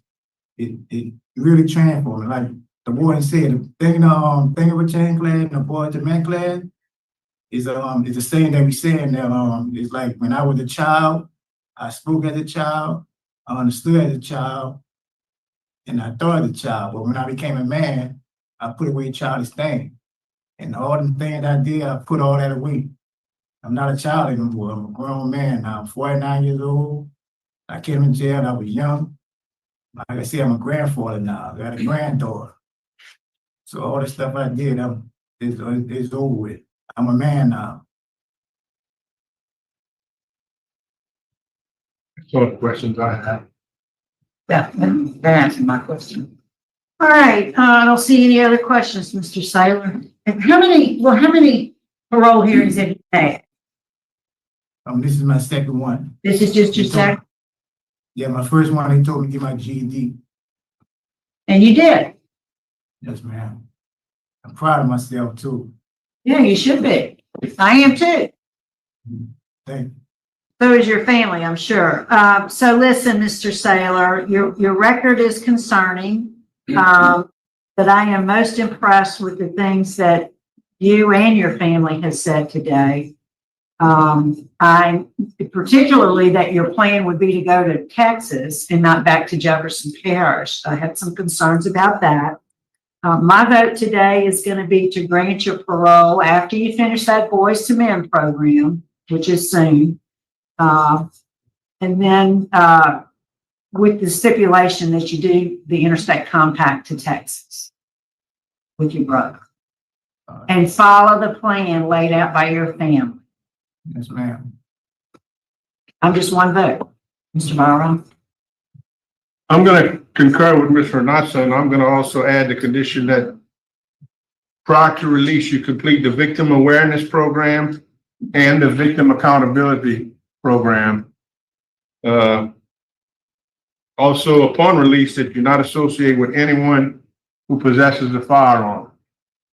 You can't associate. Your brother's gonna have to give up any firearms if you're living in his house. There's gonna be no firearms in the house, and you can't have friends who have firearms. There's no excuse that I didn't have the gun, he had the gun. You can't be in the car, you can't be in the same room, you can't be in the same house. And also that you cannot return to Jefferson Parish. So. Mr. Stapleton? I concur with Ms. Renata and Mr. Barra. All right. You got a favorable decision. Aren't you excited? Yes, I am. Thank you very much. All right. Good luck to you. Thanks. All right, Warden, that concludes our business. It's 9:51. We're going to sign off. Thank you so much. Thank you. Thank you. Wow. Hi, Mike. Yes. Okay, that was emotional. I'm gonna try and talk through it, guys. Because the other guy, the one that actually had the gun, if y'all were listening, said that he only got 15 years, and this guy's had 25 years, and he didn't even have the gun. He didn't, he was in the car. But I think what choked me was his mom passing changed his life. I'm gonna give y'all a little bit of history on me. I'm gonna be loud, not loud, but I'm gonna speak up for a minute. Sometimes losing a parent can change your whole trajectory in life.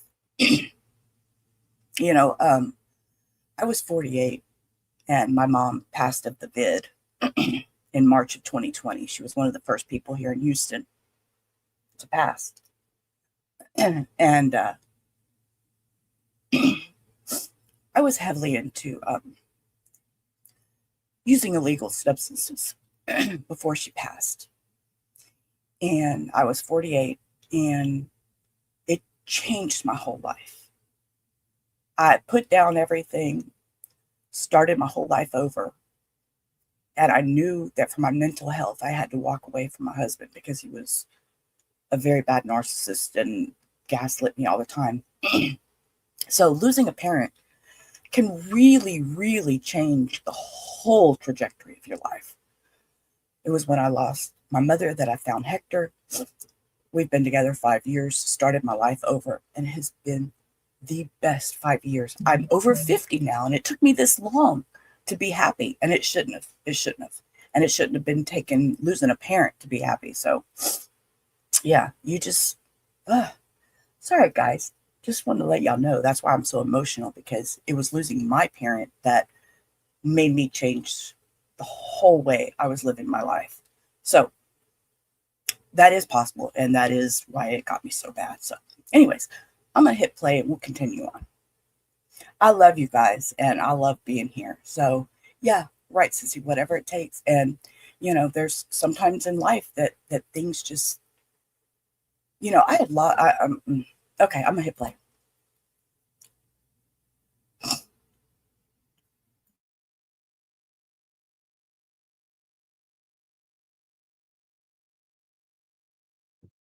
All right. Good morning. We are the Committee on Parole, and we are now at East Baton Rouge Parish Prison. Good morning, Captain Miles. Thanks for accommodating us today. Good morning. You have there with you Mr. Beecham first. I do. We'd like to see Mr. Beecham first. Mr. Beecham, good morning. Good morning. How you guys? Good. Would you introduce yourself? Tell us your name and your DOC number. My name is Quentin Beecham. DOC number 713143. All right, that's what I have. Thank you, sir. And you are represented by counsel this morning. Good morning, counsel. Would you introduce yourself for the record? Yes, Your Honor. Good morning. I'm Kelly Cormina on behalf of Mr. Beecham with Southern University Law Center's Law Clinic. Okay, and thank you for being here with Mr. Beecham this morning. Mr. Beecham, you're here for a revocation decision. You understand that? Mr. Beecham, did they freeze up? All right, let's see if we can get them back. You crossed.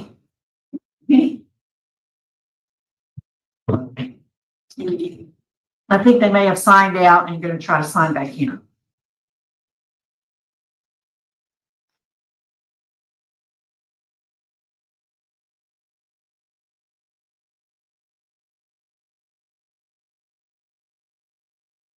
All right, there you are. You had froze up for a second. All right. Mr. Beecham, I was asking you to be sure you understand you're here for a revocation decision today. Yes, ma'am. Okay. So first, I'm going to read the allegations against you. I'm going to ask you to enter a plea of guilty or not guilty. And then we're going to ask your attorney for her remarks or comments that she may have. All right, you ready? Yes, ma'am. Okay. You're accused of violating the conditions of your parole.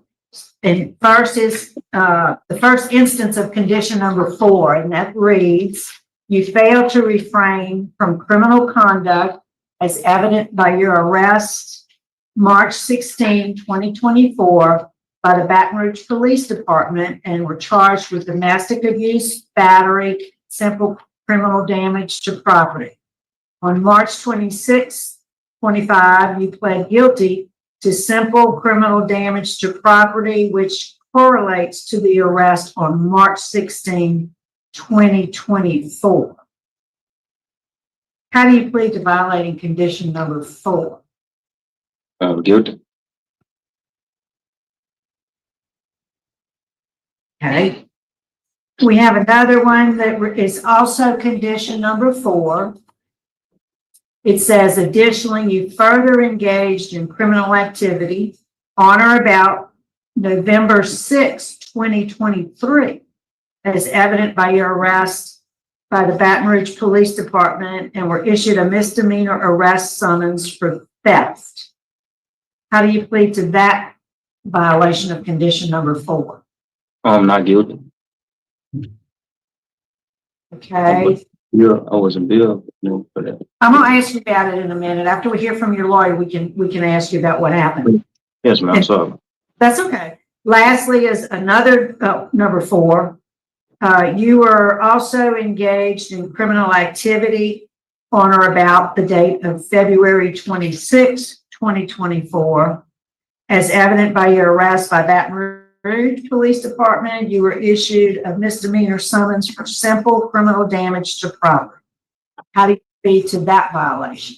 Not guilty on that one too, yeah. Yes, ma'am. Okay. All right.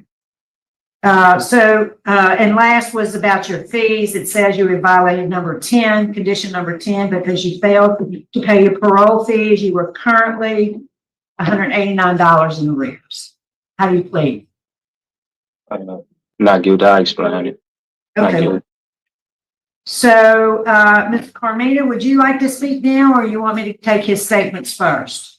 It's whatever y'all would like. I would like to state his parole officer, Mr. Gerard, said that he's waiting in the waiting room and no one's let him in. I don't know if y'all want to let him in. Yes, thank you. I appreciate it. Can y'all let Mr. Gerard in?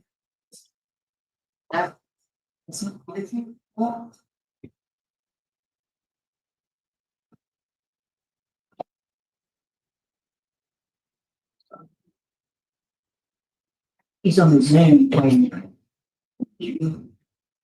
Oh, yeah. I'm sorry.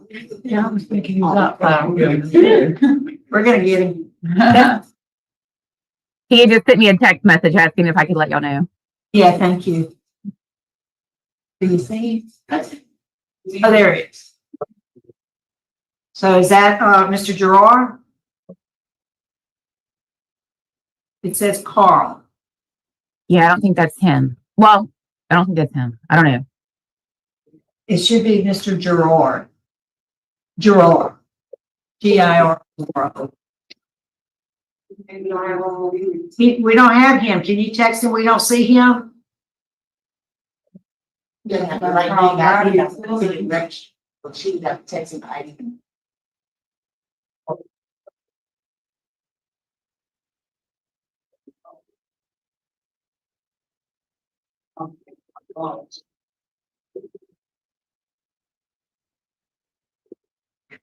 Miss Carmina, can you text him back and ask him what's his device name? Because we don't see his name. We have somebody named Sutherland, I believe, that's in the waiting room. He said his ID is POO345935. In the wrong waiting room. She needs to text him. Okay. So we're gonna give you, he's apparently in the wrong meeting room. If you could text him the correct meeting number, the same one you used to dial in. Okay. Give me 2 seconds.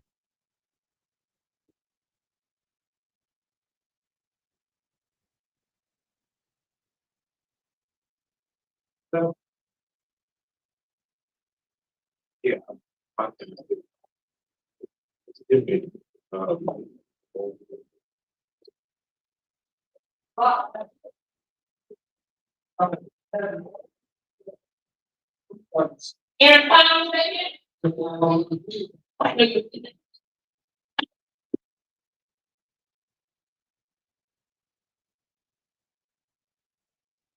Put you on hold.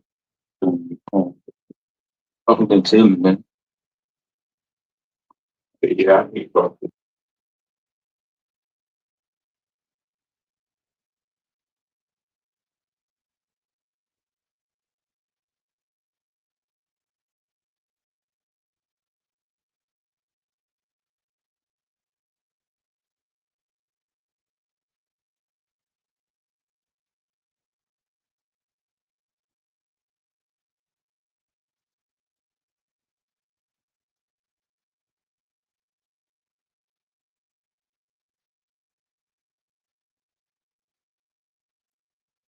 Seems like they're right there, and then they switch out in that top corner, and they put somebody else up there. They put the lady up there in the corner. Still no talking. Let's fast forward a couple spots.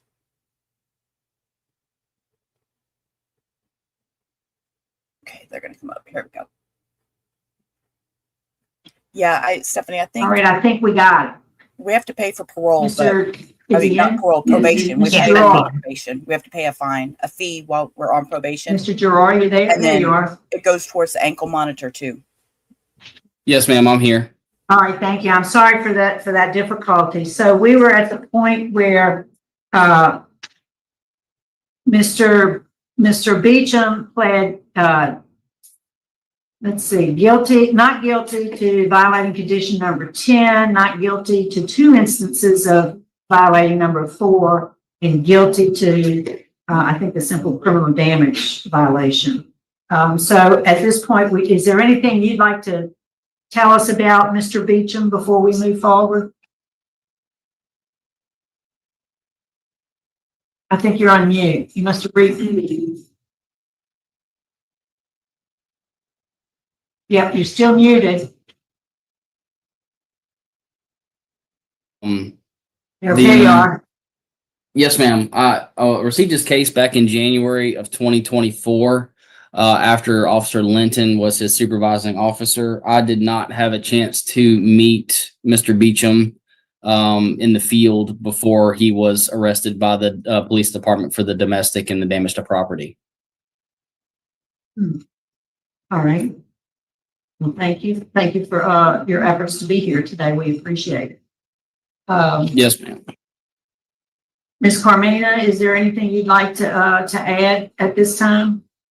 Yes, Shanna, the only thing that I would really like to add is, as for Mr. Beecham, after I've met with him a couple of times, obviously we did not represent him in the new matters, in the domestic or the simple criminal damage. We were only appointed for this purpose right here.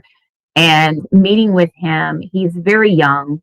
I don't think that the prior parole officer was very involved because he indicated to me that he did not meet with his parole officer very often, that he was never asked to check in very often.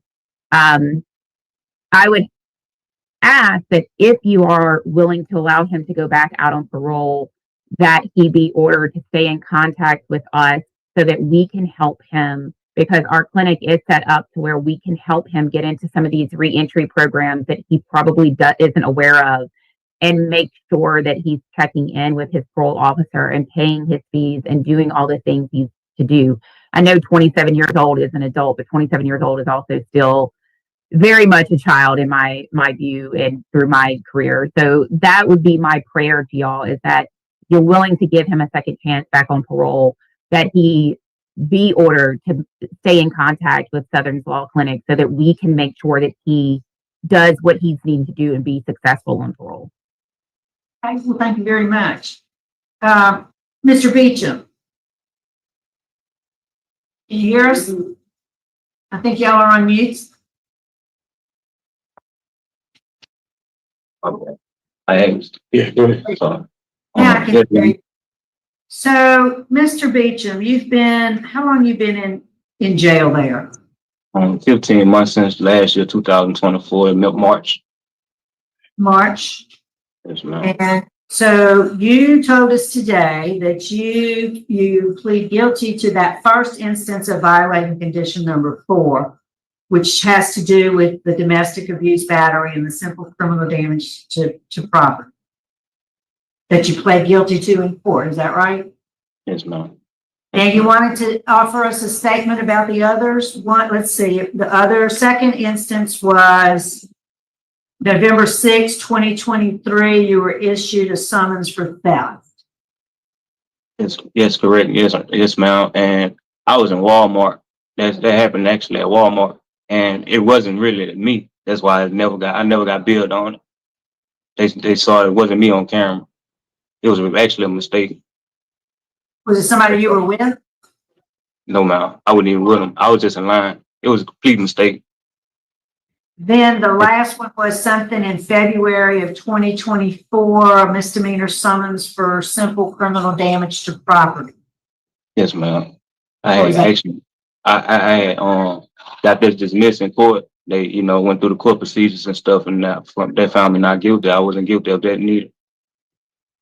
And also, Your Honor, I have this with me right now. I wish I would be able to show it to you, but this a letter for participation in the MOVE program that I'm in. Since I've currently been here, I've been volunteering in the MOVE program and stuff, and I've been trying to get myself together. Yeah. What is MOVE? This a MOVE program they started here at the jail, and it's called Motivating Offenders Through Vision and Excellence. It's a program the sheriff office and the program director Patrick Cochran them started since I've been here. How long you been in that program? I've been here for a minute now, probably 2 weeks. I'm gonna say 2 weeks. All right, good. So let me ask you something.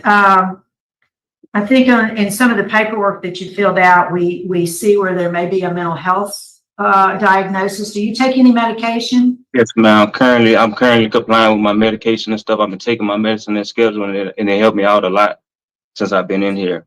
So during all these episodes when you got in trouble, or where the whole time you were on the street, did you take your medicine like you're supposed to? No, ma'am. I wasn't complying. I'm gonna be honest. I wasn't. I can't really answer that. I'd be lying if I told you the answer.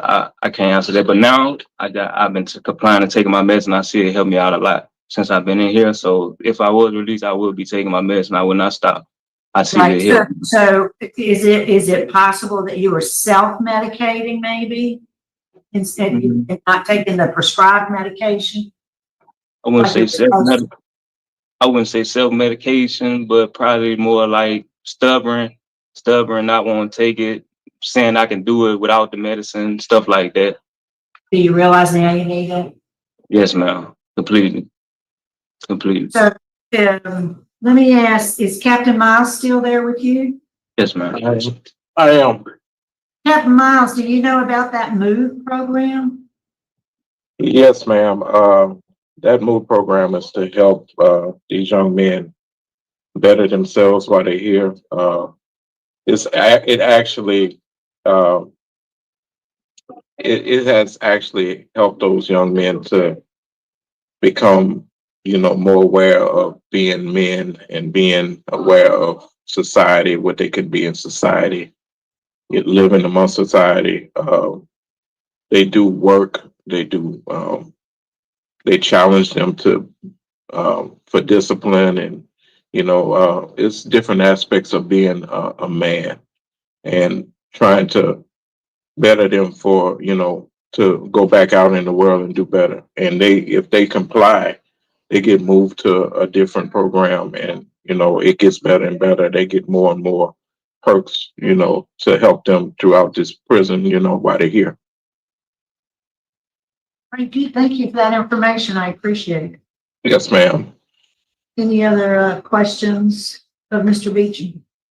No, ma'am. That would be all. That incident at Walmart that you were talking about, did Tanisha Boltner get arrested for that? Well, we all got it. It was a couple of us, but nobody got billed for it because it wasn't us. It was a complete mistake.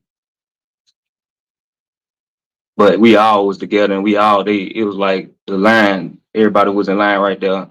And everybody bringing up 10 cents barcodes. Sir.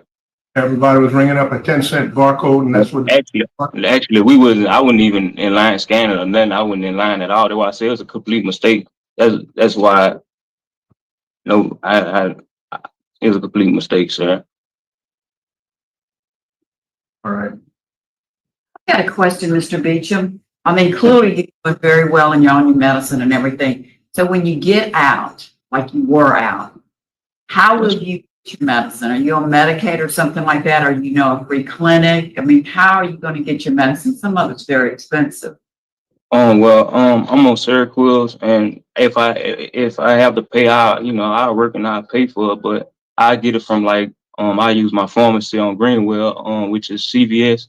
I mean Walgreens. I use Walgreens on CVS. I mean on Greenwell, my bad. So you have a that you go to regularly, so that you have a clinic that you go to regularly to get a prescription. No, ma'am. Honestly, no. I got prescribed when I was out there once before, and it was Baton Rouge, but no, I didn't. I don't have a primary care doctor. I have to look into all of it when I get released. No, ma'am. Yeah, that's what you're gonna have to do, because when you get out, you're gonna need prescriptions to get your medicine. And so I just want you to be able to be successful. That's all. Yes, ma'am. I will. Yes, ma'am. And if I can interrupt just briefly, that's where I would like for the clinic to come in to help him make sure that he's doing these things to stay on track. We have some reentry programs that can help him with that, and people that can help him if he's having difficulty paying for his prescriptions, making sure he's able to get those and set up the right programs for him. That's very. You're part of the group that would help with that? Yes, Your Honor. I have another question for him. Who was the victim in the domestic abuse battery charge? It was Kanika. And it seems like her name's in all the reports that I'm seeing with you. Every time there's a problem, you with her. Is that right? It could be, but if it is, sir, I'm not going back with her at all. So you don't have to worry about that. But as far as there was a complete, both incidents was kind of, I don't know how to say it, it wasn't really her. I wouldn't say it was her and me being together, because the first incident at Walmart was a mistake, but her name is on it, but it was a mistake. And the second incident, we got resolved in court. It wasn't, but I'm not with her anymore though, Your Honor. I'm not. So I'm not with her anymore. Okay. All right. Any other questions? All right. Mr. Beecham, Yes, ma'am. I think we're ready to vote. I'm going to vote first. I do find you guilty of violating conditions of your parole. However, because of Ms. Carmina's program with the Southern Lawson, I'm willing to return you back to supervision if you connect with them. Because you need help with your, making arrangements for doctor's appointments so you can get the prescriptions. I'm going to add a special, so my vote's going to be do not revoke, return you to supervision, add a special condition that you comply with your mental health medication, take it as you're supposed to, and that you do connect with the law center for services. Yes, ma'am. Stay in close contact with your parole officer. Yes, ma'am. I would do so. Thank y'all. No contact with Kanika Boatman. Yes, ma'am. I'm just one vote. Mr. Ballard? I'm going to concur with Ms. Renats on this one. I'm also going to add a condition of your supervision that you have a curfew from 10 p.m. to 6 a.m. monitored on electronic monitoring. It can be removed by the parole officer when he deems it'll be appropriate. That's my vote. Mrs. Secretary. I concur with both Ms. Renata and Mr. Barra. I think their suggestions are excellent. All right, Mr. Beecham. We're not going to revoke you today. I have one question. I'm sorry. About the ankle monitor, do I have to pay for that? No. Special treatment. No. All right, thank State's you. going to pay for you. Yes, ma'am. Thank y'all. Y'all have a good day. Thank you all so much. We don't want to see you again, Mr. Beecham. Yes, ma'am. You won't. Y'all won't. Stay out of trouble, Mr. Beecham. All right, guys, let's switch over. Murder trial. Let's go back. We're back to court.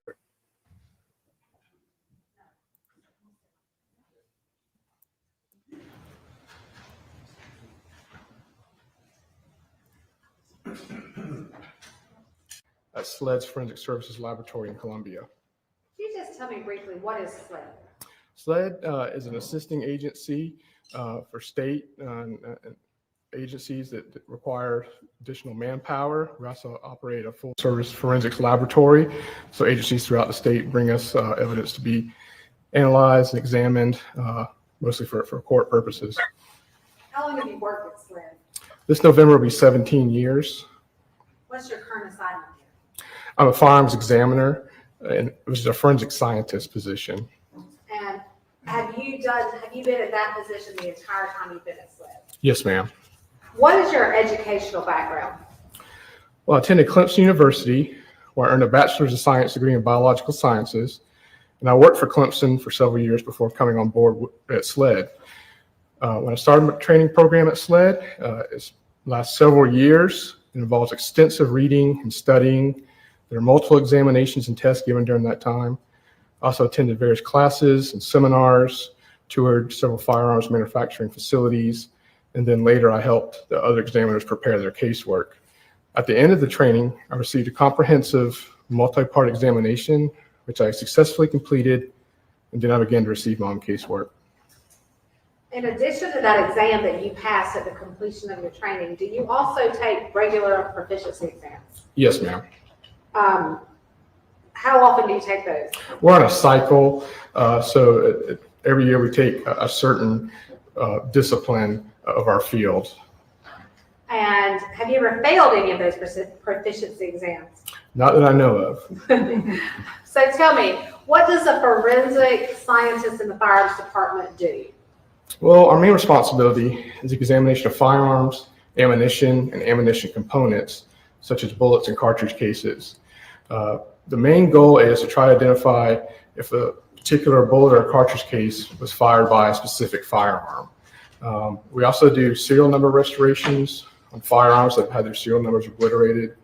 I also assist with the destruction of firearms that agencies throughout the state bring us to be destroyed. Okay, let's turn our attention specifically to bullets. What are the different parts of a bullet called? Well, if you're referring to what a cartridge is called, a cartridge, you start with a cartridge. A cartridge is an unfired round of ammunition. A lot of people just call it a bullet, but you see a lot on television, but technically that's not correct. We're big on terminology in our department. So if you start with an unfired round of ammunition, it's basically made of several components. You have the cartridge case, which is basically the container for all the other parts.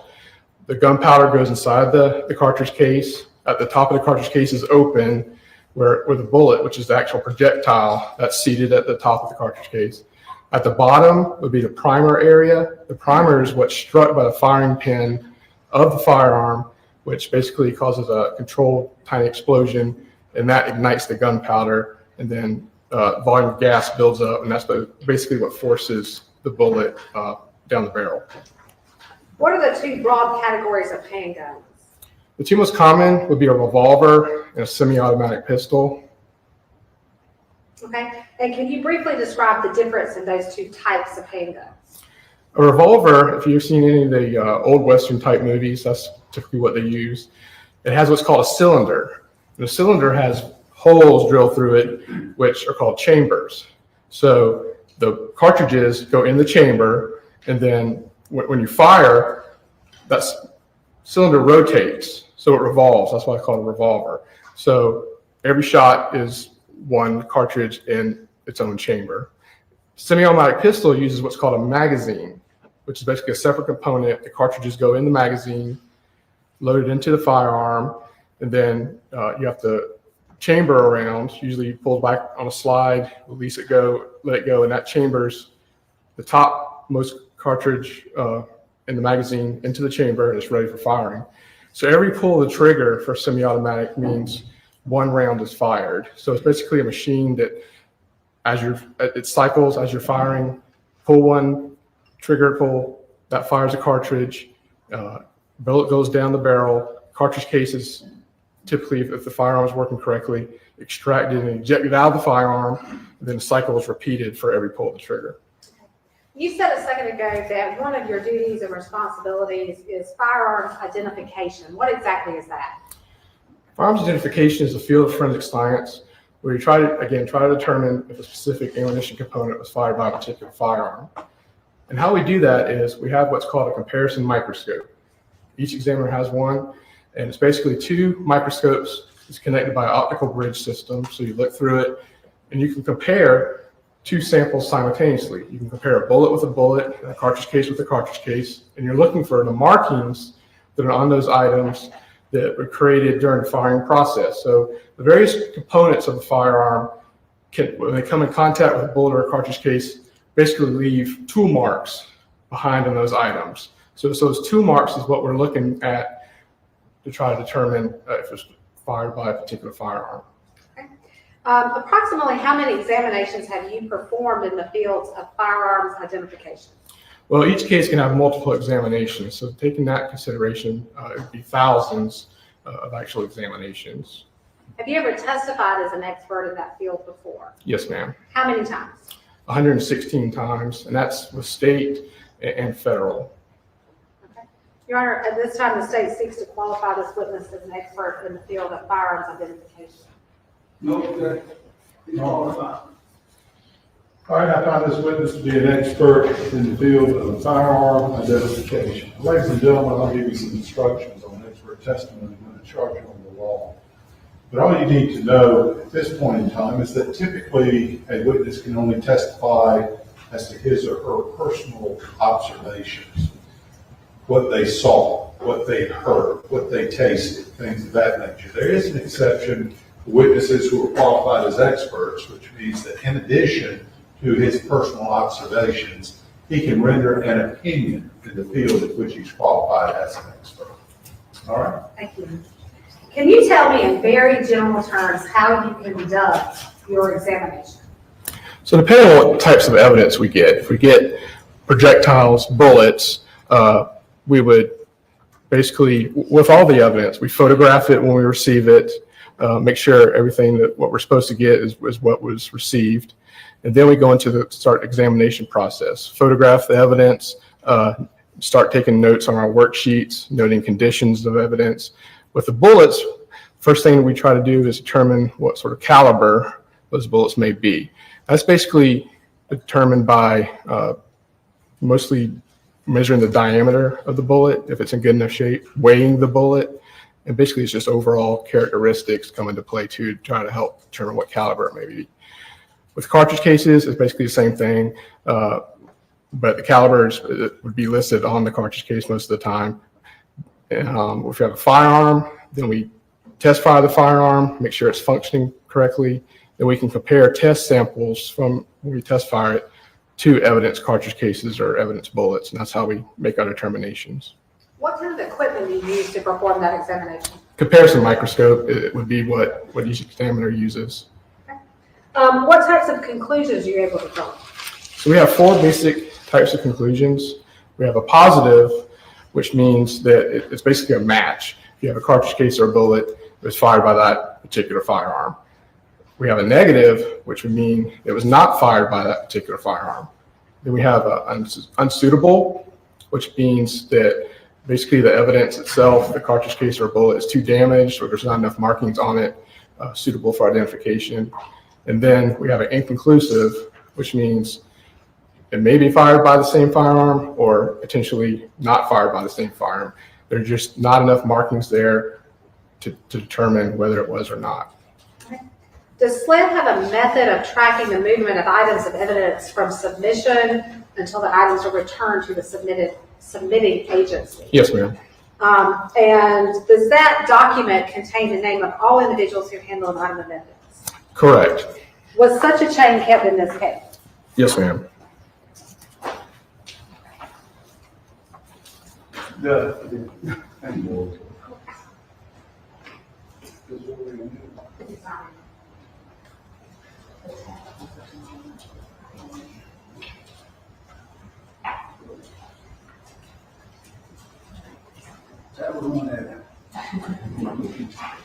May I approach the witness, Your Honor? Yes, ma'am. I'm going to approach with what's been marked as State's Exhibit number 141. Is that a copy of the SLED chain of evidence form for this case? It appears to be. How can you tell?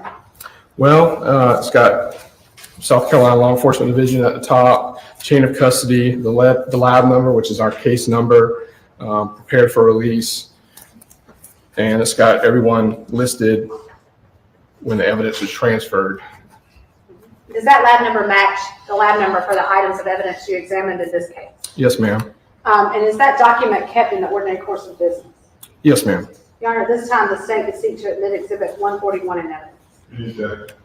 I believe it's relevant based on the earlier conversation we had about weapons. What's the relevance? It's bullets. They examined the bullets from the autopsy that were retrieved from the victim, Your Honor. All right, I'll admit State's Exhibit 141 over defendant's objection. Thank you. So we just talked about lab number L20-17755. Were you asked to examine some items for that lab? Yes, ma'am. When you completed your examination, did you put those results in a report? Yes, ma'am. Do you have a report that you can refer to if you need it? I do. I just asked that you refer to it if you did, turn it over if you don't. Okay, were you given some projectiles to examine? I was.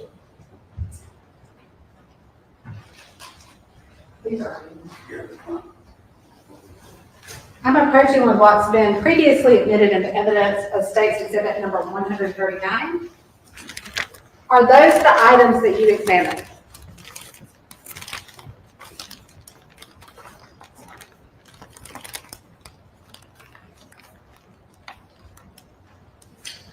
Yes, ma'am. These are projectiles. Some of them I can tell were fire bullets. Some of them were just pieces of lead. I can't tell if they were bullet or not.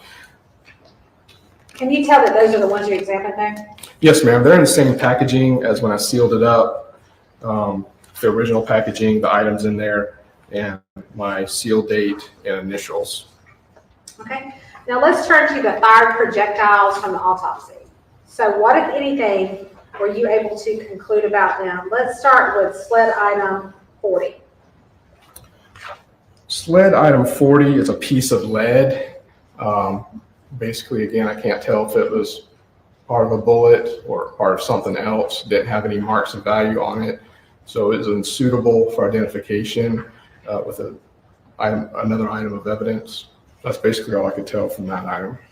Did the submitting agency indicate where that item was taken from? It did. On the description of the item, it did have a location.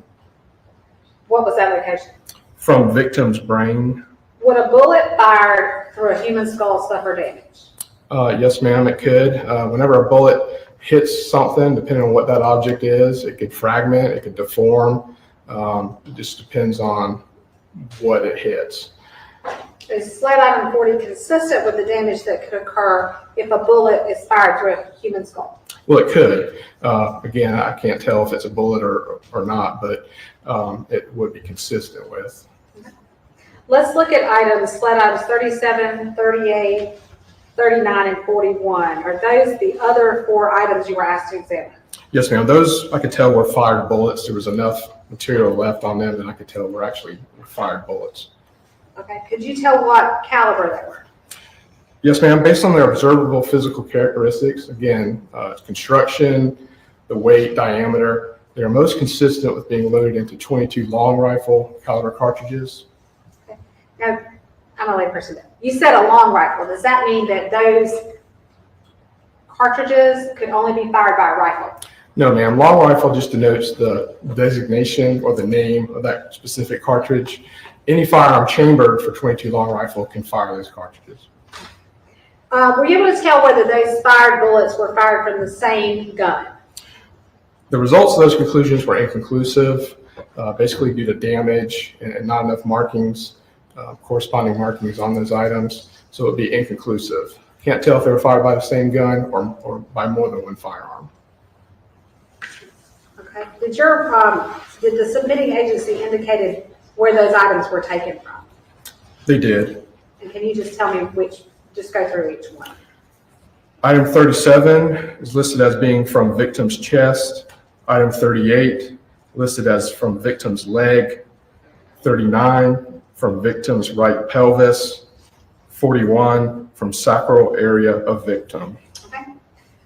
Now you said you couldn't tell if they were fired by the same gun, but based on the rifling you examined, were you able to generate a list of firearms that could have fired the bullets you examined?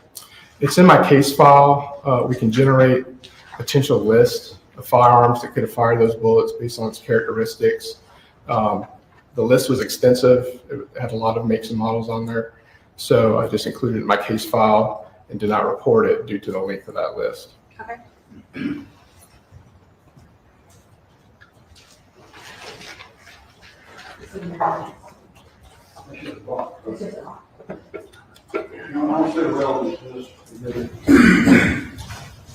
The witness can testify regarding whether or not this Maegan manufacturer of gun could have fired the bullets that he found. Thank you. I'm approaching with what's been marked as State's Exhibit 67. Can you examine that box first?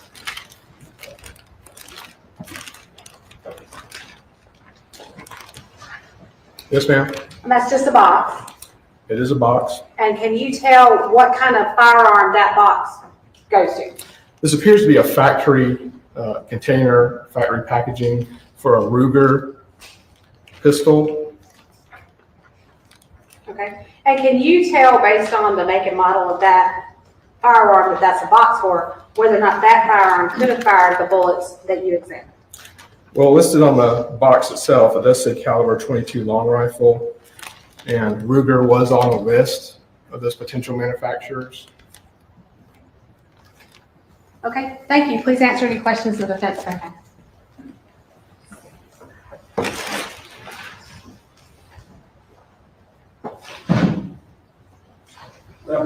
Good afternoon. Your job has you always testifying for the state, right? No, ma'am, or no, sir. Sometimes I testify, whoever needs my testimony, federal court, solicitor's office, defense, perhaps. And in this case, after using all your procedures, the microscope, your training, you didn't determine any gun that was a murder weapon. Correct. We did not have the firearm that matched that firearm or those fired bullets. All the stuff you did proved that those weapons weren't murder weapons. Objection, Your Honor. May we approve? May we, yeah.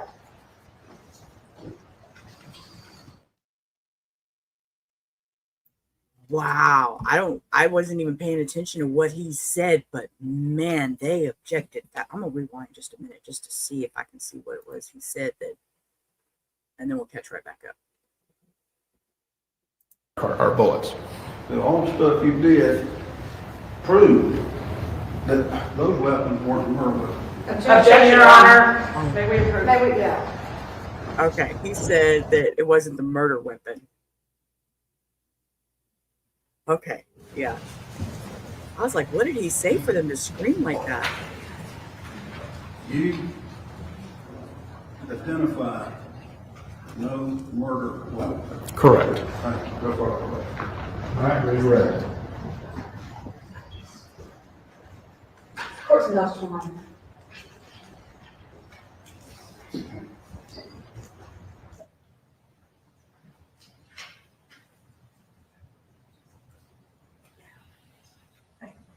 No further questions. All right, you may step down. Thank you, sir.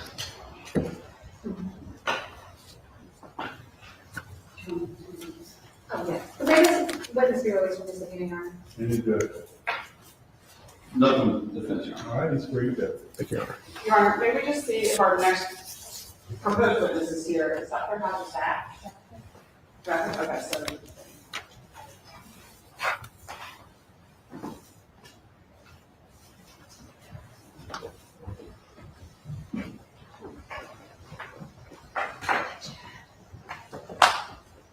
May I please the court, Your Honor? Yes, ma'am. Your Honor, the state calls Becky Phillips. Becky Phillips.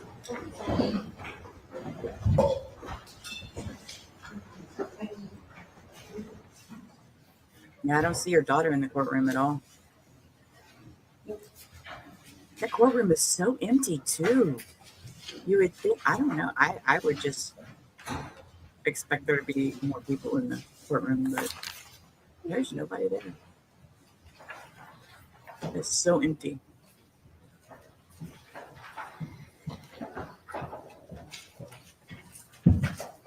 Please raise your right hand and place your left hand on the Bible. Do you solemnly swear or affirm the evidence you're about to give the court in this case be the truth, the whole truth, and nothing but the truth, so help you God? I do. Thank you.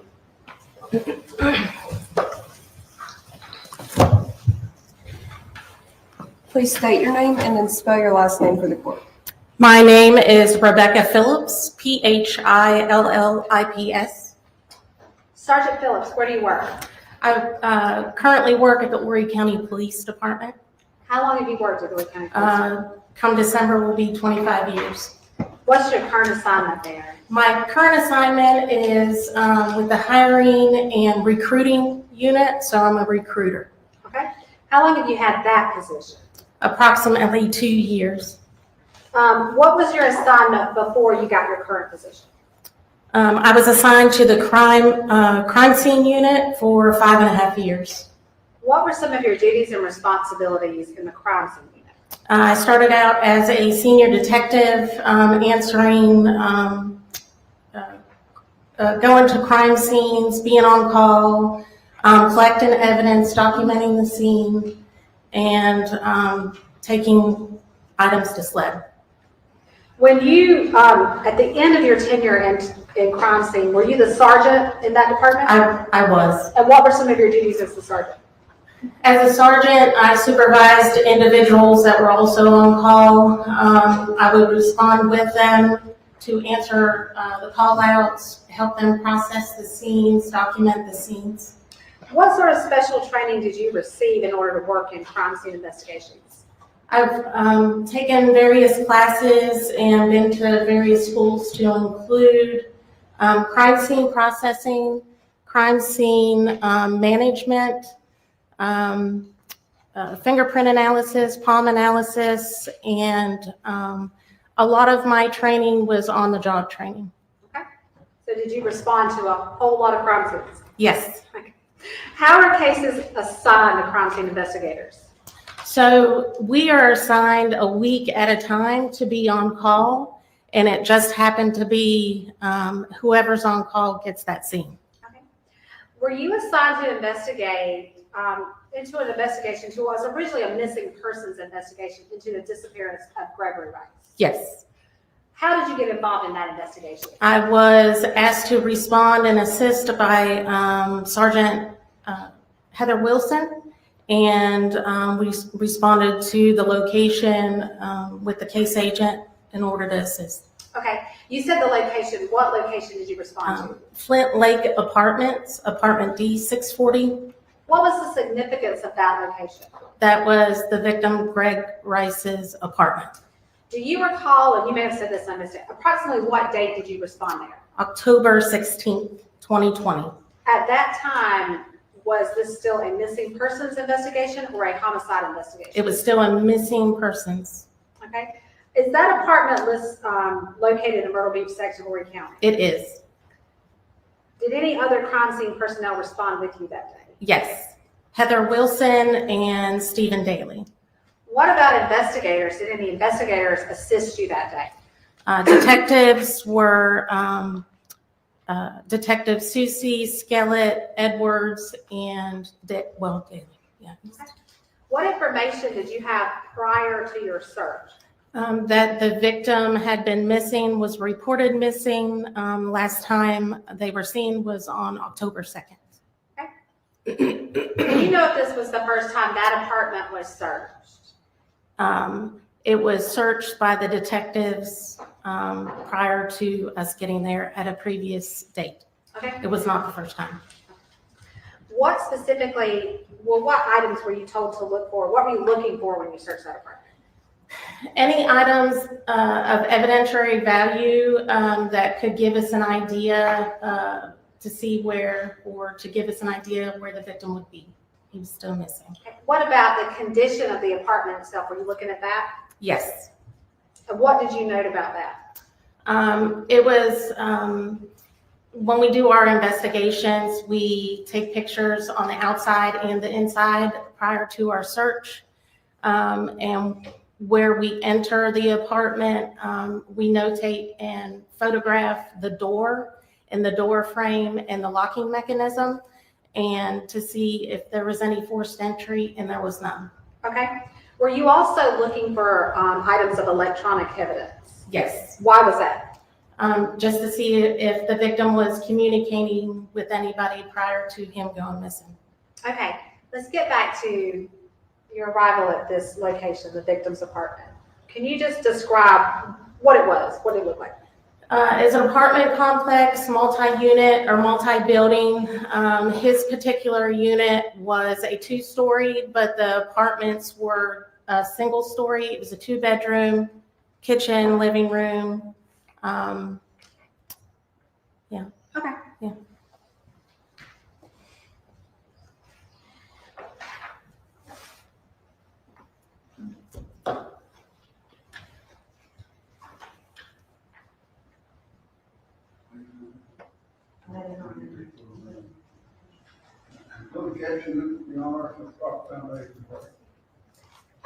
Do you have a standard procedure that you follow when you begin processing a scene? Yes. What's the first thing you do?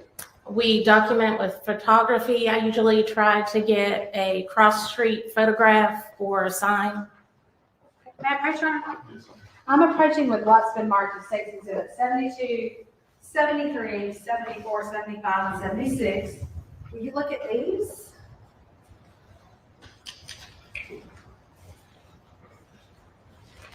These are the photographs that I took that day of the search warrant of the victim's apartment. And the first photograph is the sign that is posted at the front before you go in. And are these photographs fair and accurate? They look like what you actually saw that day? Yes.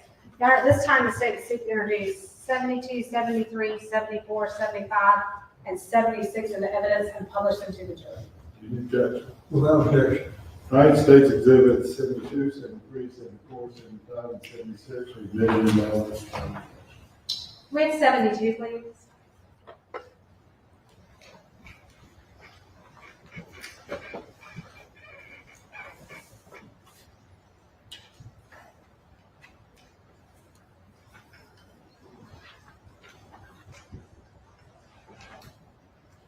Okay, this is the first picture, and you just described it. Yes. What is this showing? That is just the sign when you first go into the apartment complex. Okay, can we have a 73, please? What's this one? That is the front of the unit 640. Okay. And the front porch is to the right. The victim's unit is the front porch on the right. So is that door you see there the victim's door, the door to his unit? No. Okay, so let's go to 74. Okay, how about this one? That is the front of his unit, and it appears like the door is open. Is that the door that goes? Yes. into his unit? Okay. And can you see a little front porch area there too? Yes. Let's have 75. What is this? That is just the side of the unit. Okay. And then 76. That is the locking or the door frame of the unit, Unit D. And why did you take a picture of that? That is just to document that there was no forced entry. Okay.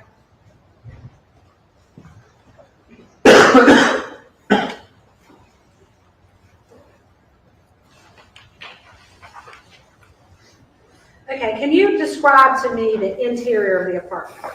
The interior of the apartment, when you first walk in, is the living room area. You go to the right is the kitchen and the laundry room area. And you go straight in is where the master bedroom is in the back. And then there's another bedroom on the left and the bathrooms. What about the condition of the apartment? What did it look like? The apartment was cluttered, relatively clean. There was still trash in the trash can. Did you see any signs of drug use? No. Did you see any signs of a struggle that you could tell? No. While you were there, did you search the master bedroom? Yes. And what, if anything, did you locate there? The master bedroom? I'm sorry. No. This, well, I can show her the evidence. After did you locate a number of items in the apartment that you see? Yes. After you finished searching and collecting items, did you do anything else to process that apartment?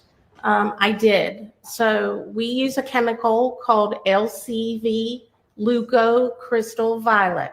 It's a chemical that when it reacts or sprayed on blood and blood fluid, it will turn purple. So that chemical attaches to the hemoglobin in the blood.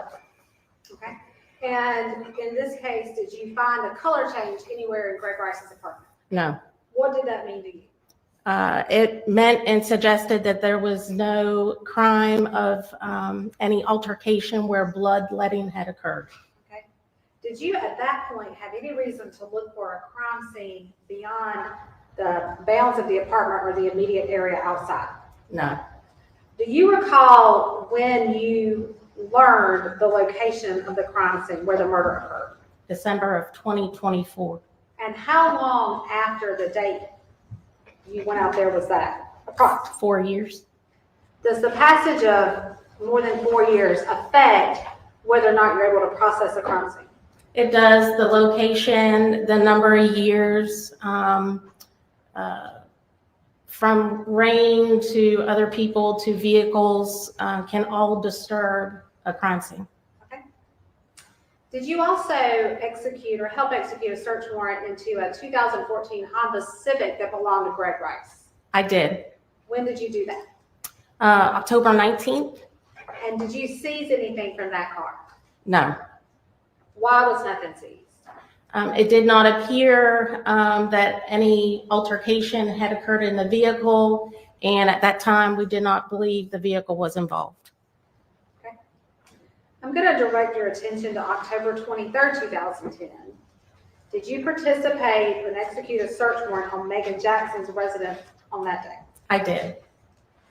And at that time, was this a homicide investigation or a missing persons investigation? At that time, it was still a missing persons investigation. And what was the address of that residence? River 218. Okay. Is that? And did you collect anything relevant that day? We collected digital media just to see if there was anything that could give us an idea or an investigative lead to where the victim had gone. Moving forward to October 27th, 2020. Did you execute a search warrant on a 2008 Honda Odyssey van that was also driven by Maegan Jackson? I did. Had you seen that car before? Yes. Why had you seen it before? The vehicle had been used multiple times for body transport, and as part of the normal job that Maegan Jackson and I would end up at crime scenes, and she would be there to transport the body. Did she also load the bodies into the van? Yes. Did the fact that that van was used for the purpose of transporting bodies affect your ability to process that van? Yes, with the amount of bodies and just the utilization of that van and various reasons why people end up deceased, there is the possibility of blood bodily fluids in that van. So was that particularly challenging? Yes. Okay, did you also execute a search warrant on Christopher Dontel's work car, a 2017 silver Ford Explorer? I did. Did you recognize that car? Yes. And how did you recognize that car? He would be the deputy coroner that would respond to the same cases that I was working. Okay. Can you tell me what the interior of that car looked like when you examined it? It was very cluttered. There were car seats, leftover food containers. It appeared in the back hatch that items that he used for work were just thrown back there, no organization. Okay. You mentioned LCD that you used earlier. Did you use any similar substance to look for evidence in that vehicle? We did, and we used Blue Star, which is also commonly known as luminol. In low light situations, we can use that to spray on an area, and it will fluoresce for a very short time, and that can provide us an area to possibly take a swab from. Did any of those areas yield a positive reaction? It did. And of those areas, did any of those yield any information relevant to this case? I don't believe so.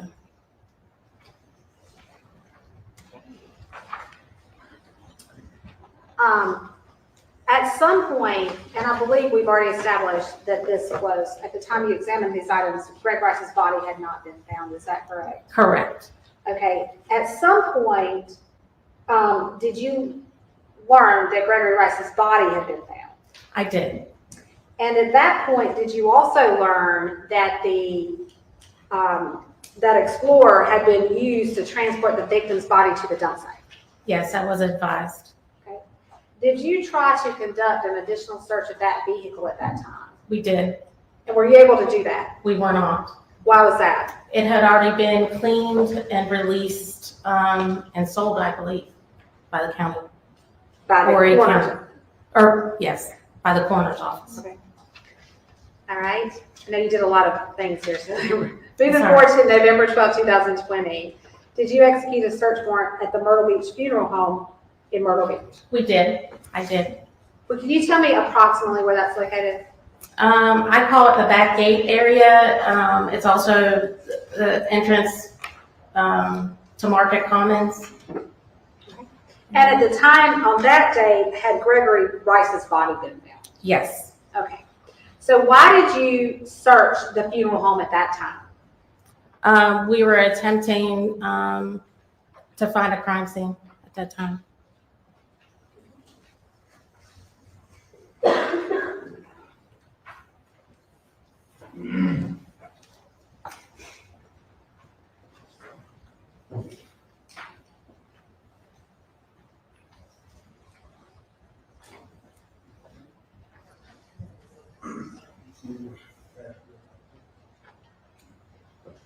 Got a man page? I'm going to show you what's been marked 86, 87, 88, 89, and 90. Do you recognize these photographs?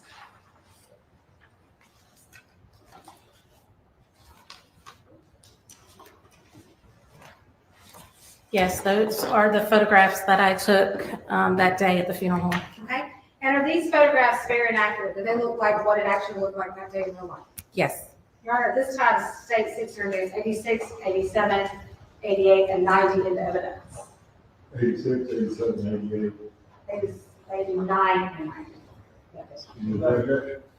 United States exhibits 86, 87, 88, 89, and 90 are admitted into evidence without objection. We have 86, please. And published, Your Honor. Thank you.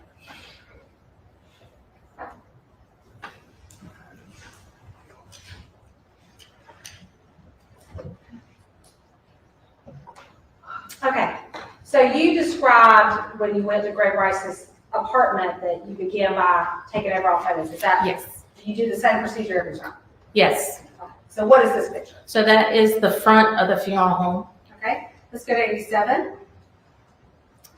That is the south end of the funeral home, and it shows the roll top door and the stack of the crematorium. Okay, what 88? That is just another rear view of the funeral home showing the back door. And 89? That is the north side of the funeral home, another roll top garage door. You take that. Okay.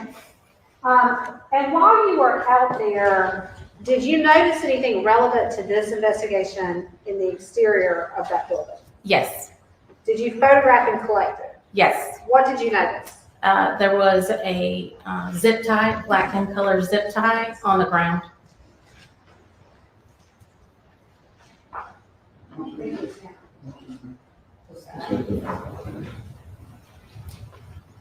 All right, this, I'm going to show you, can we have 90, please?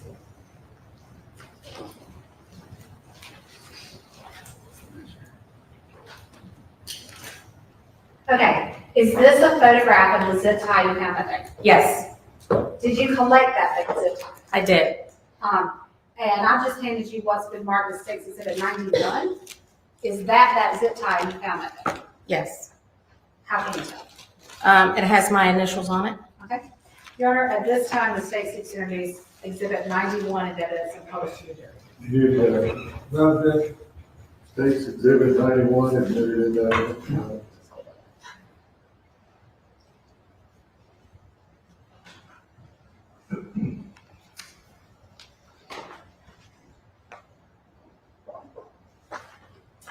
After completing these overall photos and collecting the zip tie, did you move to the interior of that building? I did. Can you describe what it looks like when you first walk in there? When you first walk in, there's a ramp that they use to bring the bodies in and out. And when you go through the back door, there's another ramp to the garage that contains 2 coolers to place bodies in different stages or processing through the funeral home. And straight through, you have a kitchen, you have all the business offices in the front of the funeral home, a kitchen, some viewing rooms and a chapel. And to the left, through the back door, you have a little holding room, then the embalming room where they process the bodies, and then further to the left, another ramp, and that's where the crematorium is. Okay. Did you mention coolers? I believe you did. Mm-hmm. Yes, Okay. ma'am. Did you take a picture of those items? I did.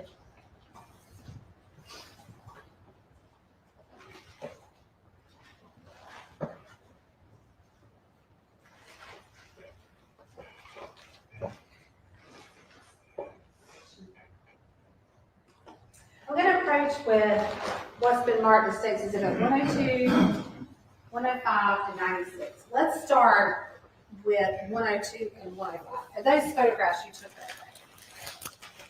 Yes, they are. Okay. Are they fair and accurate representations of what it actually looks like? Yes. Your Honor, the state seeks to introduce 102 and 105 in evidence and publish to the jury. Any objection? No. States exhibits 102 and 105 admitted into evidence.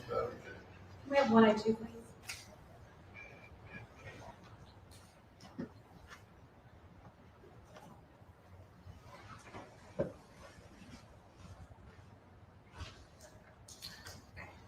What are we looking at in this photo? That is a view of two coolers that are used to hold bodies. So the bodies just go inside and close the door? Yes. Okay, let's look at 105, please.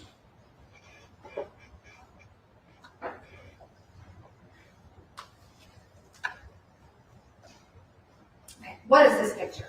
That is a view of a stack of cardboard boxes that they use to store some of the bodies in for various reasons. Okay, do you have to put them together first? You have to fold them like a normal box. Okay, and then to the left there, what is that you can see? That's the cooler on the right. Okay, is that the same cooler? Can we go back to 102, please? I think you can see the boxes in 102. Yes, to the right. Okay, so there they are. Yes. Okay. All right. Did you also locate some items of relevance at the Myrtle Beach funeral home, other than the zip tie and photo? I did. Okay, I'm going to show you what's been marked as States Exhibit 96. Do you recognize that photograph? Yes, that is my photograph. And is that a fair and accurate representation of what you actually saw that day? Yes. Your Honor, the state seeks to introduce Exhibit 96 into evidence and publish to the jury. You objection. It's the one I just. All right, States exhibit 96 admitted into evidence without objection. We have 96 and published.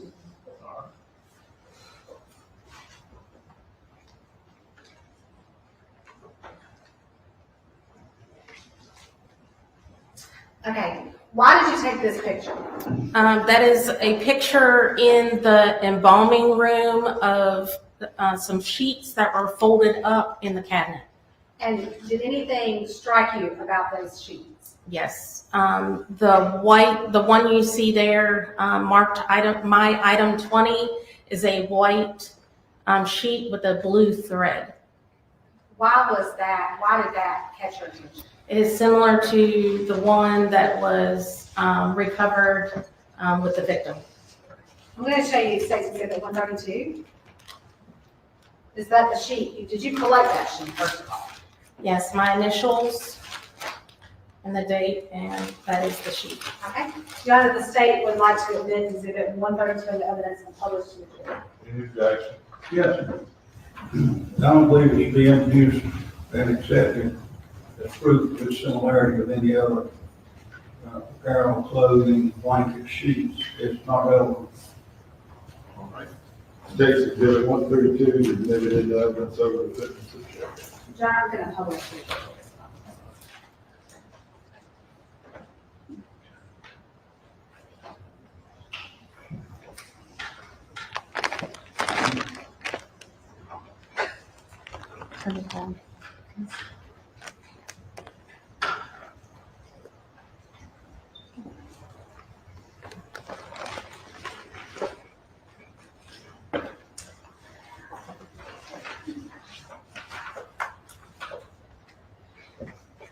Did you take any DNA swabs from anywhere in the funeral?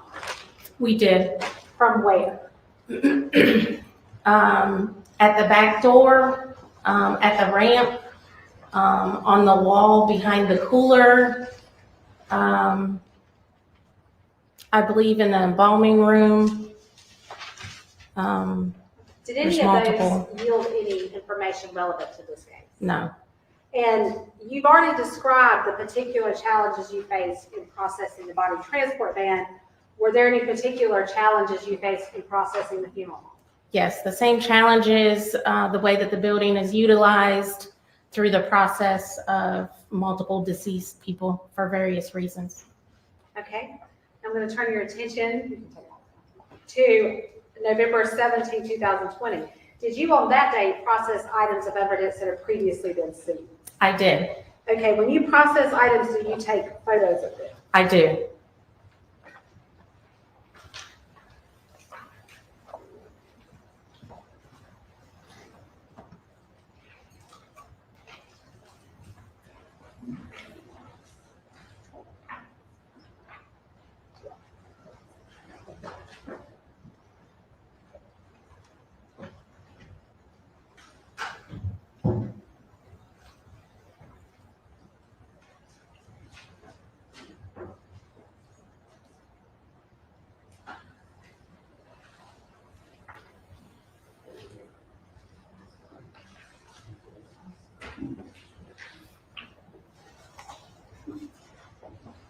Number on 106, we was checked based on previous objections to a box. Other than that, we have no objection to 107. All right.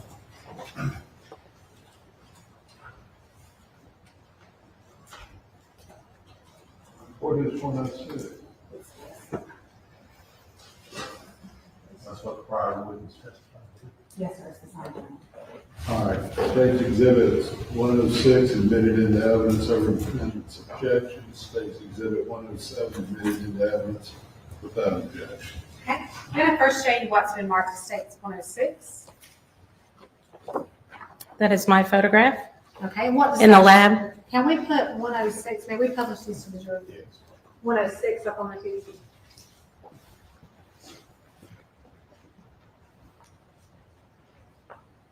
And we've seen this. Do you know where that item was seized from? Maegan Jackson's house. And were you able to locate a serial number on that box that goes with the gun? Yes. And just to be clear, was there a gun in that box? No. Okay. And based on the serial number, did law enforcement, were you able to perform a trace on that gun? Yes. And how did you do that? We sign into what's called e-trace, which is through the ATF.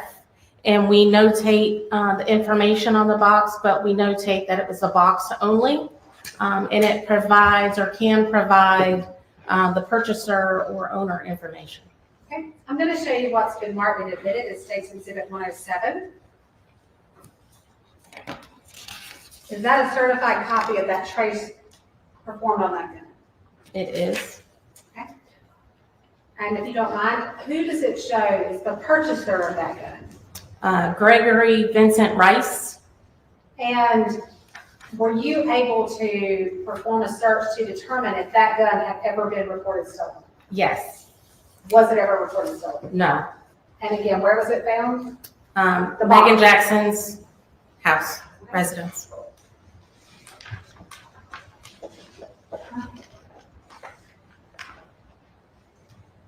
In addition to everything else we've talked about, you did quite a lot. Were you also tasked with taking certain items of evidence to SLED, the State Law Enforcement Division? I was.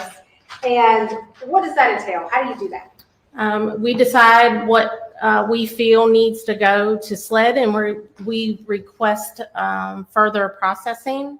I will sign out the items from evidence, place them in my vehicle, and immediately travel to SLED in Columbia to be turned over to their evidence division. Okay, and are those items, when you take them to SLED, in your sole custody and control? Yes. I'm just going to show you quickly what's been previously admitted as evidence. As 141, there's some orange tabs on here because you did a lot of stuff. Do you mind just looking at that and verifying that you actually transported those items to SLED?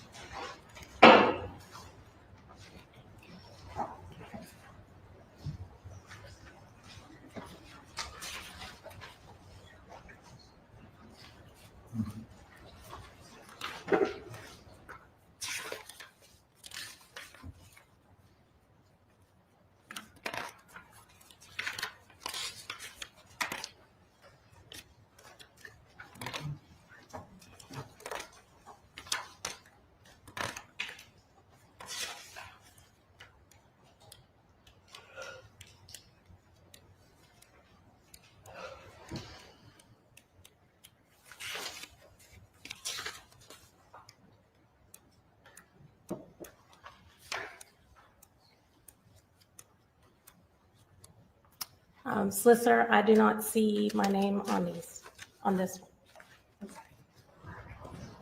It's just the orange ones. I'm sorry. There's a lot. I have the help you.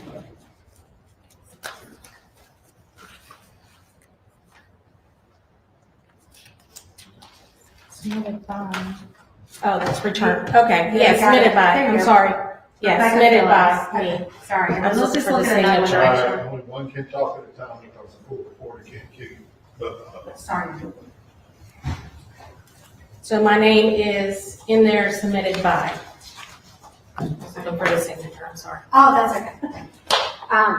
Thank you, Sergeant Phillips. Please answer any questions the defense may have. How you doing? Good. Good. You were just talking about showing the pictures of Myrtle Beach Funeral Home. Yes, sir. When were you out there, looking at the Myrtle Beach Funeral Home? The 17th, I believe, Oh, October what year? 2020. Okay.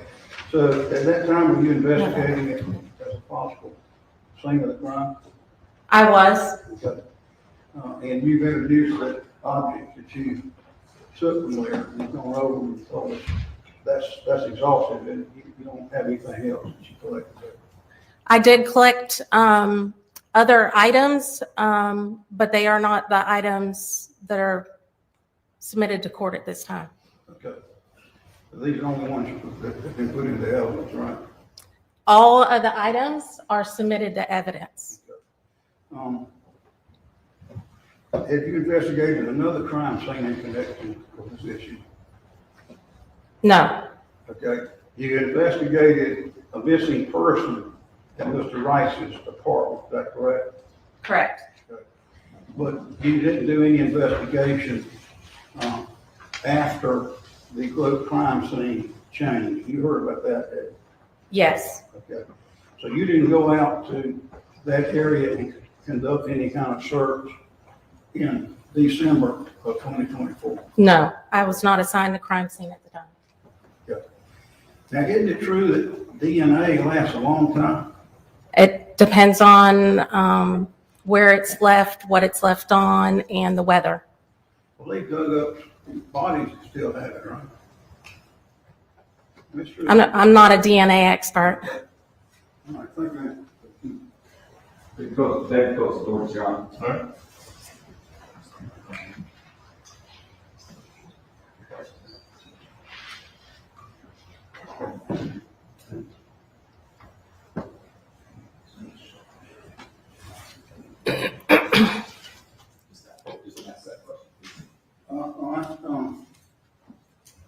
I think in your report, was there a toothbrush that you collected? There was. Okay. And you submitted that to SLED? I did. Your Honor, maybe approach.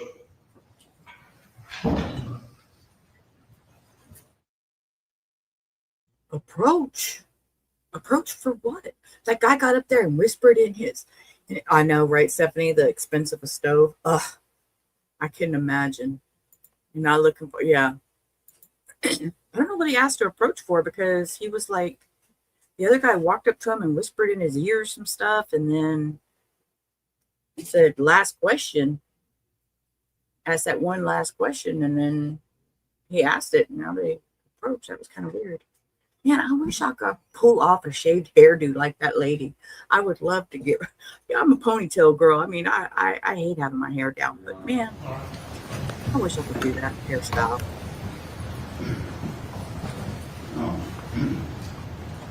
The items that you collected that were transported to SLED Yes, sir. were done by you personally?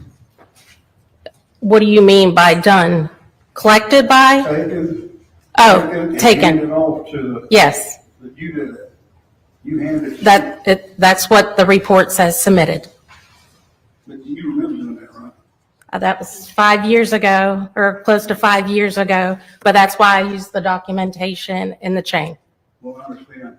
It's a problem for all of us for length of time, but you don't remember delivering those items personally. I've delivered tons of items to SLED. If the report says that I submitted it and I took it to SLED, then I did.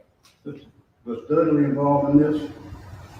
She is a supervisor over evidence. Not sure.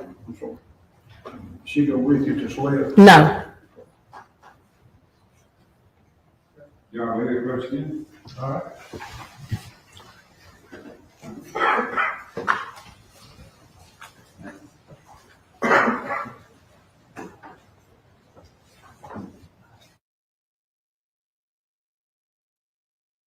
Another sidebar. Okay, guys. I know, right? Yeah, Steph, to be honest, I had my hair cut like that back in, I guess it was like 2001, 2002. And it was all shaved up the back and a little bit on the top. And it looked real cute, or I thought it looked cute. But I was extremely obese, like to the tune of over 300 pounds. And I was teased severely. So it triggered that memory, and I don't think I could ever do it. I'll tell you why we do this. It's not that we're trying to hide anything from you or keep anything from you. But as I told you in the opening charges, you and you alone decide the facts of this case. And you decide those facts based upon the testimony of witnesses and any other exhibits that are introduced into evidence.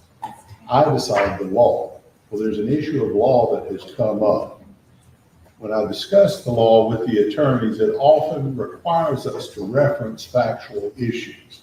But what I say and what the attorneys say is not evidence. So we don't want you to be influenced by anything that we say when we discuss the law. We don't want that to influence your decision as to what the facts are. And that's why we excuse you back in the courtroom. In any event, it'll give you a little break, leave your notepads in the jury box, do not discuss the case, and we'll bring you back out in just a moment. Okay, they're going to a serious sidebar. They're getting the jury out and they're gonna talk about this, I guess. Now I'm curious as to if they're gonna talk about it in front of us or no, they're gonna go, oh man. Well, that kind of sucks.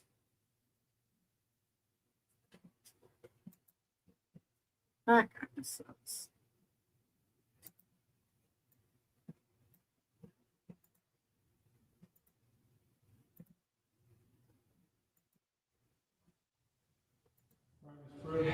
Your Honor, and I am, if I am incorrect on this, because I am the last person that would ever even jump up to any kind of conclusion on this kind of things. But if I am correct in hearing what Captain Phillips said, all evidence or all items they collect are sent to SLED. I believe that was read, I believe she testified to that. If that is true, then that means that the toothbrush that she listed would have also gone to SLED. She would have submitted it. We then had a little quick discussion. He asked if the toothbrush went to SLED. He asked if Tori Dudley took the toothbrush to SLED. Captain Phillips said, no, man, we don't have to answer you, right? She said no. We can read it all back. I have something on my phone that says otherwise. And that's the problem. Well, the problem is I really would not wish to air that out in public. And the fact that, I don't want to make accusations because I know this person to be a very good person. And I think this is just a slip up, but I want to make sure it is noted because I have been. Well, I haven't seen your phone. You're going to have to address it. If you want to put it in the record, you're going to have to, for the court to address it, it's going to have to be put in the record. Ma'am, a brief moment of indulgence. Yes, you can take whatever time you need, but I can't address anything that's not part of the record. I believe I can clear this. No. I understand. Holy smoke. So y'all get what they're putting down here. They said there is something on his phone that can prove otherwise of what this one's saying. And they're debating putting his information on his phone in record. Looking at any phones or anything. Yes, sir. The chain is not here. I understand. But he's saying, I'm saying that that's not the problem. But this chain matches what he's saying, and that's not what the witness testified to. What I asked the witness was. I heard what she testified to. Yeah, and. Now, he's saying, are you saying what's on your phone is what they have put in? It's the same thing, Is right? that it? If we were to believe what the testimony has been said so far, Your Honor, then she says that she collected all of the evidence and sent it, took it, personally delivered it to Rick. Please read it back when Read it I back, asked you what 'cause you I'm- said. On your phone, is that what she has? Are you talking the toothbrush? Now, when I say what she has, so we have a clear record, what is that? That's State's Exhibit what? This is State's Exhibit 141. Item 1 on the sled chain of custody is one heat seal pouch containing a toothbrush of Gregory Rice Alternative Standard. It was submitted by Lori Dudley of the Horry County Police Department.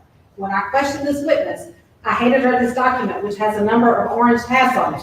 I said, please look at the tab items. You took a lot of items to sled. Will you verify that you took those items to sled? And that's what she did. She never testified that she took a toothbrush to sled or that she took every item of evidence collected in this case to sled. That would be absurd. She said the tab items. I understood that she said she took the items to sled. Certain items of evidence. She said toothbrush. She said toothbrush. So we got a problem. Well, I mean, you can. She said that she submitted, I'm You sorry, I'm not can trying read to talk that. over your honor. She said she submitted the items into evidence, not that she took them to slab. And I think you should read it back because that's what I heard. All right, let's put back what she just testified to under cross-examination. Now, Mr. Britton, when he came back up, they took a little break. And Is after I asked the question. Tommy Britton and Case Britton talked, so start right there.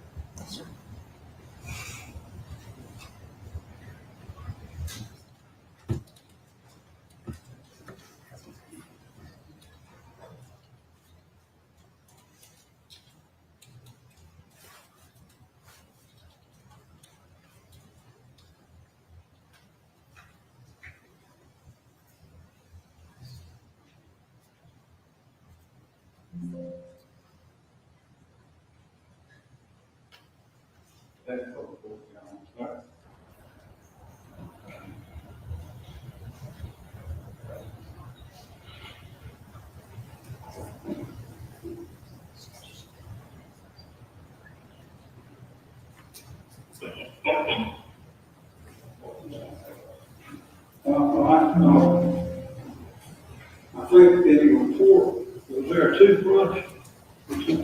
There was. And you submitted that to SLED? I did. All right, that's fine. She said she submitted it to SLED. Well, And that's because he doesn't say that at all. well, your honor, Well, what are you asking me to do? I mean, we're in cross-examination. Yes, sir. You can bring out any discrepancy. Yes, sir. On cross-examination. And Your Honor, the reason I wanted to approach this office is because it's not my office. And unfortunately, when I'm trying to abide by what we need to do here so we can keep on page. But that information came solely to me. I do not believe that it is been sent to me in any kind of way to read. But the problem for me, Your Honor, personally, is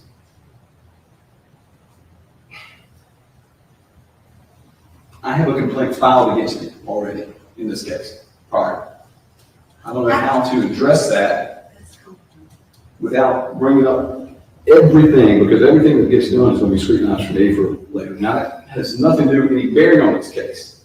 But I got some information that if I don't bear out, or at least figure out what the chain of custody has to do with it, I don't feel very. I still don't understand what you're asking me to do, Mr. we're not admitting the toothbrush. Can I explain it? I'm talking to Mr. Britt right now. Please quit interrupting, okay? Okay, I'm All right. I still don't understand what you're asking me to do. Judge Culberson, I believe that they are trying to introduce some evidence in a backwards way. Let's back up. Yes, sir. Let's start off. I'll let you explain. But starting off, what are you asking me to do? Suppress evidence, Yes, sir. strike the testimony, Yes, sir. dismiss the case, or what? Suppress evidence, strike the testimony, and dismiss the case. All right, and that's based upon what? Information of an improper chain of custody based on a belief text I have that Ms. Dudley delivered the toothbrush to sled, and that Captain Phillips is now testifying and just did that she delivered the toothbrush to the sled. This case has been filled with, the privacy went here, this is here. I haven't had a strand of evidence connecting except that it looks like they're having an affair. Now we're going to have somebody testify that she delivered a toothbrush, but she didn't. And she's an officer of the law. All right. I'm denying your motion. Yes, sir. Still in cross-examination. Yes, sir. You got the exhibit with the chain of custody. She just testified that she delivered it. You can cross-examine with the chain of custody to show any discrepancies in her testimony. Yes, sir. Thank you, Your Honor. All right. Anything from the state before we bring the jury in? No, sir. Anything from the defense? All right, let's bring the jury in.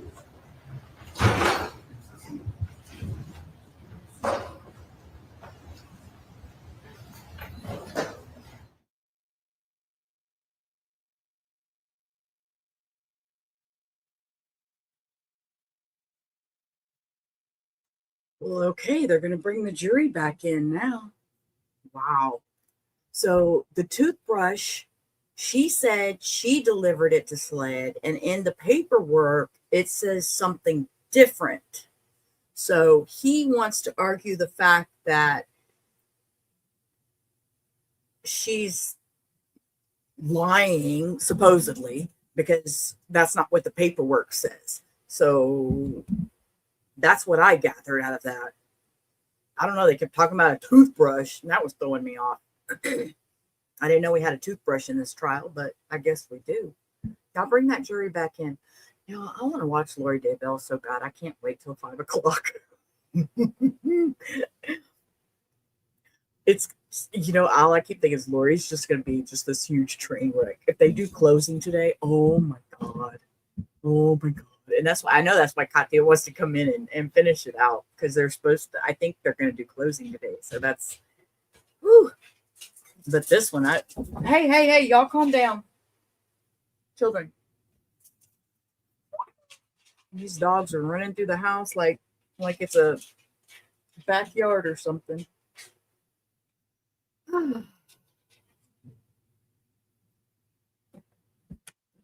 Yeah, William, it wouldn't stick. It's not gonna, you know. And then he wants to say dismiss the case and all that. No, it doesn't work that way. You can't, you know, just because of a toothbrush incident. I don't think it can work that way. I'm not sure. I'm not a lawyer, so I can't answer that. I can give you my opinion, and that's what I base a lot of things on, is opinion. I'm gonna turn the camera off for a few minutes. Misbehaving dogs? I said dogs misbehaving? She tore some papers up? Okay, I'll clean them up in a minute.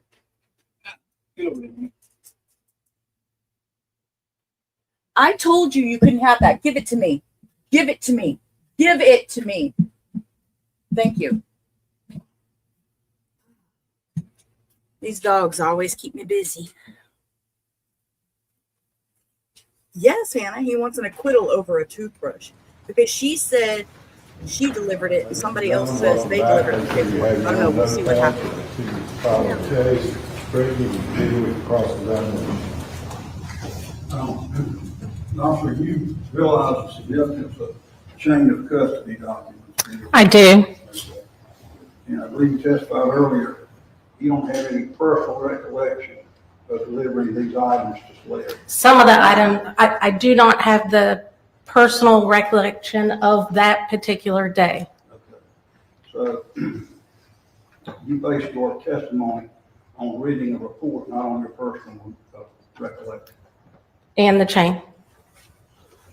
We can review the chain. I would like, may I have the copy of the chain if he wants to? No, this is cross-examination. Oh, okay. I'm sorry.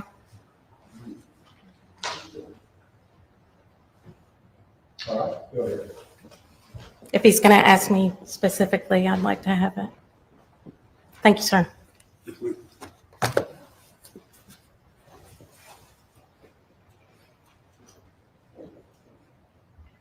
You may ask your question again, please, sir. I've already asked you all.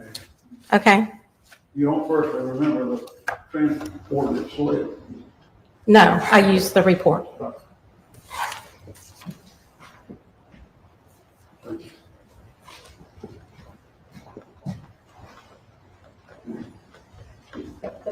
This one.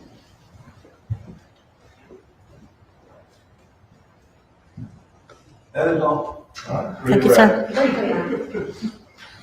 Sergeant Hill. I'm gonna hand you the chain, but I have to stand up there beside you and look at it. Oh, that's fine. Dr. Muller, approach with exhibit 141.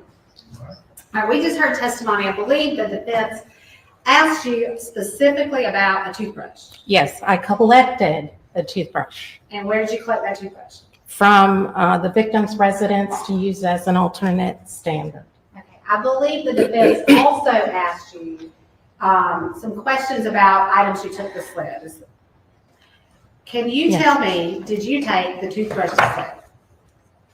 It's SLED item 1. No, Lori Dudley took it to SLED and put it in the lockers there. So Mr. Britton just asked you, do you have a personal, so first of all, let's start out. I just questioned you. You did a whole lot of stuff in this case. Is that correct? I did. Did you collect, how many items of evidence do you think you collected? Hundreds. And do you have a specific recollection of collecting each item of evidence? I do not. What do you rely on to determine whether you collected an item of evidence? My reports in the chain, Okay. Why do police departments keep chain of custody? just to say where the evidence goes and that nobody has tampered with it. Does it also identify each person who may have participated or touched each item of evidence? Yes, Do you have an independent recollection of collecting each item of evidence? not each item, but I utilize my placard numbers and photographs. Do you have an independent recollection of transporting each and every item of evidence you collect to SLED when you transport it? No, How do you recall when you transfer something to SLED? I use their chain. When I questioned you earlier and asked you to look at the orange tab items, are the orange tab items the items you submitted to SLED? Yes, And I believe that you had a difficult time kind of determining that because it's, I didn't see my name right away. okay. Is that a voluminous document? Yes, And then the defense asked you specifically if you took SLED item 1, the toothbrush to SLED, and what did you say? I said I had, but I submitted it not transport. So I collected it, and when we say submitted it to SLED, I request it. But for their verbiage, they use submit. Okay, so if there's a difference between your recollection and the chain of custody, which one is correct? The chain. And when you were answering the questions put to you by the defense, did they hand you that chain to look at? No. No further questions. All right, everybody second.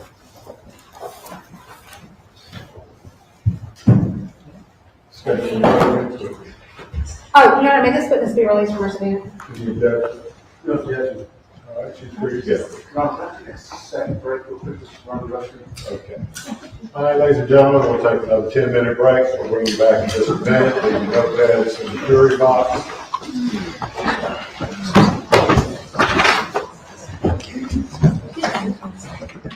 Okay, 10-minute break.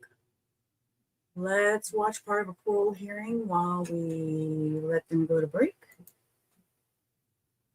I'm not sure how long this parole hearing lasts, but maybe 10 minutes. We'll see. I know Lola and Meat need to chill out, right, William? We put Meat just went to his kennel. Hector put him in a kennel. I was like, he needs to chill out a little bit more. He's just too much. Mr. Frank. Okay, here we go.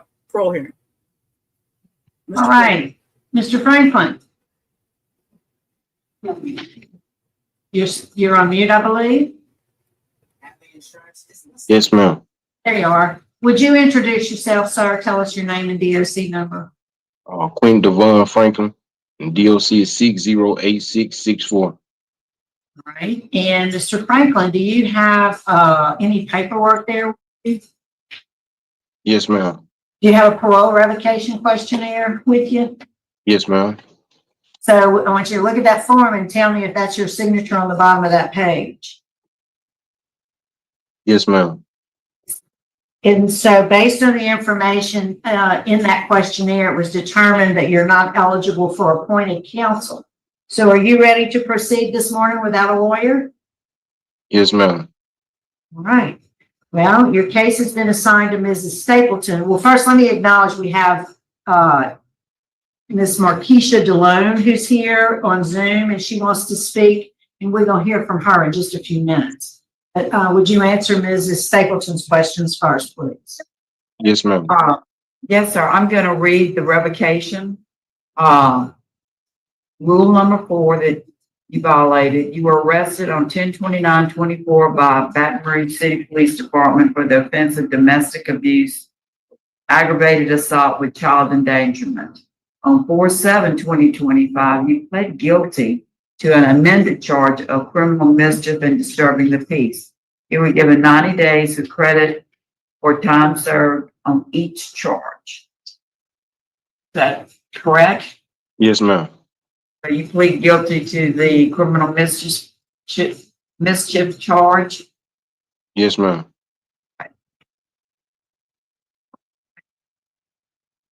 Then, rule number 5, I shall not have in my possession or control any firearms or dangerous weapons. It is noted in the police report that the victim's son observed Franklin having a knife during the incident. How do you plead? Not guilty. I never had a knife. Okay. And number 10, you are in arrears in the amount of $1,796 towards your supervision fees. How do you plead? Plead guilty to that because I just got my CDL license and I was being in contact with my parole officer, letting her know that I just got my CDL license. I started driving 18-wheelers before all this occurred, and me and her was on the same page. Like, I reach out to her without her even much reaching out to me. Every time something go on or I go somewhere to do an application, I was letting her know that we had a good relationship on it. But I had just finished school, got my CDLs. Okay, well, let me ask you about this charge that you pled guilty to. It was actually a plea. And, well, no, don't we need to hear from the, okay, yes, okay. Before that, let's hear from, Ms. Long, please.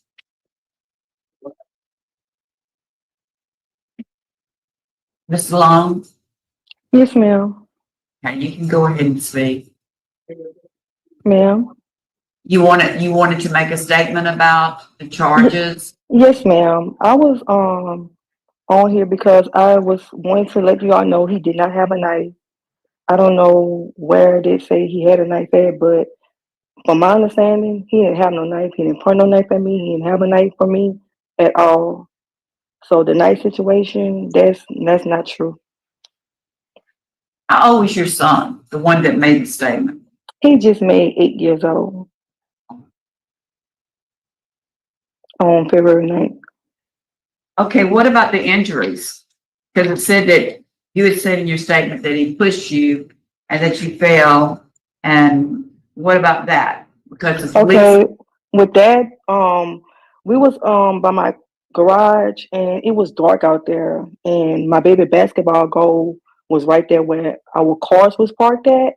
And when I came around the corner from my back porch, my backyard, and I ended up falling on my baby basketball goal, where it had some bricks right there. That's how I got the injury to my hand, and it wasn't an injury, it was like a little scratch. Okay, well, how did the police get called if all of that was so innocent? Because he called the police because he was like, he's already on parole, and it started about my cell phone. Like, I let him use my cell phone, and I told him I wanted my cell phone back. And he called the police because he was like, he don't want to get in trouble because he already on parole. So he ended up calling the police. Why? Were y'all fighting loud? Was there some reason he thought the police was going to be called? No, ma'am. He was just trying to protect himself because he was already on parole. And I would have did the same thing too if I was on parole. I want to, make sure that I'm in the clear that, I don't want to violate myself.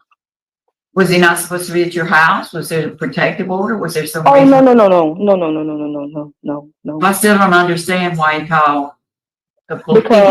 Because I was telling him I wanted my cell phone. He was like, let me go. I'm not about to do all this with you. And he was like, I'm gonna call the police if you don't let me go. I was like, well, if you give me my phone, then you can go. But he was like, to protect himself, he was gonna reach out to the police to let the police know that I wanted my cell phone, and I didn't want him to leave because I wanted my cell phone. Okay, well, the law enforcement officer, it's an affidavit when he writes it. He said that, the defendant, committed a battery by pushing her to the ground, which caused injuries to her right hand and knee.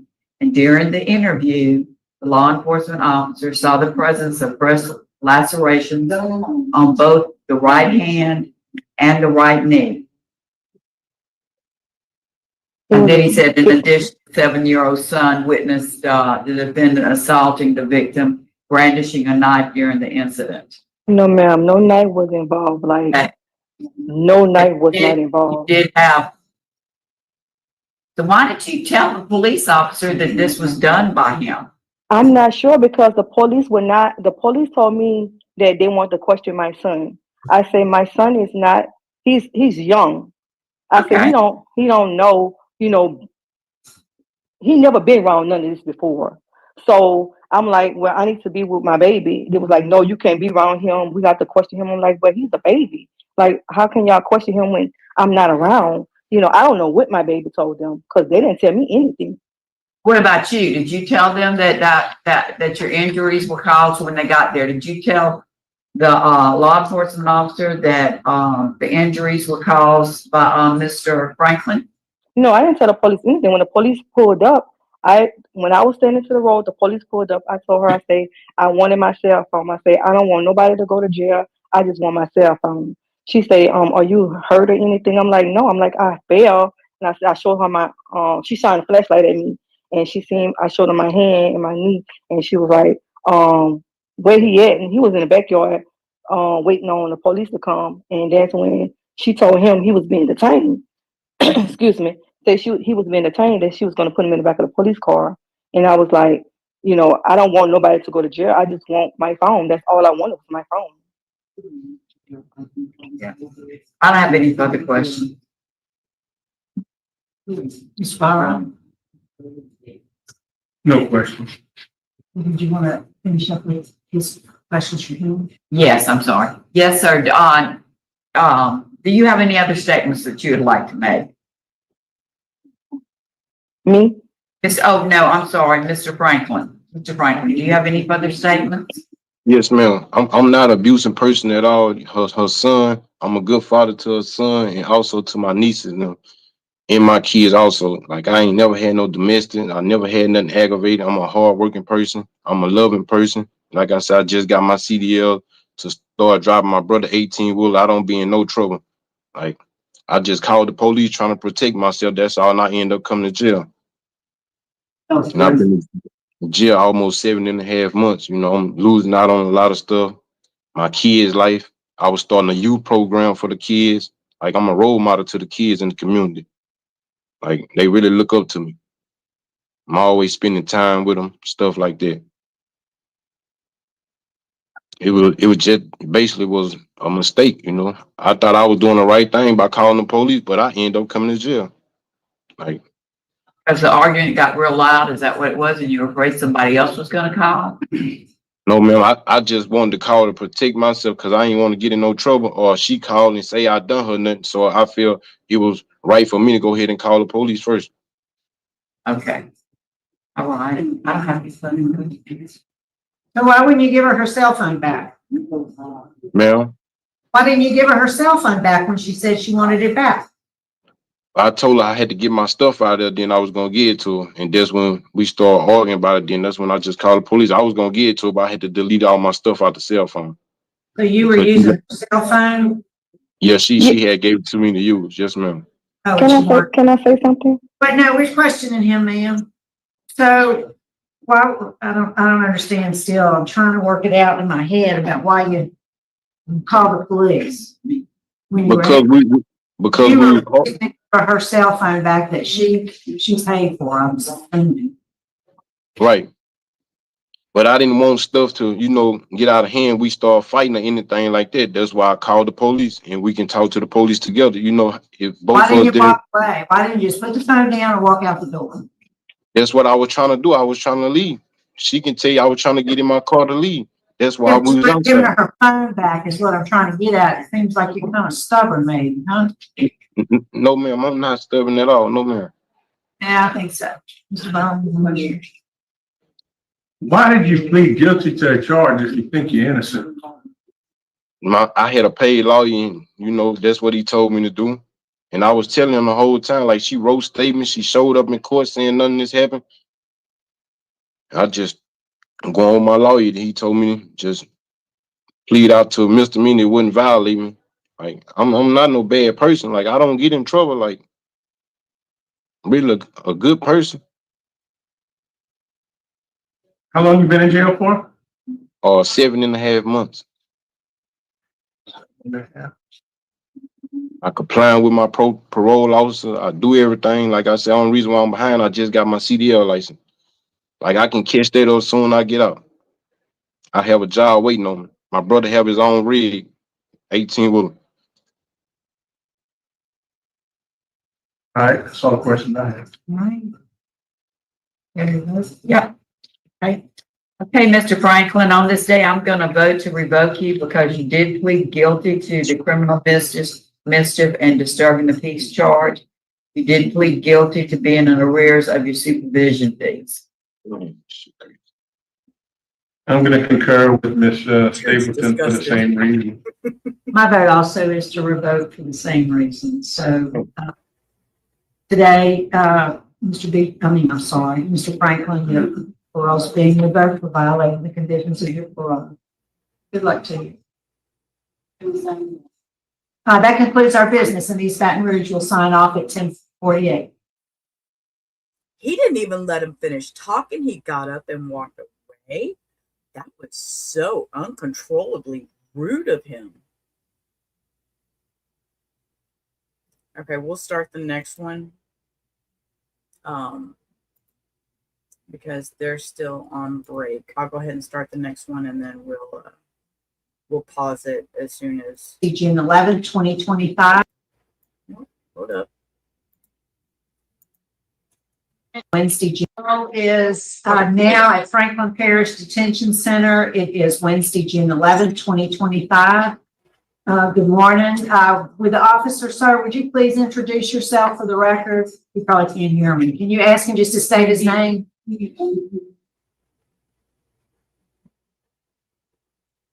I think your microphone's still muted. Can you hear us now? Yes, I can. Can you tell us your name, sir? Okay, my name is Jaheem Brown. All right, thanks for accommodating us today, Mr. Brown. We appreciate it. So All right. we'd like to hear from Mr. Bryan now. Okay. Mr. Bryan, would you introduce yourself? Yes, ma'am. My name is Peter Bryan, Your DOC number. 627658. All right, Mr. Bryan, we have joining us today your sister Angela Lashney's on Zoom, and we will hear from her in a few minutes. And we also have someone from the Rapides District Attorney's Office, the Rapides, Mr. Derek Johnson, will also be speaking at the appropriate time. We'll ask for his remarks. First, let me read some identifying information, sir. Mr. Bryan, you're classified as a first felony offender. You're serving currently a 9-year sentence for indecent behavior with a juvenile. You were sentenced in September of 2020. Your parole eligibility date was in July of 2021. You do not earn good time, so your full term date is July 24, 2027. Is that information correct? Yes, ma'am. So before we hear from your sister, we'd like to hear from you to tell us You know, you are classified as a first offender. You do have a lengthy arrest record, but tell us, you know, what led you to jail? Why are you in jail? And why do you think we ought to vote to grant you parole today? I was doing a lot of drugs at one point in my life, and things went to another, and I was at the point. Anything from the defense? No, sir. Sorry, guys, switching back over. That's fine. Let's go ahead and bring the jury. Bringing the jury in. We'll just wait. We'll go back to, I'll start that parole hearing over and we'll listen to it later if they have another break. Because they just started it where he was discussing his issues.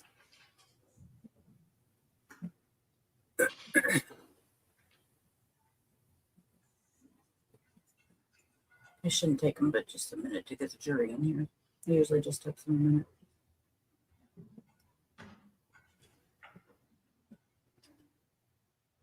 I like Nimarabella. He's on the, oh yeah. Yeah, I like watching those parole hearings.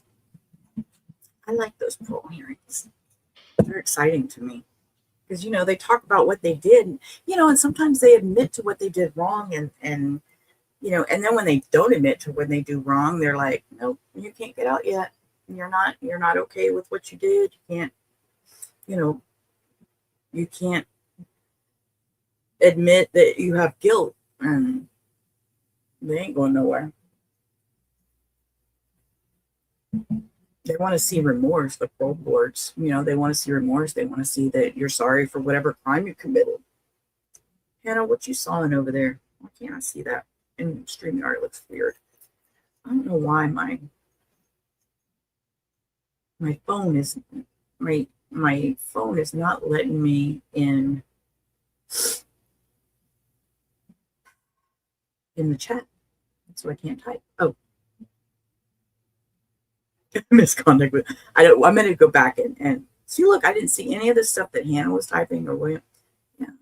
You have your own notepads. All right, they're coming back in. The trial state can call you next witness. Your Honor, the state calls Dr. Tari Hodges. Dr. Tari Hodges.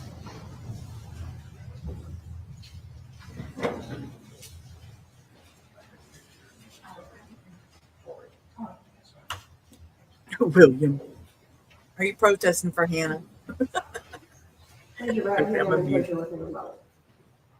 you solemnly swear or affirm the evidence brought before the court in this case will be the truth, the whole truth, and nothing but the truth, so help you God? I solemnly swear. Thank you.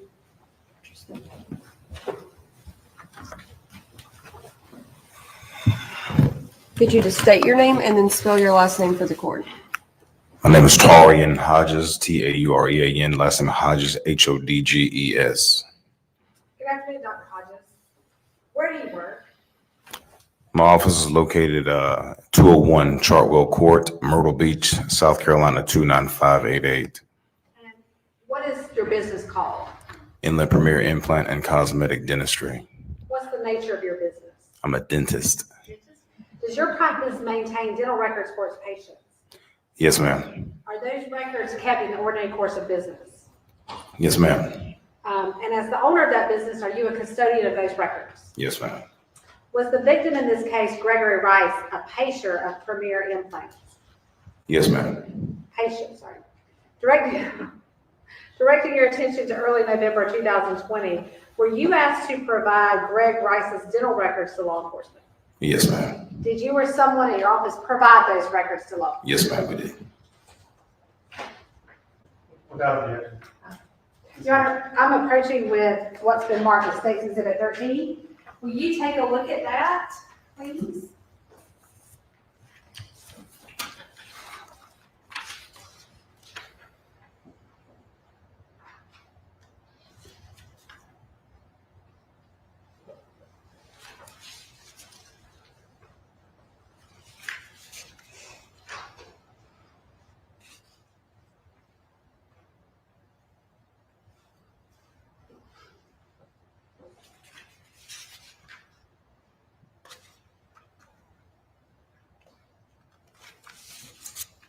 Are those the records you provided for Gregory Rice to law enforcement? Yes, ma'am. Your Honor, this time the state would like to introduce Exhibit 13 into evidence. Objection. Without objection, Your Honor. State Exhibit 13 admitted into evidence without objection. Thank you, Dr. Hodges. We have no further questions for this witness, Your Honor. Cross-examination. No, sir, Your Honor. All right, you may step down. You may be released, Your Honor. Yes, thank you, Your Honor. Please release it from the system. Pretty good, thank you. State, call your next witness. Thank you, Your Honor. The state calls Sergeant Ken Marcus.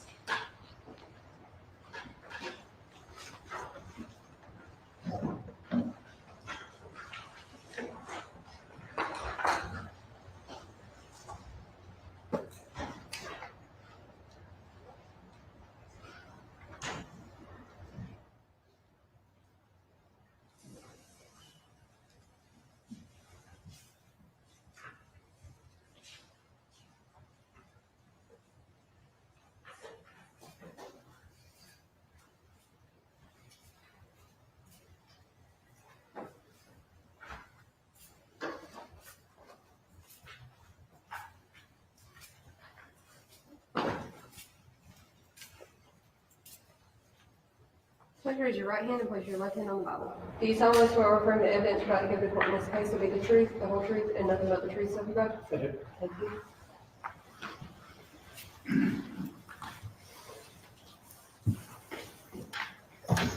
Get you to state your name and then spell your last name for the court. My name's Ken Marcus, and my last name is Marcus. There you are. Thank you. Sergeant Marcus, where do you work? I work with the Horry County Police Department. How long have you been there? 18 years now. What is your current assignment? My current assignment is working with our criminal intelligence unit. I'm an analyst, the supervising analyst for that unit. Do you have any other assignments? I'm also a task force officer with the United States Secret Service's Cyber Fraud Task Force. How long have you been a supervisor of the criminal intelligence unit? Only a year now. What does the criminal intelligence unit do? So our unit will assist other investigators in corroborating information that they have learned during an investigation or help generate new leads through analyzing digital records, social media records, cell phone records, things along those lines, or digital evidence recovered from devices like cell phones, DVRs, computers, vehicles, anything that controls an electronic component. You said you've been the supervisor for just about a year. How long has the unit been in existence? The unit's only been in existence for a year. So you've been the only supervisor so far? So far, yes. Prior to the unit being established, did you do the same type of work, just not in a specialized unit? Yes. So I've analyzed social media records, geolocation data, cell records since 2019. And I've done digital forensic works, actually pulling information from devices and examining it since 2021. So what type of training and experience have you had in the field of digital forensics and analysis? So I have gone through approximately 126 hours as far as analyzing cellular records, social media records through various different companies. And I've also attended about 80 hours worth of digital forensic courses. 120 hours of digital forensic courses for various different devices, both from private companies and the United States Secret Service. Let me get into a couple of specific kind of topics. Do cell phone companies keep records of which phones use which towers? Yes. And I guess I should start with, do cell phones use towers that connect to the cellular network? Yes. So a mobile phone is nothing more than a fancy radio. You go to send a text message, make a phone call, browse Facebook, use data, and it sends a signal from the phone to a tower that is operated by your provider, AT&T, T-Mobile, Verizon, whomever it is. The provider will route the information where it needs to go. For instance, if you make a phone call to another person inside the courtroom, it'll go from your phone to the tower to the provider to the next provider, and then to the person that you're looking for. And you said that cell phone companies do keep track of which towers different cell phones use. Why do they do that? for billing purposes to, so they can bill you appropriately for the amount of use that you use, and for engineering data so that they can ensure their network is working correctly and is covering areas that their customers are in. Will cell phone companies provide that information to law enforcement if presented with a search warrant or other court order? Yes. What about information about specific users? Do cell phone companies maintain records related to each specific phone number? They will keep subscriber information for the person who's renting the number or that service from their towers. Do you regularly analyze, cellular phone records and extractions in the course of your duties? I do. And approximately how many sets of such records have you analyzed? So since 2019, I've analyzed approximately 575 sets of cell phone records assigned across 166 cases with the police department. And approximately how many electronic devices have you examined? If you can tell us. I was about to say, if I'm not at 1,000 devices since 2021, I'm close to it. Are you familiar with the term geolocation data? Yes. What is it? Geolocation data is information that is collected by cell phones, social media companies, sometimes cellular network providers that help establish where a device was during a particular period of time. The most commonly known one that we all may be familiar with is the Global Positioning System, or GPS. If anybody had to put in the address for the courtroom today and use it, they've used geolocation data. So approximately how many times have you used geolocation data? I cannot count how many times I've had to use GPS since I was 18, 19 years old. Okay. Have you ever testified regarding cellular records and geolocation data? I have. Approximately how many times? So I've testified at least 5 times in the 15th Circuit General Sessions Court and once in 15th Circuit Family Court. Have you ever been qualified as an expert in the 15th Circuit? Yes. Are you familiar with a program called Celebrate? I am. Can you tell us what that is? So Celebrate is one of a more common forensic tool used to access information in a digital device. For instance, a cell phone. We can use the tool to make a copy of the information in the device, download it, and then parse it out into a form that we can easily read and analyze the data that's inside. When you say parse, that's like a fancy word. That's just meaning it makes it readable? Yes, we're converting what the data is stored in computer code on the phone. It's turned into words on a screen for us. And are you trained and experienced to use the Celebrate program? Yes. How long have you been using it? I've been using it since 2022. Since, I'm sorry. 2022? Okay. And does Celebrate offer any type of certifications? Yes. Currently, I hold my certified Celebrate operator and physical analyzer license, and recently recerted it in 2024. What does it take to obtain those certifications? That is a 40-hour class through Celebrate, where you're learning how to use the tool, the type of information that you'll download, type of information that you can analyze, and then they test you at the end of it to make sure that you actually retain the information they taught you. And I believe you said you just recertified? Recertified in 2024. We have to recertify every 2 years to keep our license current and to keep up with the changes in technology.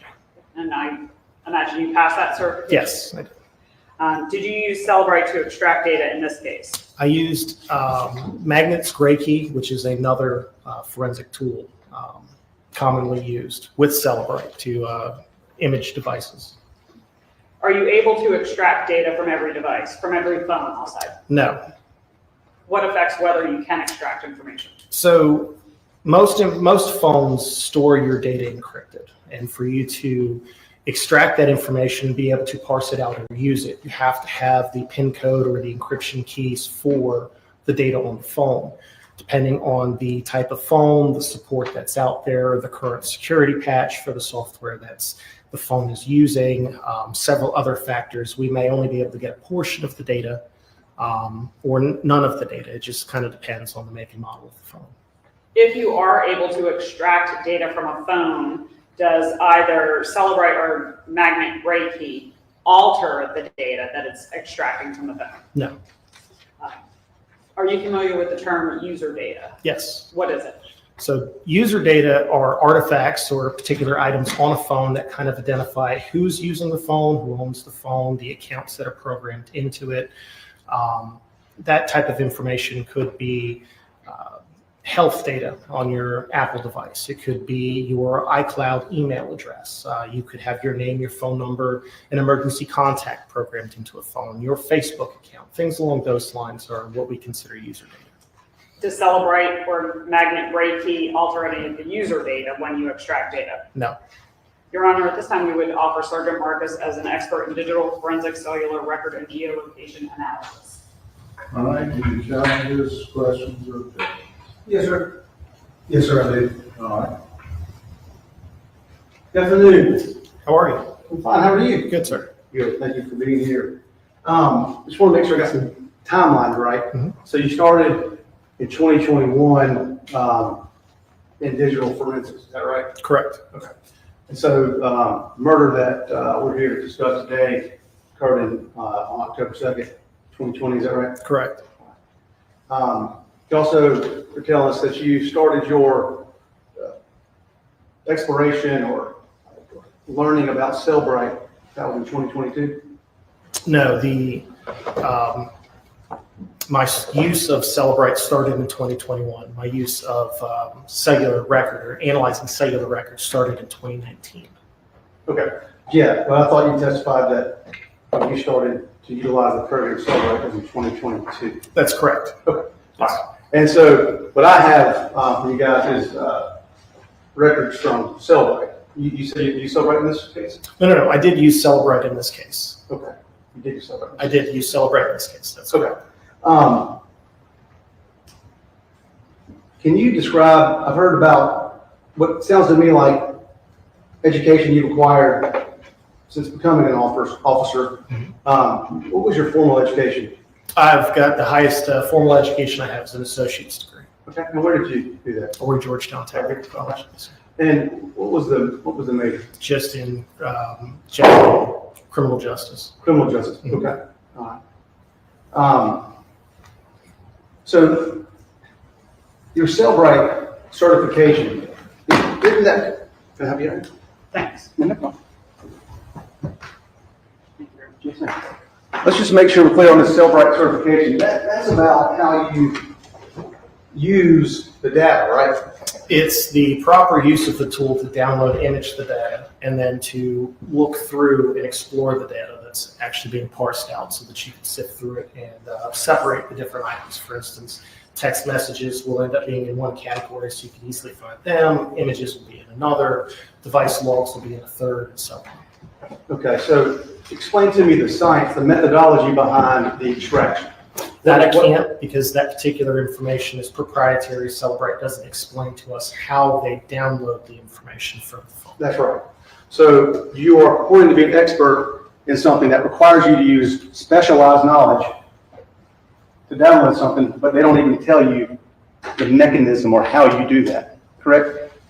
That's correct. They do not explain to us how they do that. So if you don't have the methodology or how you do something, then you can't be an expert in it, can you, sir? They explained to us the process that we need to go through to use the tool, to download the data, and to analyze that data. The specific coding that they use to access the phone, bypass certain security functions, they don't explain that to us. And you would agree with me that you are, just while we're, did you do what kind of extraction did you do here? Was it a physical or logical extraction? For which device? For Maegan Jackson's phones. So Maegan Jackson's phones, I did not download the data from.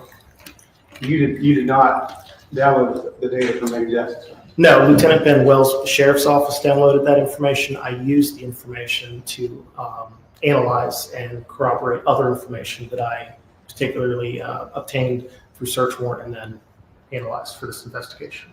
Okay, would you be able to tell me which phones you use Cellbrite or a comparative platform for? There were a number of devices that were collected during this investigation.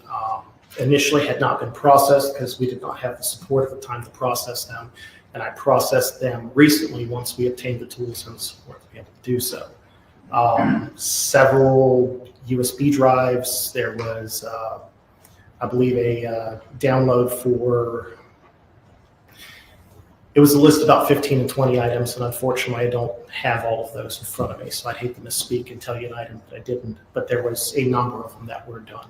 Okay. Could you just identify for me any that you might remember being involved with? I believe there was a device for Erica Dantel. There was an iPad or two that were collected from Gregory Rice's house or from one of the scenes that from the search. Unfortunately, I don't learn a lot about where the devices were collected, just they turn the items in for processing with the appropriate legal authority, and I download those devices and then look at that data. Okay. And you didn't, so when you say, because I want to make sure I'm getting the right terminology myself, extract versus download, just so when you say you downloaded, when you said just use the word downloaded, is that the same as extract or is that something different? So it's a very similar term. Sometimes I'll say image, sometimes I'll say download, sometimes I'll say extraction. It's all the same thing. We're taking a copy of the data that's on the device so that we can analyze it. It's not removing the data from the device. It's just making a copy of it. Okay. And again, how are you doing that? What is the methodology for that removal? Okay. It depends on the particular device and the support. We have several forensic tools we have the ability to use. For instance, I use magnet gray key on a few of these devices and Celebrite UFID on several others. Depending on if it's an Apple or Android, one of the companies may have more support for one than the other. So depending on what level of support they have, what's the highest level of a image or extraction, the amount of data we can obtain, we'll use that particular forensic tool so that we can obtain as much data as possible. As we sit here today, are you familiar with Toll, Sutikino, and Iqbal Bustami? You know any of their work? Are those people? Those are people. No, I am not. Okay. So you haven't read the capabilities of Cellbrite Universal Forensics Extraction Device and Mobile Device Forensics? I'm not familiar with that article or. Okay. You would agree with me, you're familiar, aren't you, with the criticisms of Cellbrite and the Cellbrite software? Not familiar with the criticisms. Can you be more specific? Sure. Inaccuracy is a criticism, sir. Not familiar with it, no, sir. Okay. Have you taken the time to do any of your own independent study of Cellbrite and similar platforms? No. Don't you think if you're going to be an expert in it, that you ought to have that knowledge? In using Cellbrite or knowing exactly how it works? In knowing what its recognized flaws are. In its recognized flaws, during our training, we're explained what we should be looking for as the extraction or as the imaging occurs and as the parsing occurs. And we're provided indicators if certain things are not working correctly. And you stated, and one of the criticisms is, and you've stated it, but is that they will not teach you the methodology about how to utilize the software itself. No, the specific method that they use or the specific coding that they use to access the phone is considered proprietary, and they do not share that with us. And in this case, although it sounded like maybe you're not even the witness I need to speak to in terms of Maegan Jackson's phone, but what steps did you take after you did any of the extractions that you may have done in this case to verify those, to make sure that they were actually accurate extractions? So the information that I did use from the extractions from Maegan Jackson's phone, I was able to validate I used geolocation data for starters. And the information that I obtained from her phone, I was able to validate with both video surveillance that was obtained and cellular records. I know, sir, I think you misunderstand me. I'm not asking about, and I apologize if I didn't ask a good question. What I mean is, you've got a set of material from either the extraction or the download. Mm-hmm. But did you take that to another system and run that same extraction and compare the two for any discrepancies? No, what we ended up doing is using a separate set of data to validate that data. So there's several different ways you can validate information when you're downloading or extracting something, imaging something from a phone. You can use a separate tool to try and validate that information. You can pull up the device itself and see if the device is displaying the same information that you downloaded.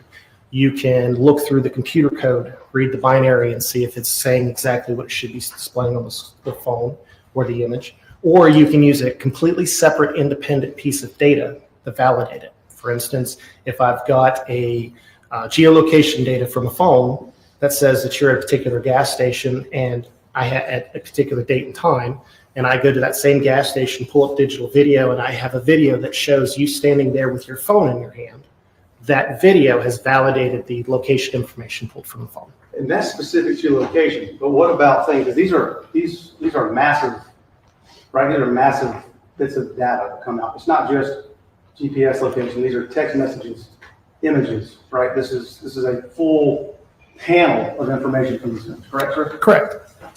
And one of the things that you could look to see is, are there any duplicate messages, right? Isn't that a telltale sign of there being an inaccuracy with the download? No, I would not agree with that statement. Okay.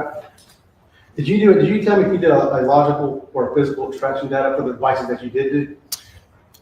Well, that would depend on the particular device. Again, I don't have that list in front of me. The majority of them, I believe, they were full file system extractions. Okay, and do you categorize that as being physical or logical? So that would be just under the physical range. Okay. Logical would be at the bottom range, or the least amount of information that you could get. A physical extraction would be the most, an exact bit for bit copy of the entire area of storage on a phone or a device. And you would agree with me that if you ran that physical extraction, that because it's, as you said, a little more complete, you should still be able to recover deleted items.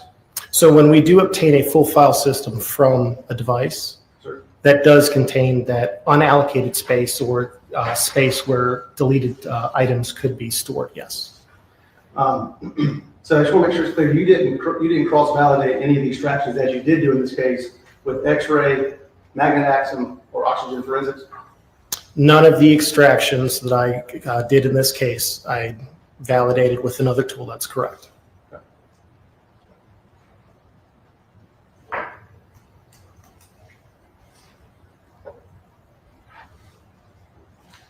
And just so it's clear, as we sit here today, you can't really tell me which phones or electronic devices you were involved in the extraction of, but you did rule out those as Maegan Jackson's. Yes, I did not extract any of the devices or the devices that was possessed by Maegan Jackson at the time of this incident. Okay. Your Honor, I don't like to make it argue about this fault. All right. Yes, sir. What you've heard from Detective Marcus? Sergeant Marcus. What you've heard from Sergeant Marcus is he does not have the methodology. The science behind being an expert is to have the methodology. It's literally in the rule. As you have identified earlier, when they put up an expert that we do not contest the qualifications to, they're here to be able to explain the science behind something. And he has just testified under oath that the science behind what he's attempting to perform, the company will not provide it to him. So he does not have that science. He has no ownership of that science. He has also testified that he himself did not do any extracting of Maegan Jackson's phones. He can't tell you which phones he did extract or do extractions from, and he didn't cross-validate those with other similar platforms. And so there's no way for his testimony to be deemed reliable, Your Honor, in terms of any kind of digital forensic extraction. All right. I find this witness to be an expert over defendant's objection. Thank you, Your Honor. Direct examination. Thank you, Your Honor. Okay, let's get to this case. Were you involved in the investigation into the disappearance and murder of Gregory Rice? Yes.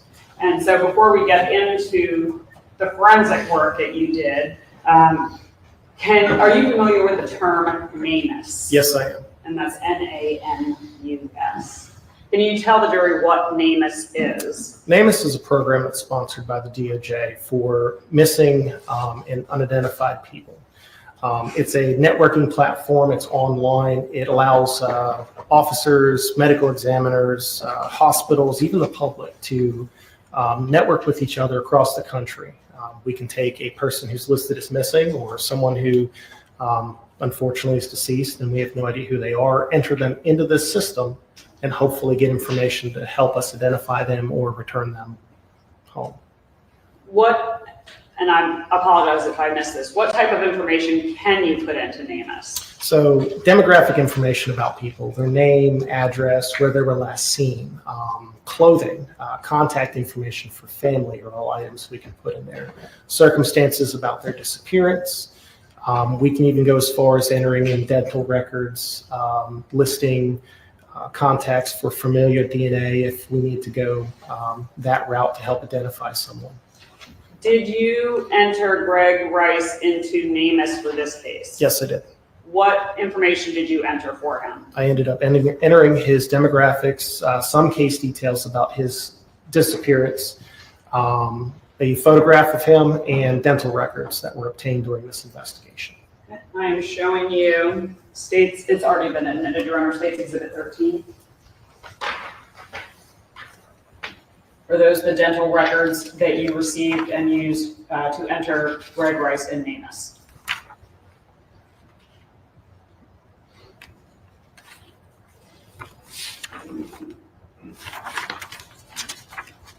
Yes.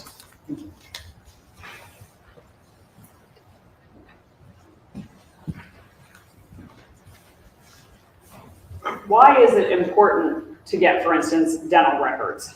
Like I mentioned before, unfortunately, sometimes when people go missing, they've end up deceased in different places of the country. Someone may recover someone's body, and one of the ways that we're able to identify someone is through dental records. Switching gears a little bit, the jury's already heard that Greg Rice went missing on October 2nd of 2020. When did you first become aware of where he was killed?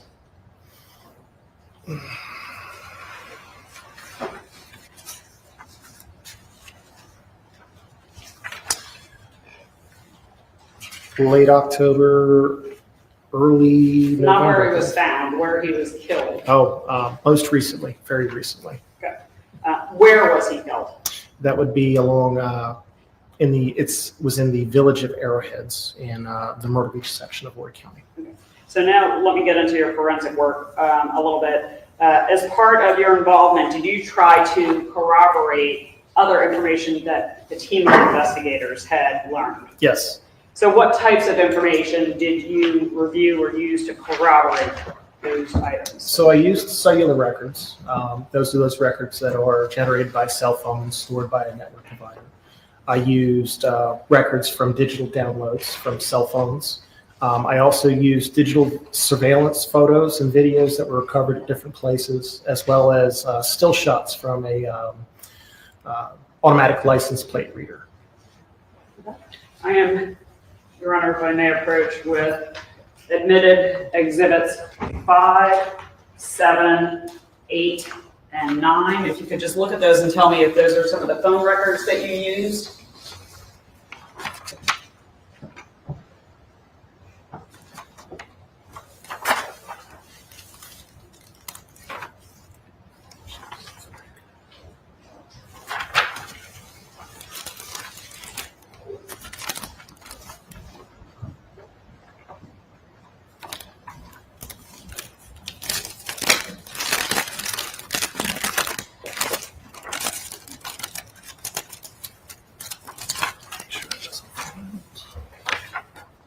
Yes, they are.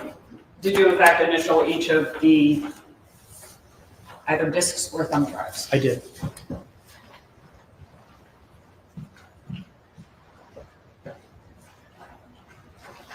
Next, showing you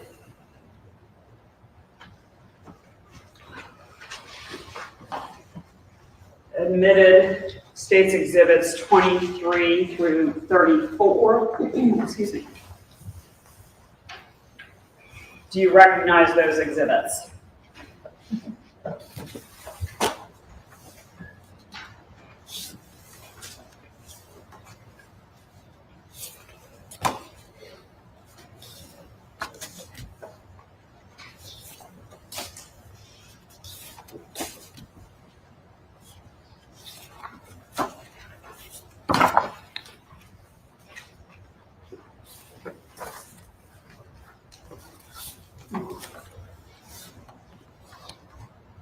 Yes, I do.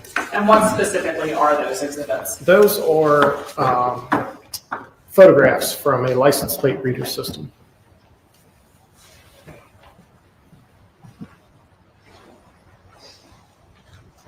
And you mentioned that you reviewed surveillance footage, so I'm going to approach with admitted exhibits 14, 14A, 14B, 14C, 15, 16, and 17. You can tell me if you also reviewed those.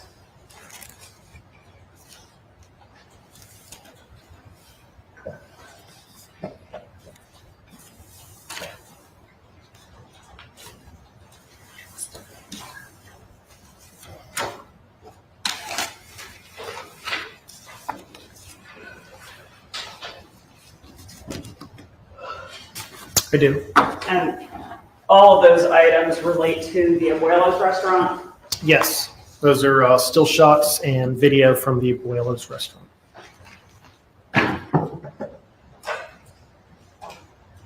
And then, did you, approaching with admitted states exhibits 21 and 22, did you review surveillance video provided by Just Ask Hal located in the Lowe's Food Plaza? I did. And also some clips from that video? Yes, ma'am. And are those exhibits what you reviewed? Yes.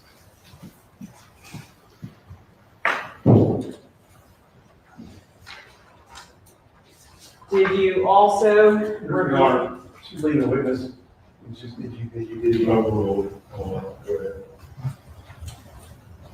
Did you also review surveillance video from River's Edge community? Yes. Showing you previously admitted exhibits 136 and 138.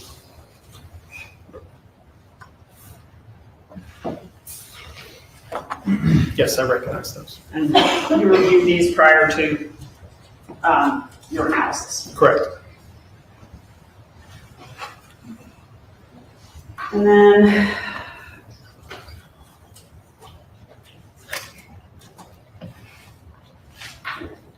previously admitted exhibits 44, 45, 46, and 47.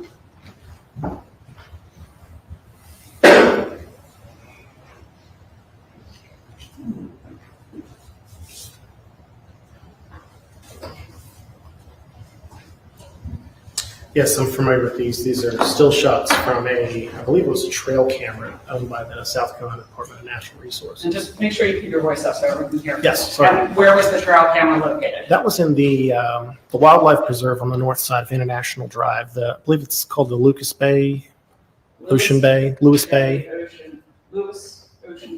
Heritage Preserve. That sounds right. That's what I call it. Were you familiar with where the victim lived when he was alive? Yes. Where was that? Flint Lake Apartments in the village of Arrowhead.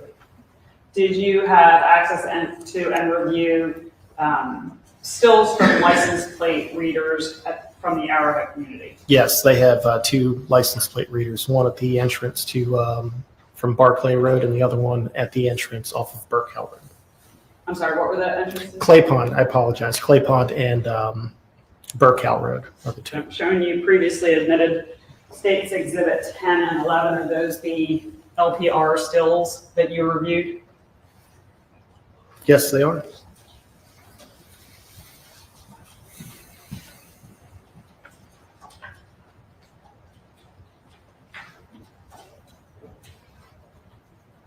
Did you review data extractions performed by Lieutenant Ben Wells? I did.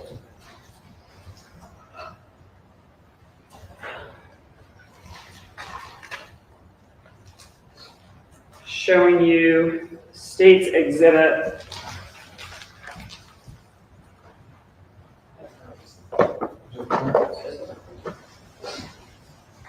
May I approach Your Honor with this? Yes. Your Honor, I'm approaching the State's Exhibit 145. Do you recognize that phone? This is one of the devices that I examined and downloaded. Okay, and can you tell to whom it belonged? I believe this device belonged to, I believe, one of the Dantels, either Erica Dantel or Christopher Dantel.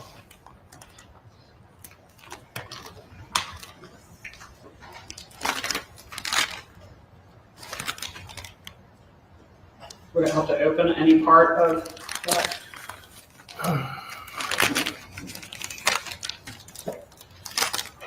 Unfortunately, I don't believe the information on the owner would be listed on Just this make sure you envelope. keep your voice up. So that they're- I'm sorry, I said I don't believe the owner information would be listed on this envelope. It is a device that I examined because my initials are on the back, and this is the labeling that I add to a device that I examine.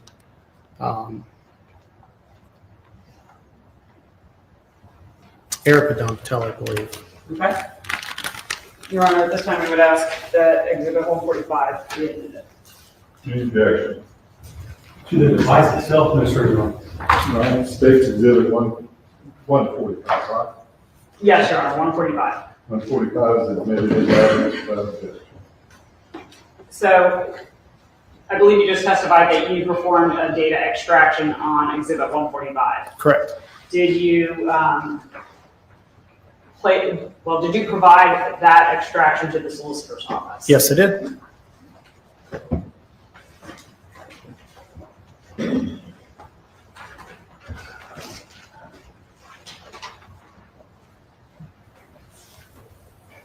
Is that entire correct?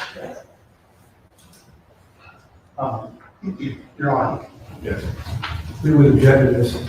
This is thousands and thousands and thousands of pages being sought to be introduced through this witness. This is a cell right extraction. It is incredibly voluminous. It is, they can't object to putting in an entire extraction. There's no telling how much information in there is inappropriate, not relevant, massively prejudicial potentially. I mean, there's no way you need to know it all when there's so much going on. It can't possibly be utilized, placed in evidence in fullness. No issue with them if they want to show what portions of the extraction they want to use or give us some general idea, but to put into evidence an entire extraction. This could go back years. I mean, this is not appropriate. How's it identified? Your Honor, it is State's Exhibit 95. State's Exhibit 95 is admitted into evidence over the defendant's objection. Thank you, Your Honor. Did I show this to you? Sorry, I'm losing track. Is that the extraction that you did?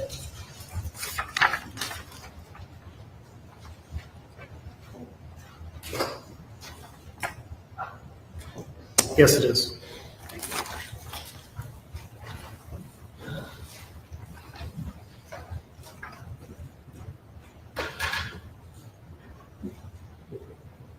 Did you also obtain both Google and geofence record, or did you review Google and geofence records in this case? I reviewed Google records that we obtained through a geofence warrant.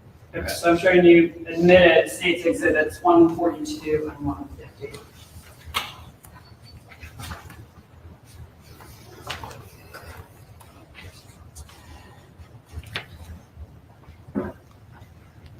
I'm sorry, I didn't catch whose, that was, I'm sorry. So you guys should catch whose device that was. It's not contained to a specific device. It's Google records and geolocation. Oh, okay.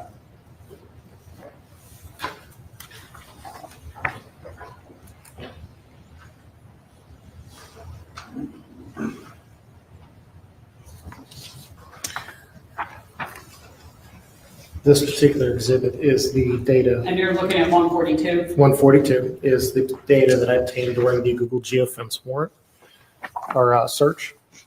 And then 150 contains the records for two Google accounts and any Google account that's associated with a particular IMEI number, which would go back to the Christopher Dontel and Maegan Jackson. Keep your voice up.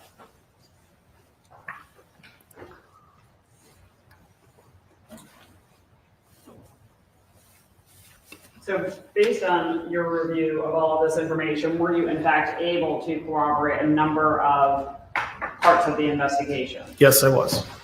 And let me back up just for 1 minute. Prior to this investigation beginning, were you familiar with Christopher Dontel and Maegan Jackson? Yes, I was. How were you familiar with that? During my time doing homicide investigations, Christopher Dontel showed up to, and Maegan Jackson both showed up to a number of scenes of mine that I worked.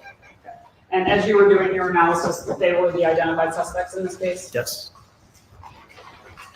And Your Honor, this is Exhibit 143, a copy which I provided to defense on Monday.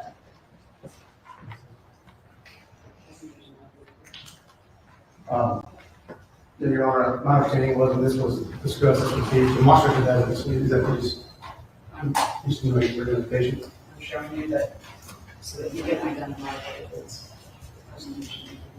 Okay.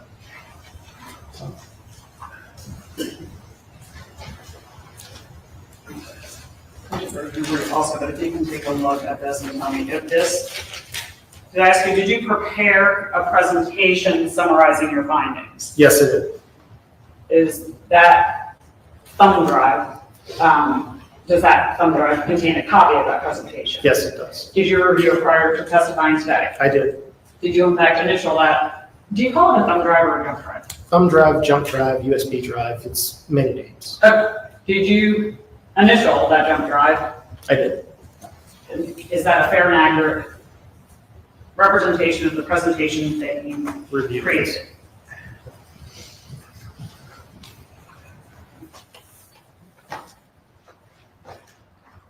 Your Honor, I would at this time ask to publish the presentation. Put in the evidence. Has it? I would like to admit it as an exhibit. That's number 143. 143, Your Honor, yes. You object? Yes, sir, Your Honor. You might recall that before we started this trial, we had conversations about this very piece of information. I objected to it because I had not gotten it prior to trial.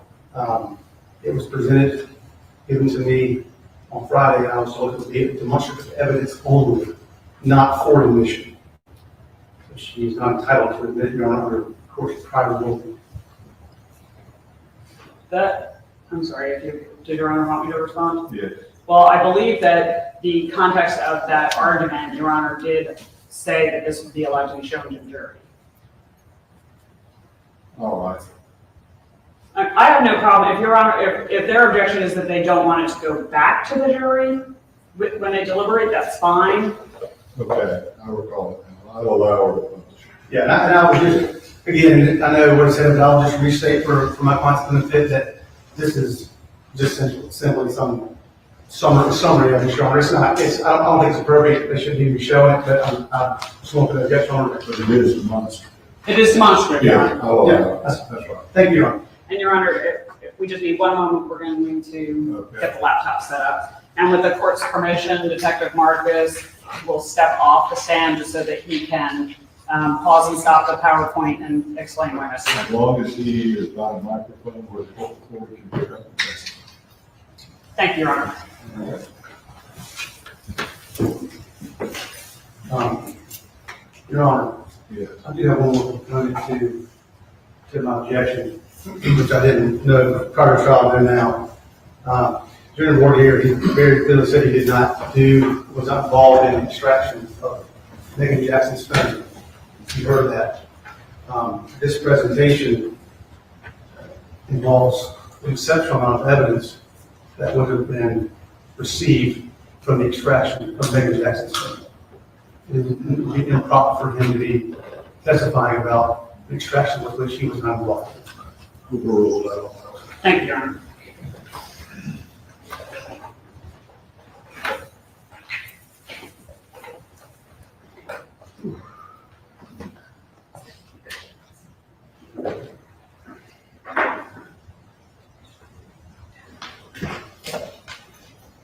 Something I took them?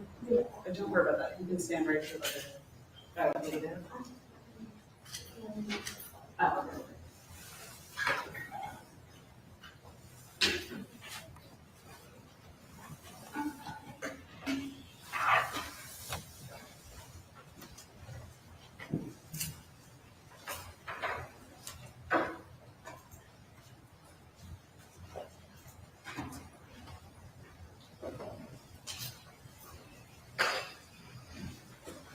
You want to maybe do a little moving around myself so that I can.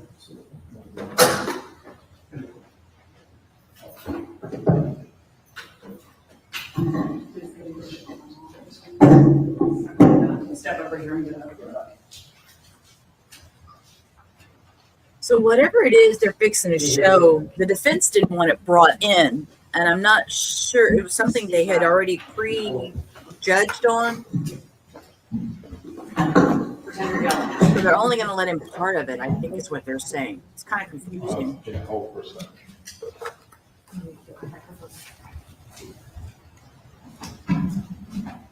Do you want to put it over here? Yeah, and if you hadn't yet, please hit that like button for our beautiful TCA. Helps get it out in algorithm. That's what he's navigating. Is that what it was, Jeremy? Their entire presentation. Can I just have a standing objection to any slide? There's a number of them, which involves Maegan Jackson's data. Would you like me? I'll make it as we go. I just don't want to be frustrating the court or, well, really the court. I'll let you have a run objection to the entire exhibit. So that'll be on the record. Thank you, Your Honor. So, very nice title page. Are you familiar with cell towers? Yes, like I explained earlier, the way cellular network works, your provider owns a number of towers that they have placed all across their coverage area. All throughout Horry County, these towers exist. You may have seen a couple of them. This is an example of two that are in Horry County. If anybody's familiar with the Bay Road area, that is one of those two off of Bay Road in my hometown, Burgess community.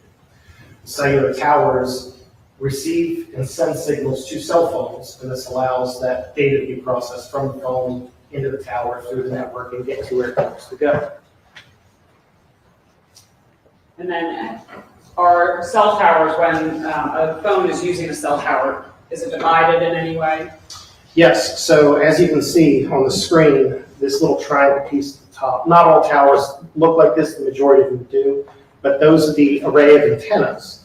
Now, when we look at cellular records and look at a particular connection that a phone makes on a 2D map, when we're analyzing those records, it'll look like this.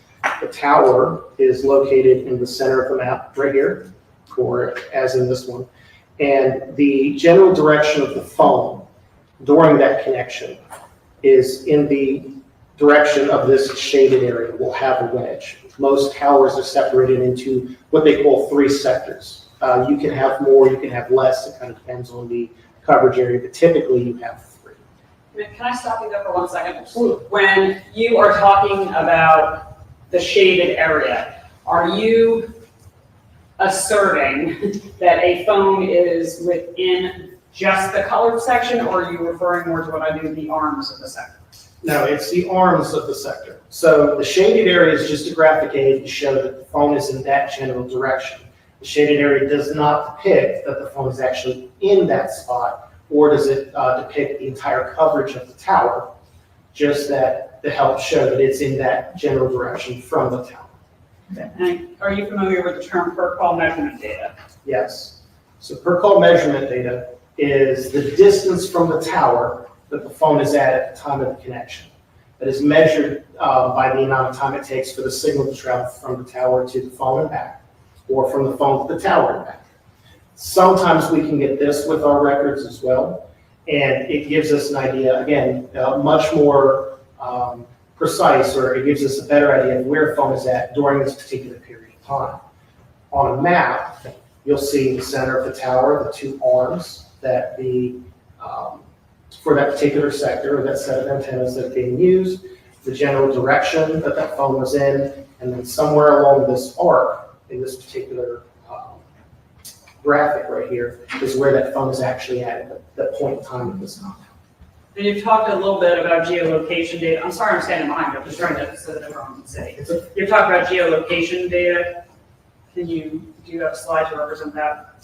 So geolocation data, again, like I said, the most typical example of it is derived from GPS. Will appear like this. You'll get a particular location and a level of accuracy. And that level of accuracy is measured by a distance. So this particular graphic here shows a geolocation data or a hit from a particular device, unassociated with this case, just an example. But this circle is a 35-meter diameter. So the phone, in this instance, is located inside that circle. All right, let's move on to the specifics of this case. What numbers did you focus on? So for this particular case, I focused on one number for that belonged to Greg Rice, one that belonged to Maegan Jackson, and then two that belonged to Christopher Dontel. I see that you have different colors up on the slide. What do those carry throughout the presentation? Yes. So anytime that we're talking about phone records, geolocation data that's associated with Greg Rice, it's going to display in blue. The graphic will be in blue. Anytime we're talking about the device that is associated with Maegan Jackson, it will show up in purple. And then anytime we're talking about location information or device information regarding Chris Dontel, either one of his phone numbers will pop up in red. And I see like a little blurb under each number. Did you validate that these numbers were in fact associated with those particular individuals? Yes. So once the records were returned from the provider, in this instance, all of them were Verizon. Verizon has each individual subscribe to that account. So for instance, the number belonging to Maegan Jackson here that ends in 4742, Verizon said their bill goes to Maegan Jackson. Maegan Jackson is the subscriber for this number.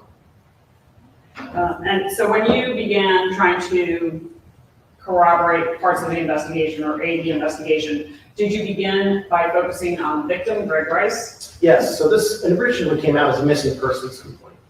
And anytime we start looking into a missing persons complaint, we always look at what they were doing around the time that they were last seen, their last contact, when we're looking at records like this.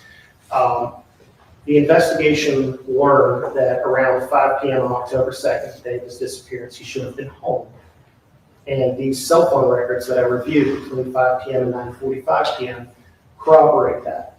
You can see here that the tower that is being used is servicing the area that Greg Rice's residence is. This is where Flint Lake Apartments is at, if you're not familiar with it, and the villages of Arrowhead.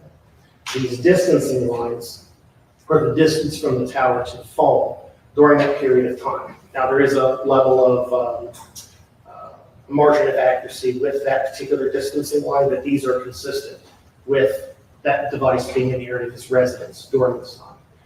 And this is an overlay of 58 tower connections. So there's 58 data connections that were going on during this time showing this. What might cause a data connection? If you were browsing Facebook, if you were pulled up a web browser and looked at something, any social media, you could have the weather app running in the background of your phone. You don't have to directly use your phone, but have something running on your phone that connects to the internet for information. That would cause a data connection. Now I see your time period there ends at 9:45. Did something happen at 9:45? Yes, so one of the other things that we look at is who people were talking with during this period of time when they were last seen, or around the time of what we believe is their disappearance. At 9:45 p.m., Mr. Rice received an incoming phone call from the number associated with Maegan Jackson. This graph depicts the tower that is being used by Gregory Rice's phone at the time of this connection, and this connection was approximately 2 minutes and 17 seconds. Was there were there any additional contacts in this general time frame between Greg Rice's phone and Maegan Jackson's phone? There was one other connection, and that was at 9:58 p.m. This again is depicting the tower location for Gregory Rice's device. Again, you can see it's consistent with it being in the area of his residence. This occurs at 9:58 p.m. and it's only approximately 13 seconds in length. were you able to determine the last time that Greg Rice's phone connected to a tower? Yes, and one of the things that we look at is where's that last activity? So that last activity for the phone associated with Greg Rice on the cellular network was at 11:06 p.m. on October 2nd, 2020. This particular graph is showing a tower that is actually now servicing the area. This is Highway 17, this is International Drive, so this is the upper end of River Oaks, the bottom end of that wildlife preserve, and there's the Lowe's food parking lot and all those businesses right through there. And again, is there any way to tell, or does the fact that there was a data connection there mean that someone was actively manipulating the phone, or could it be one of those apps that's running in the background? There's no way to tell. It could have been someone using the phone. It could have been just a push notification on the weather app, or you received a message through Facebook, something along those lines. It could be inactivity in the background or activity in the background. Once you were able to determine where Greg Rice's phone finally pinged, what other things did you do to corroborate or validate? So this information was passed on to investigators. Canvass was done of that area. And during that canvass, a video surveillance was obtained from the Just Ask How store, which is located next to the Lowe's Food in that plaza right there at the International Drive. When I reviewed this video, the two cars that are pulling into the parking lot resembled the two vehicles that Christopher Dontel and Maegan Jackson used on a regular basis through the course of work.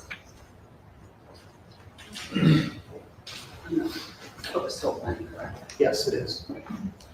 When you reviewed this clip at any time, did you see Gregory Rice or anyone other than Maegan Jackson and Christopher Dontel? No, I was able to see that Maegan Jackson and Christopher Dontel got out of their vehicles, respective vehicles, but did not see anybody else that I recognized.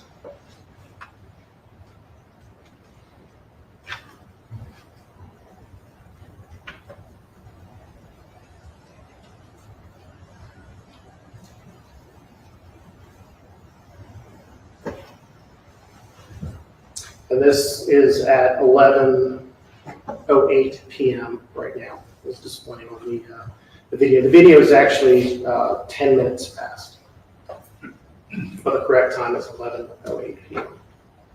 It started approximately a minute ago, though, right? Correct.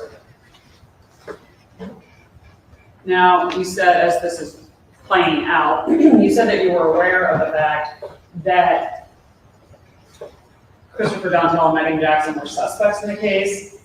Did you, once you sort of established the last bit of Gregory Rice's life, did you then turn to the defendants? Yes, it did. So we use cellular records to help corroborate information regarding the defendants and their whereabouts on that particular day as well. This particular graph shows a cell phone connection for both Christopher Dontel's phone and Maegan Jackson's phone. The tower, they're both using the same tower right here located in the center of these two wedges. The red represents the connection in the side of the tower that the phone for Christopher Dontel's is using, and the purple represents the records for Maegan Jackson. And if you already explained this, please forgive me, but why would a phone connect with a particular sector of a tower? It shows the side of the tower that the phone was on during the time of the connection. And related to that, how does a cell phone pick which particular tower to connect to? So the cell phone, or cell phones in general, are constantly looking to see what towers they can receive signals from. And when you go to use that phone, they pick the tower with the strongest signal. Did you use some of the other evidence that you reviewed to verify this phone data location? Yes, so anytime that we're looking at this information, we always try to verify and validate the accuracy of these records. In this particular instance, we'll go back to this slide for a second. This phone connection occurs at 6:20 p.m. on October 2nd, 2020. And it services, the tower that's being used services the River's Edge community. This is Highway 90, and this is the other end of International Drive. These are still shots from the surveillance video at the river's edge entry gate. And these videos depict Maegan Jackson's vehicle leaving the gate at 6:16 p.m. and the vehicle for Christopher Dontel at 6:20 p.m. You also indicated that you had access to some still photos from a game camera from the preserve. Yes. So we also use these still photos to help corroborate the accuracy of those cell phone records. At 6:26 p.m., these two vehicles were observed driving into the preserve, which is just down the street from the intersection of Highway 90 and International Drive, right there where the River's Edge community is at. Both of these photos depict Maegan Jackson, or a vehicle similar to Maegan Jackson's and similar to Christopher Dontel's, entering this intersection inside the preserve, and then at 6:40, those vehicles leaving the preserve. Let me just stop you there for a second. Are you familiar with this location? So like River's Edge to the preserve? Yes. So does the elapse of time from the River's Edge surveillance photos match with approximately how long it might take to get to the preserve? Yes, it would. It's not maybe a mile or two. Okay. Was there further validation? So at 6:40 p.m., which is when these two vehicles are captured leaving the preserve, there's also another network connection, cellular network connection between Christopher Dontel's phone and Maegan Jackson's phone. This is using a tower that is a very large, tall tower right there off of International Drive outside of the preserve. And it is servicing the area where this camera was at the time that those pictures were taken. When the jury heard testimony before about the timeline, I believe the next sort of point was Abuelos. Yes, so moving forward in time a little bit, at 6:59, between 6:59 and 7:15 p.m., we've got some information that shows that these devices are now being used in the area of the Coastal Grand Mall, Myrtle Beach Airport, Robert Grissom Harrison Boulevard area. This particular graph depicts cellular connection between Christopher Dontel's phone and Maegan Jackson's phone at 6:59 p.m. This is the tower being used by Christopher Dontel's phone. This is the tower being used by Maegan Jackson's phone. And at 7:09 p.m., right here, it's a little difficult to see, but right underneath this pin that says Abuelos, this purple information, this is actually geolocation information from Maegan Jackson's cell phone, showing that devices in the area of the Abuelos restaurant. And so the geolocation data gives you a little bit more of a specific location of the phone, whereas the tower data is giving you the sector. Yes, so the tower data gives you the general area that the phone is in at the time of connection. But this geolocation data is very specific. It's right there at the restaurant. Did you use any surveillance video or other means to validate this information? So again, during a canvass for security footage during this investigation, footage was pulled from Abuelos. This is a clip of that video that occurs at 7:06 p.m. It depicts Christopher Dontel and Maegan Jackson walking into the restaurant. Christopher Dontel being in the blue sweater and Miss Jackson being in the black. Was there further validation done from surveillance at Abuelos? So at 7:09 p.m., I mentioned that there's geolocation data pulled from Maegan Jackson's device that showed she was at the Abuelos, or the device was at the Abuelos restaurant. This particular slide is a snippet from, or a still shot from the security footage at Abuelos. And right here in this red circle is Christopher Dontel and Maegan Jackson sitting. It appears Maegan Jackson is manipulating the device in her hands like a cell phone. That corresponds with the time that her geolocation data from her phone shows that the phone is at Abuelos. Did you have information about when they left Abuelos? Reviewing that security footage from Abuelos, the footage shows that they walked out of Abuelos at 7:57 p.m.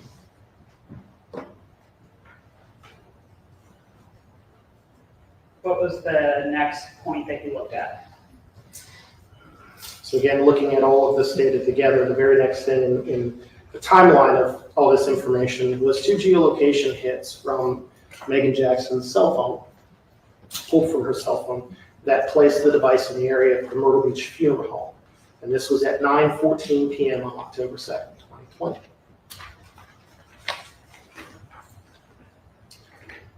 And looking forward into cell phone records in line, at 9:45 p.m., when I mentioned earlier that Gregory Rice received a phone call from the number associated with Maegan Jackson, here is a graph that shows that connection, this time displaying where Maegan Jackson's device is at the time of the connection. Maegan Jackson's phone is using a tower that services the area of the Myrtle Beach Funeral Home at 9:45 p.m. And again, Greg's phone is still same visual as before. It is using the tower that would cover the area of his apartment. Correct. Okay. You mentioned a second phone call between Maegan Jackson and Greg Rice. Yes, so we looked at that second phone call now that we had both sets of records. And during that second phone call, the shorter one at 9:58 p.m., you can see that both phones are using the same tower, same sector, and it's the area that services the residents of Greg Rice. Of course, indulgence for one moment.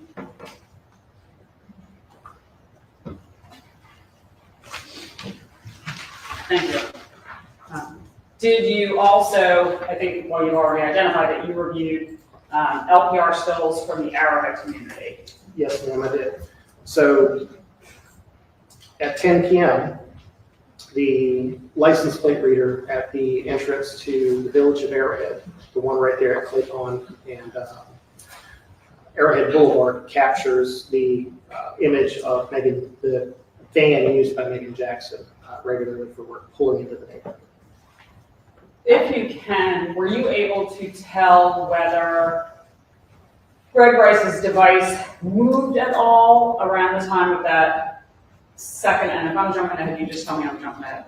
I'm jumping ahead. So did you also look to the LPR still of the van associated with Maegan Jackson's leaving Arrowhead? Yes, it did. So just to show where this LPR is at, this is the village of the Flint Lake apartment complex right here.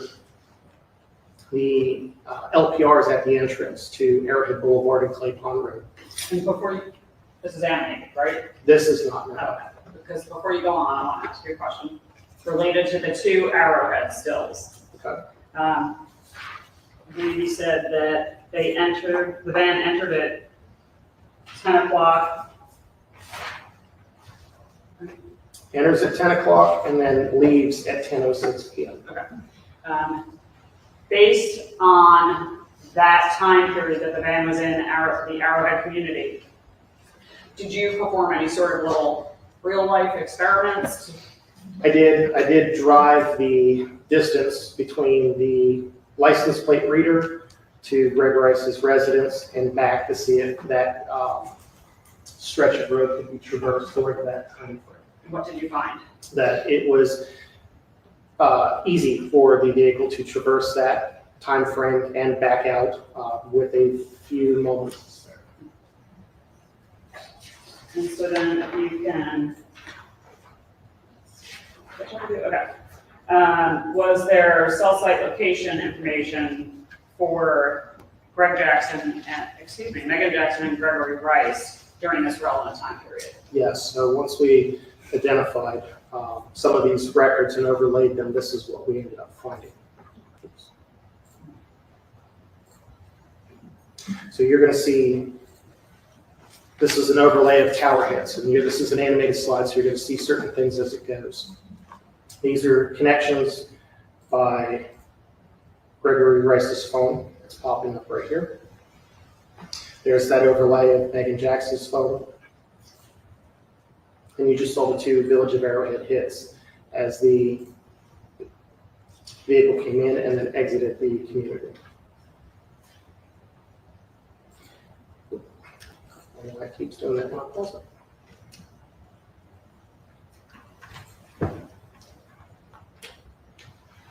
What you're going to see is at 10:05 p.m. is the very first movement that we see from Greg Rice's phone. It is actually moves towers, and you'll see right here in a moment.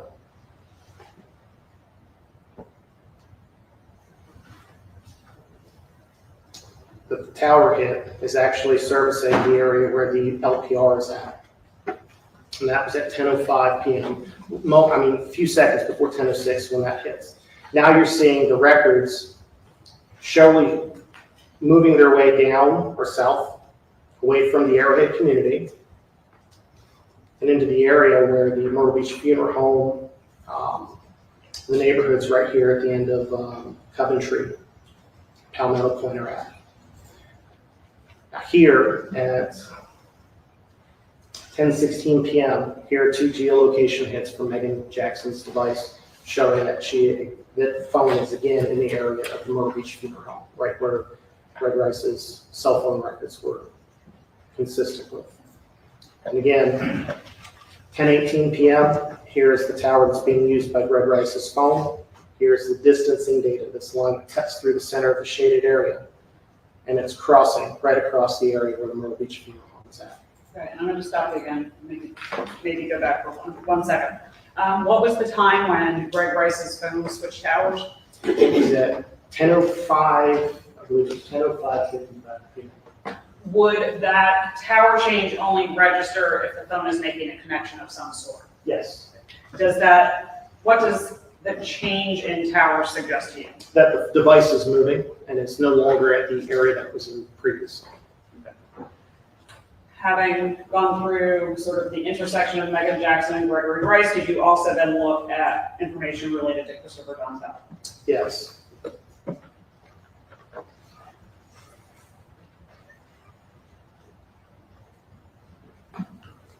Is there a slide on? There is. It's continuing on through. So the records will continue to hit, consistently servicing the area of the Myrtle Beach Funeral Home until about 10:34 p.m. So meaning Greg Rice's phone is connecting to that tower? Correct. And then at 10:36 p.m. is when we start to see the first movement from that area of Greg Rice's phone. You can see the shorter arc right across here, now further back from the Myrtle Beach Funeral Home. This is 10:36 p.m. Moving forward in time, now we're seeing the device traveling away from that area previously. And just to show, here's the tower for Greg Rice's phone. Here are distancing arcs at 10:36, 10:40 p.m. And this little green dot that's in the center here is a license plate reader hit for the van for Maegan Jackson's van. Traveling northbound now on 17. And you can see the records are growing further away. There's a tower change there. This is 10:41, 10:42 p.m. Almost 10th Avenue north of Myrtle Beach. The records are traveling southbound again. There's a license plate reader hit, that little green dot that just popped up. Again, with Maegan Jackson's van now going southbound on 17. And still consistently in the area of these records for Gregory Rice.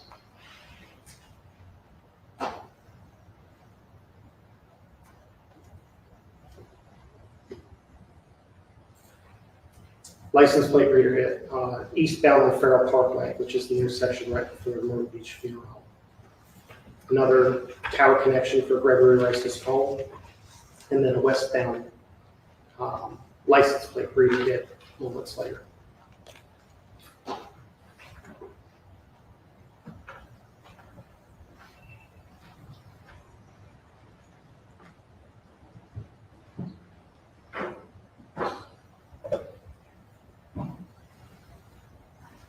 This is now 10:54 p.m.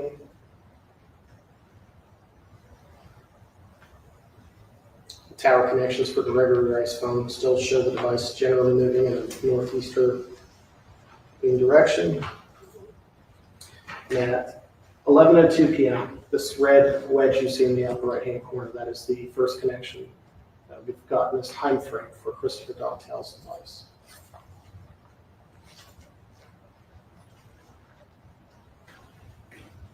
What would cause a device to stop connecting with the tower? If the phone was destroyed, powered off, disconnected from the cellular network, placed in some type of bag or container that would block those signals, that would cause the device to stop.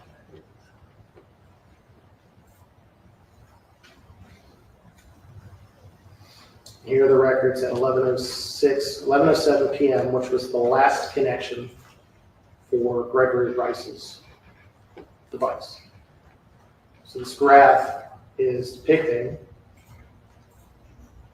11:06 p.m. Here's the last tower that Gregory Rice's device connects to, and this is 11:05 p.m. and then 11:07 p.m., showing that these two devices, Maegan Jackson's and Christopher Donatel's, are in that same area, serviced by the tower where Gregory Rice's device was last connected to the cellular network. Does the service provider affect tower selection by the cell phone? No. No, the selection is done by the phone as long as it belongs to that provider. So an AT&T phone would connect to an AT&T tower, a Verizon phone connect to a Verizon tower, and the phone picks which tower to connect to based off of the strongest signal that it's connected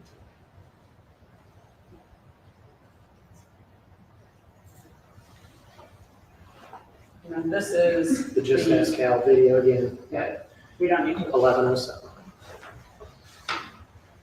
And that was the clip that just showed the van and the Explorer and the defendants. Yes, and the clip continues to show that nobody else is in that little area with their car, and that the defendant gets in both defendants move from one vehicle to another and then leave. Did you look at geolocation data for Maegan Jackson after that last connection of Greg Rice's phone? Yes, so at 11:12, here's a geolocation hit for Maegan Jackson's device in the area of the Lowe's parking lot, which is right here. And then another one at 11:32 in the area of her residence. And you've given us quite a bit of geolocation data for Maegan Jackson. What affects whether or not you were able to get geolocation data for a particular device?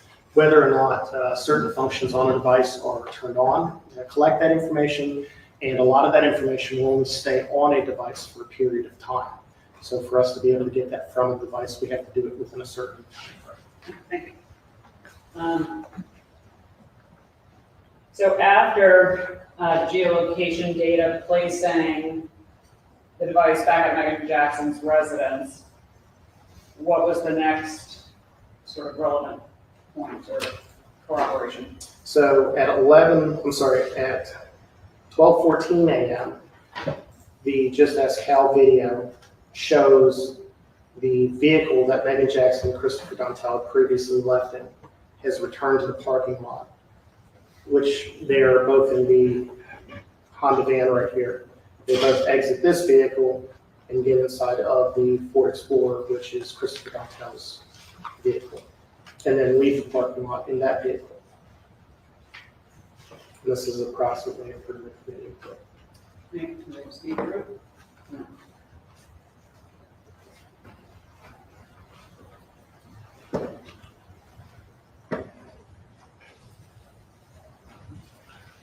Your Honor, may I approach my brother? All right. Can we fast forward? I don't have to go with that. I can see it. Yeah.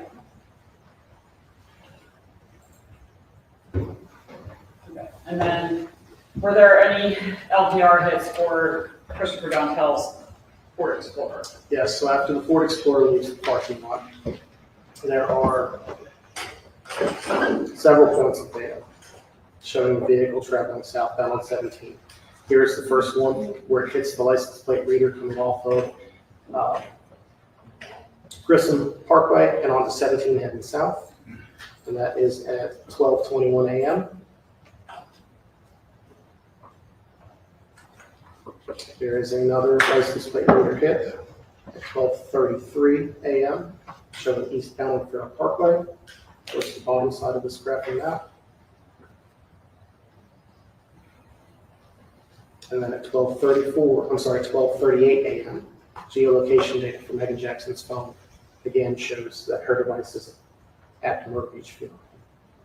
Did that geolocation data show the presence of anyone else? Yes, so during the search for other devices at certain areas during this investigation, through a Google geofence search warrant, I was able to identify another device in the area of Myrtle Beach funeral home at that time. A device associated with Joanne Cusick, the wife of Paul Cusick, was also captured at the Myrtle Beach funeral home at 12:40 a.m. So this graph right here, or graphic right here, depicts Maegan Jackson's geolocation data from her phone at 12:38, and then the larger circle is the geolocation data for the device associated with Joanne Cusick. And who is she? She is the wife of Paul Cusick, a trading bomber who does work for the Myrtle Beach funeral home. What was the next? Okay. So moving forward in time, at 1:06 a.m., there's one more LPR hit for Christopher Dontel's car traveling northbound on 17 bypass heading away from the Myrtle Beach funeral home. And then at 1:17 a.m., the video at Just Ask Howes captures his vehicle pulling back into the parking lot, both of them exiting the vehicle, getting back into the van, Maegan Jackson's van, and then leaving the parking lot.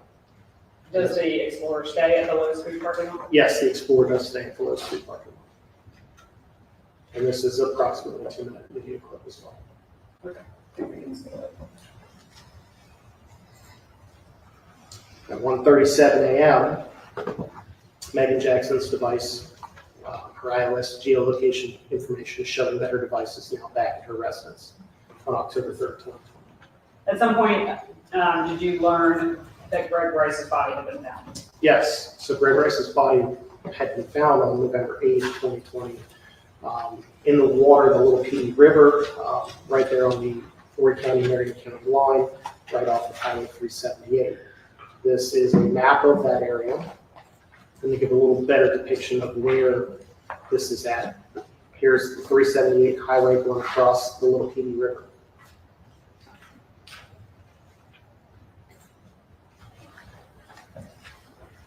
This is a picture, a crime scene photograph taken by our department showing the tarp that Greg Rice's body was found in up against trees in the Petey River right there in that area that I just previously showed. Okay. These are pictures of the tarp and a cinder block and ratchet straps that were used to hold Greg Rice's deceased body in the water, taken again by our crime scene department. And this is another photograph of the ratchet strap and cinder block used to hold the tarp in the water.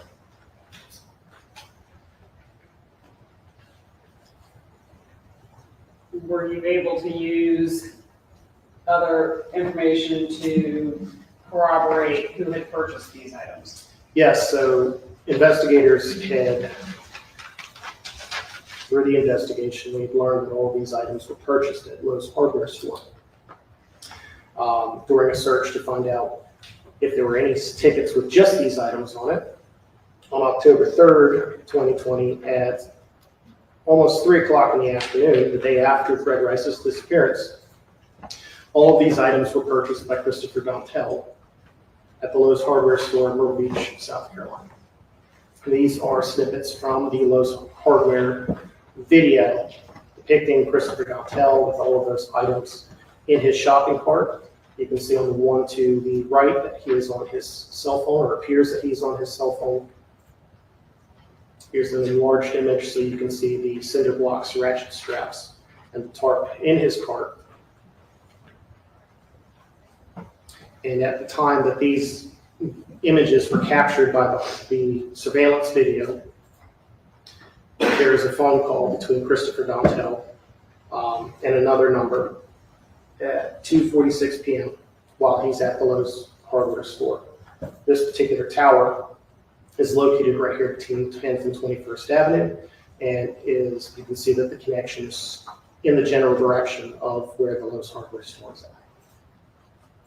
Did you have information that allowed you to track Christopher Dontel's movements or any communications with Maegan Jackson on October 3rd into October 4th? So in looking at the records that we've received, we did between 11:15 p.m. on October 3rd and 1:35 a.m. on October 4th. We had several sets of data that are relevant with this. So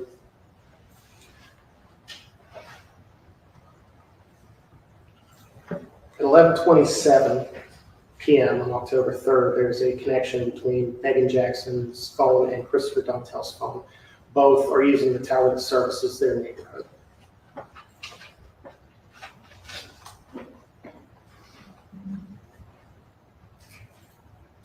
At 11:59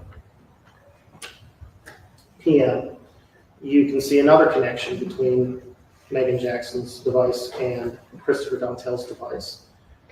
Maegan Jackson is using, her phone is using the towers that services her neighborhood. Christopher Dontel's device is now using the tower that services that same area where the Lowe's food parking lot is. More importantly, where this LPR is located at, which his car crosses right at midnight. So moments after this phone connection starts. Moving forward in time a little bit, we had an LPR hit at 12:30 a.m. It's going northbound on Highway 17 away from the Myrtle Beach Funeral Home, which is approximately 30 minutes after the first hit that I just showed you a second ago.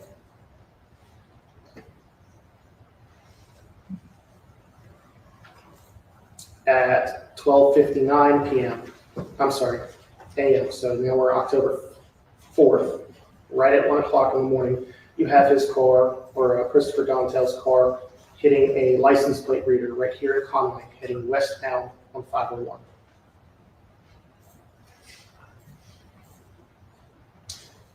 Cell phone records from a device associated with Christopher Dontel shows a connection at 1:10 in the morning, placing him in the area, or close to the area where the victim's body was found later on in time.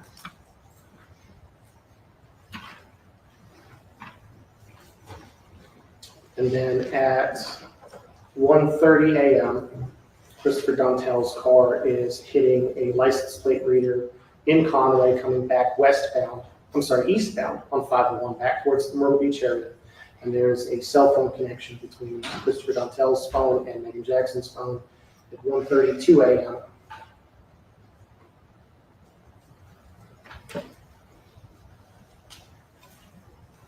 Okay. That's it. Right. Thank you. And you can have a seat. There was some testimony about license plates. Were you able to determine who the license plates belong to? Yes, one of the plates that were just depicted in that presentation is owned by Horry County government, and it's the vehicle that Christopher Dontel used at work. The other license plate is owned by Charles Benjamin, who is the employer and of Maegan Jackson at the time and the owner of Grindstaff Transport. I have nothing further at this time. I imagine questions or no questions. Cross-examination. Your Honor, I would either request a break today or a break for cross-examining expert on. It's 4:40, and all right, let me see the attorney.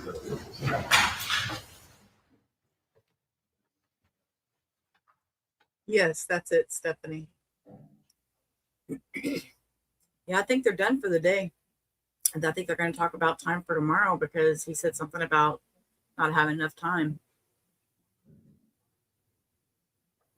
So they're talking about breaking for the day. So we'll see. If so, Ladies and gentlemen, we're going to go ahead and break for the day and we'll let you go home. Leave your notepads in the jury box. Do not discuss the case. Do not conduct any independent investigations.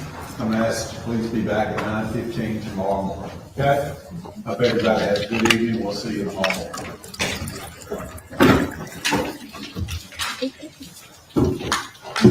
We'll wait to see if they come back with anything else. Or if they just cut the stream, because they may just cut the stream. Thank you, Stephanie, for joining us. At the end of the night, when the stream ends, it'll redirect us and we're going to go over to another stream. If you hang out, you don't have to hang out, but if you do, it'll redirect and we're going to pick up Lori Daybell from today's hearing, from today's court. I believe she ends up resting today after lunch. So.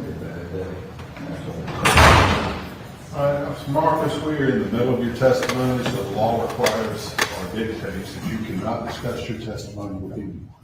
You cannot discuss it with solicitors, you cannot discuss it with the defense attorney, you cannot talk to anybody about your testimony, whether that be what you have testified to thus far or what you anticipate testifying to in the future. Okay? Yes, sir. I understand. Yeah, Paula. It's Katya's stream. It just rolls us over. We'll be in recess until 9:30 tomorrow. I think the stream is set up for 5 o'clock to start, but I'll probably go ahead and start it at 4 o'clock in 15 minutes my time. Give me a break just to go to the bathroom, grab me a bite to eat, and yeah. So Anyways, it's a stream for Katya. It's a True Crime Addict stream, and it'll just redirect you. But I think it says it's gonna start at 5 Central, but I'm gonna redo that, and I'll probably go ahead and start it in 15 minutes at 4 o'clock, and we can see what happened today. I know she crosses the undercover guy, so we'll be taking a look at that, and then I think they go to lunch, and after lunch, I think she rests. Everybody rests. So, and they do closing. So I'm not sure. I haven't watched it. I just have been kind of following a few tweets from Maegan. So, well, thank you for hitting the like button, Paula. And for everybody that's still here, please hit your like button, and see y'all on the next stream. Give me about 15 minutes and I'll start it up. Bye. And I'm a real-time crime professional.